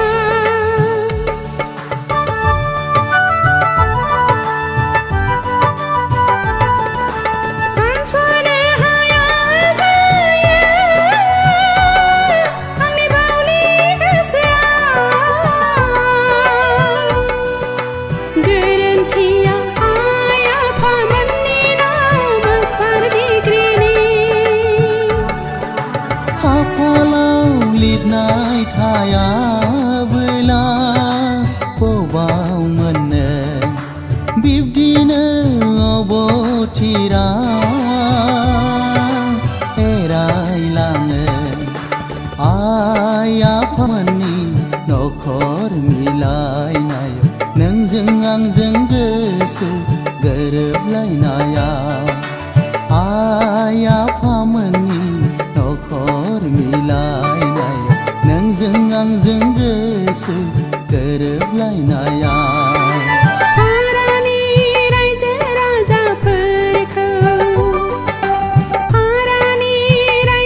राजाफोरखौ साखि दोननानै 5 बोसोरनि रादाय खानानै जालांबाय आसामनि जुलिया नोंनि आरो नखरनि गासैनिबो थुलुंगायाव जाबाय आंनि मास्टार डिग्री फरायफुंहैनाय नोंनि आरो नखरनि गासैनिबो थुलुंगायाव जाबाय आंनि मास्टार डिग्री फरायफुंहैनाय आइ आफामोननि नखर मिलायनायाव नोंजों आंजों गोसो गोरोबलायनायाव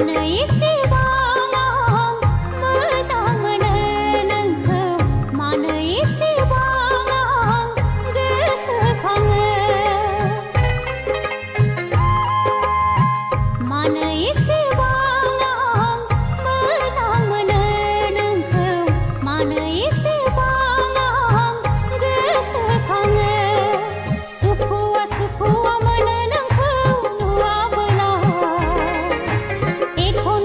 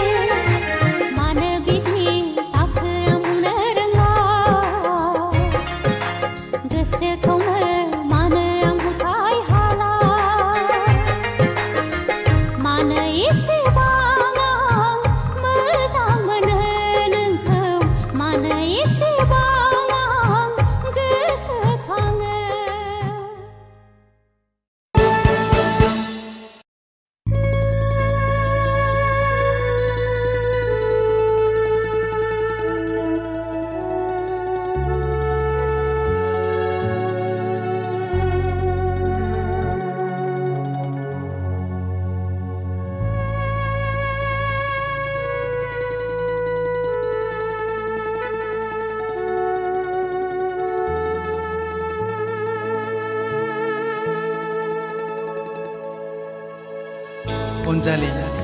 नों मानोबा आंनि सेर सेर गाबहां मिनिहां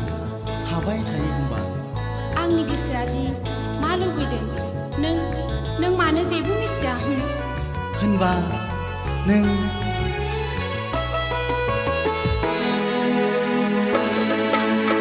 आंनि गोसोनि गोदै राव नांगौ नामा मा अनजालि नोंनो नांगौ नामा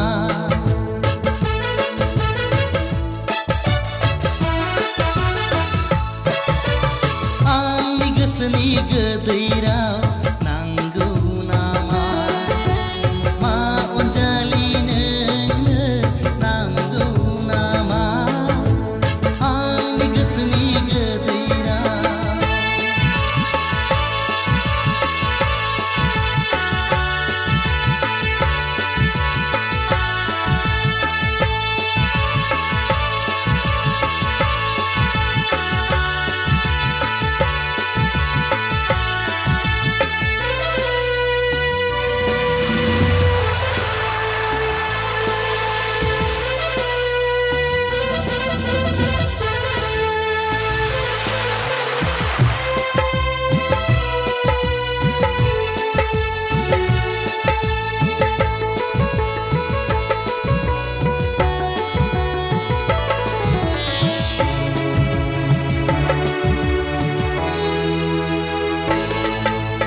नांगौबा नांगौ माबार बुंखा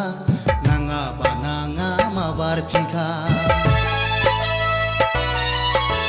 नांगौबा नांगौ माबार बुंखा नाङाबा नाङा माबार फिनखा उन सिगांनि बाथ्रा गैया उन सिगांनि बाथ्रा गैया आंनि गोसोनि गोदै राव नांगौ नामा मा अनजालि नोंनो नांगौ नामा आंनि गोसोनि गोदै राव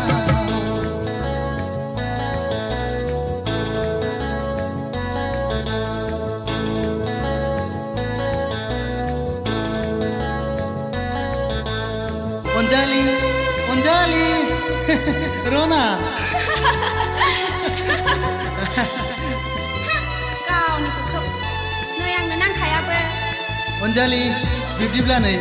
आं दा नोगोराव थांसै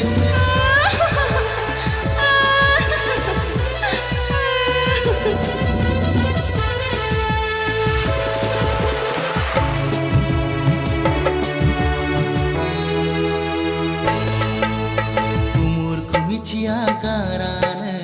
गावखौ उन सिगां साना गारानो गुमुरखौ मिथिया गारानो गावखौ उन सिगां साना गारा मानो गाबखो नों हब्रा हब्रा मानो गाबखो नों हब्रा हब्रा आंनि गोसोनि गोदै राव नांगौ नामा मा अनजालि नोंनो नांगौ नामा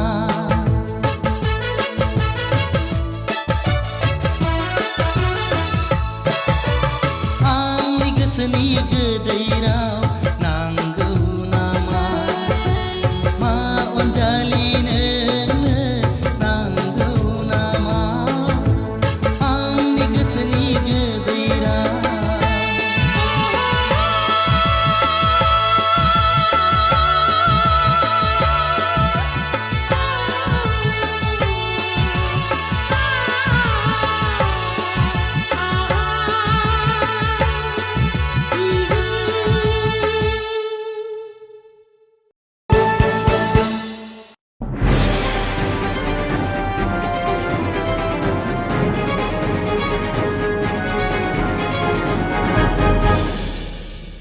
दानिया देंखो आरो मोसानाय हाबाफारि बे हाबाफारियाव दं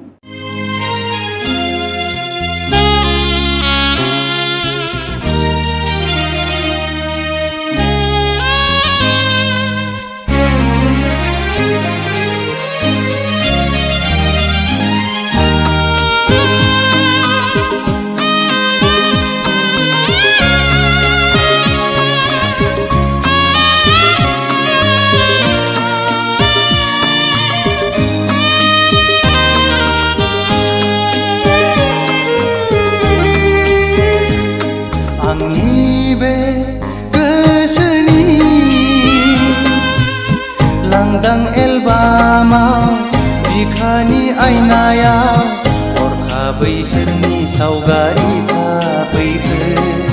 दद्रेद्रेसो रजे नुजाफैखो आंनि बे गोसोनि लांदां एलबामाव बिखानि आयनायाव हरखाबै सोरनि सावगारि थाफैखो दद्रेद्रेसो रजे नुजाफैखो आंनि बे गोसोनि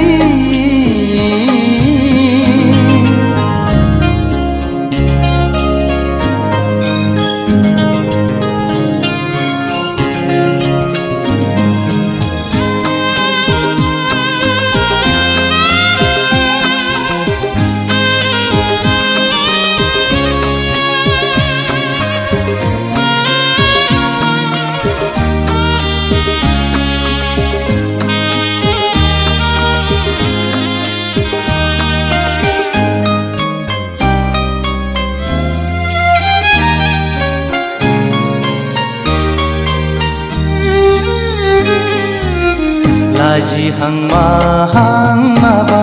बुंसि बुंसि मिनिहां माहां नायहरसि नायहरसि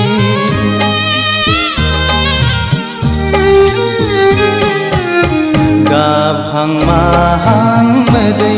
गसि गसि थाबायहां माहां आंजों फैसि फैसि बारजों बिरदों खानाय बिलाइ फासोरा रुबै फोलाव हरदों आंनि फारसे आखाइ थाइनै माबोरै हमथाहरनो हाबावनो नोंखौ रजे गोसोआ आंनि जावलिया जासै रजे गोसोआ आंनि पागला जासै आंनि बे गोसोनि लांदां एलबामाव बिखानि आयनायाव हरखाबै सोरनि सावगारि थाफैखो दद्रेद्रेसो रजे नुजाफैखो आंनि बे गोसोनि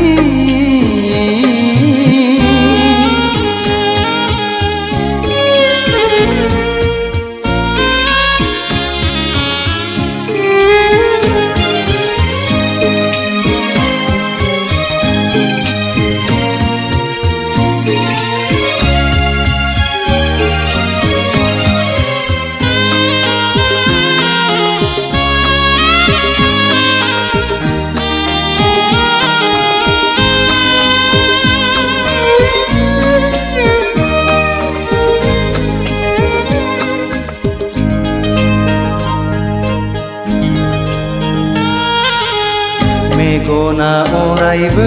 नोंखौल' नुसै रजे मेसेबना थाबोलाबो नोंखौल' नुसै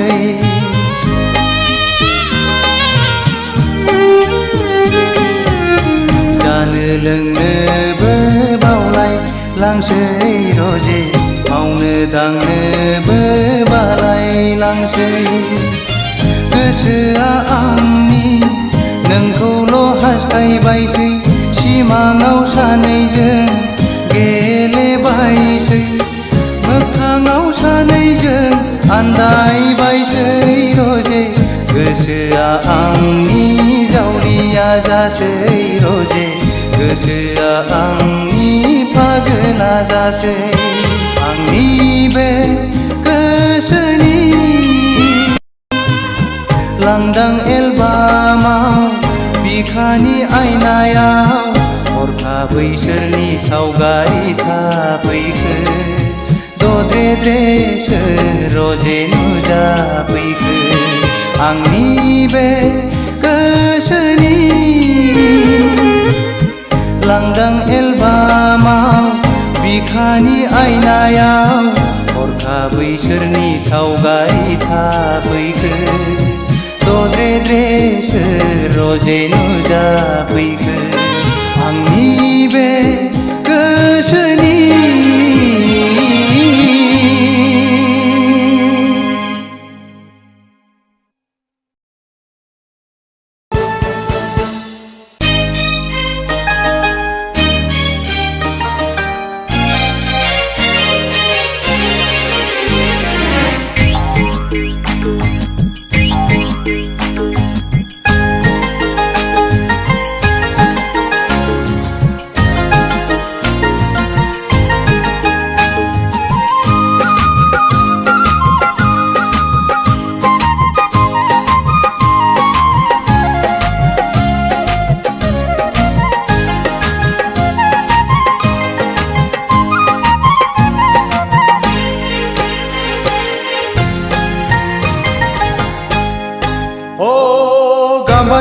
बिलोनि समायना सिखोला नोंहालाय आंखौनो आसा नामा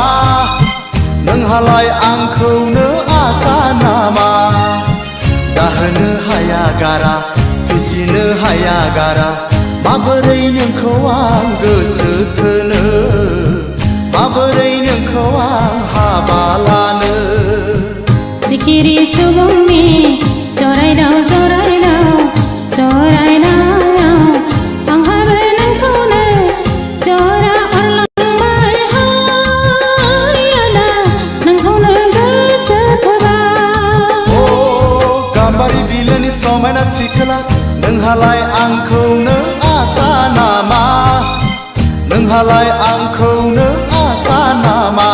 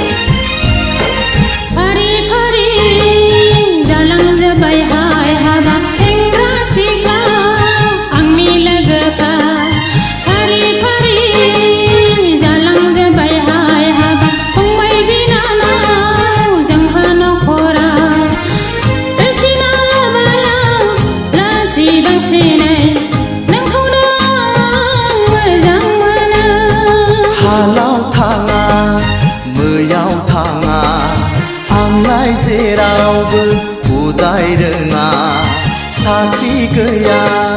बाख्रि गैया गावनि आथिङाव गसंनो हाया ओ माबोरै नोंखौ आं हाबा लानो माबोरै नोंजों आं रायजो जानो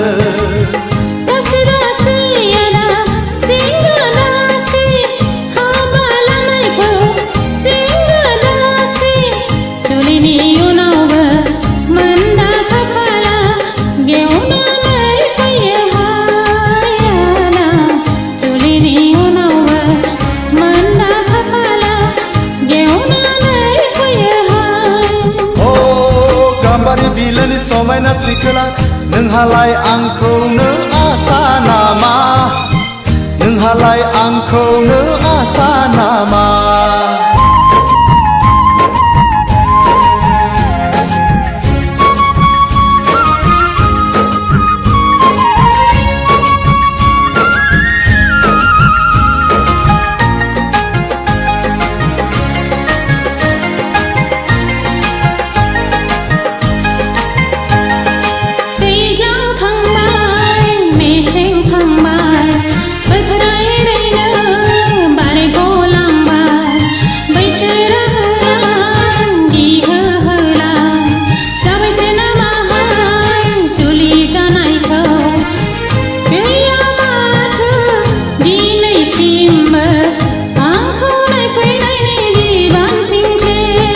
खान्थाल जागोन आथा नांगोन हिन्जाव लागोन जारला जागोन दिनै संख्रि गाबोन बानलु गस्ला लंपेन्ट दख'ना जोमग्रा ओ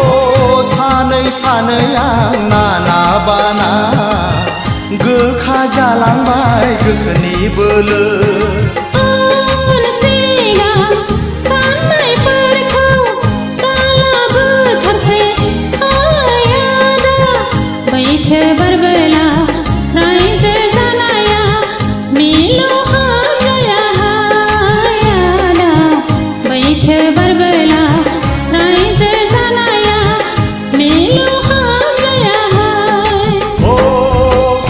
बिलोनि समायना सिखोला नोंहालाय आंखौनो आसा नामा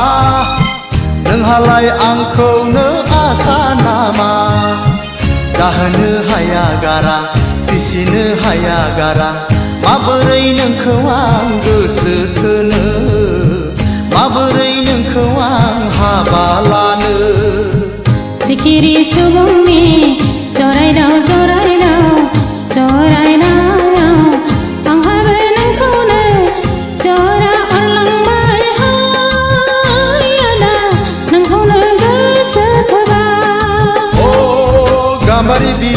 समायना सिखोला नोंहालाय आंखौनो आसा नामा नोंहालाय आंखौनो आसा नामा नोंहालाय आंखौनो आसा नामा नोंहालाय आंखौनो आसा नामा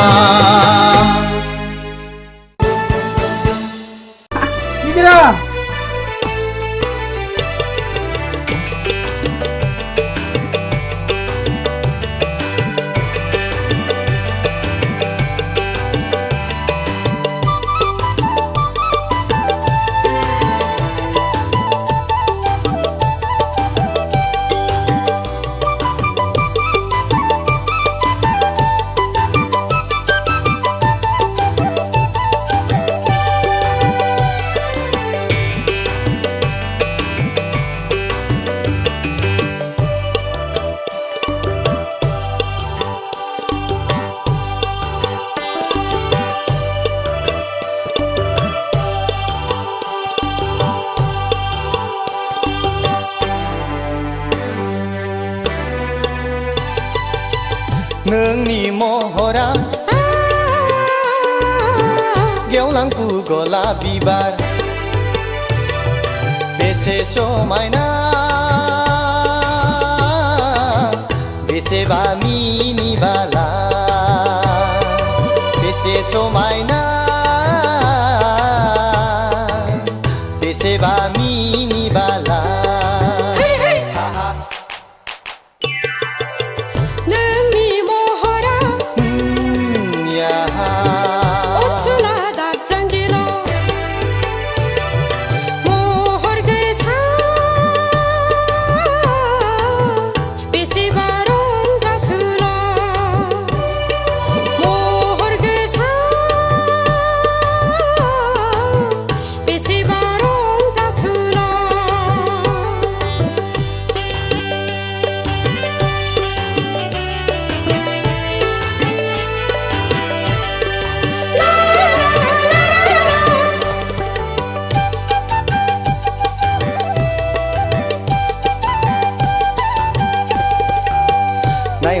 हाला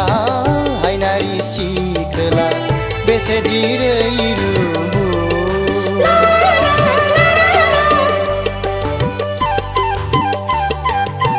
नायहर दैमा दैसा अनसुला सेंग्रा बेसेदि समायना नोंनि महरा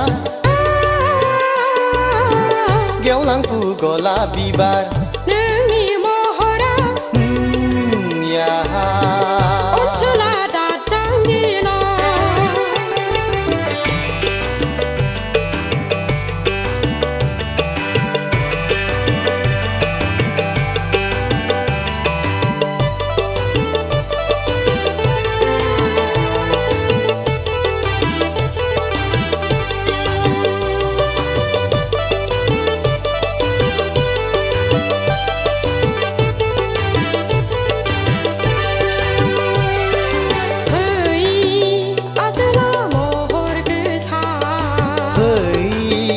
आजलि हायनारि फै अनसुलि महर गोसा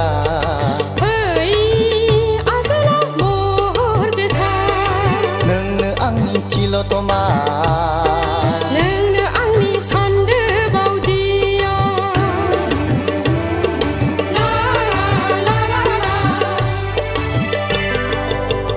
नोंनि महरा गेवलां गलाप बिबार बेसे समायना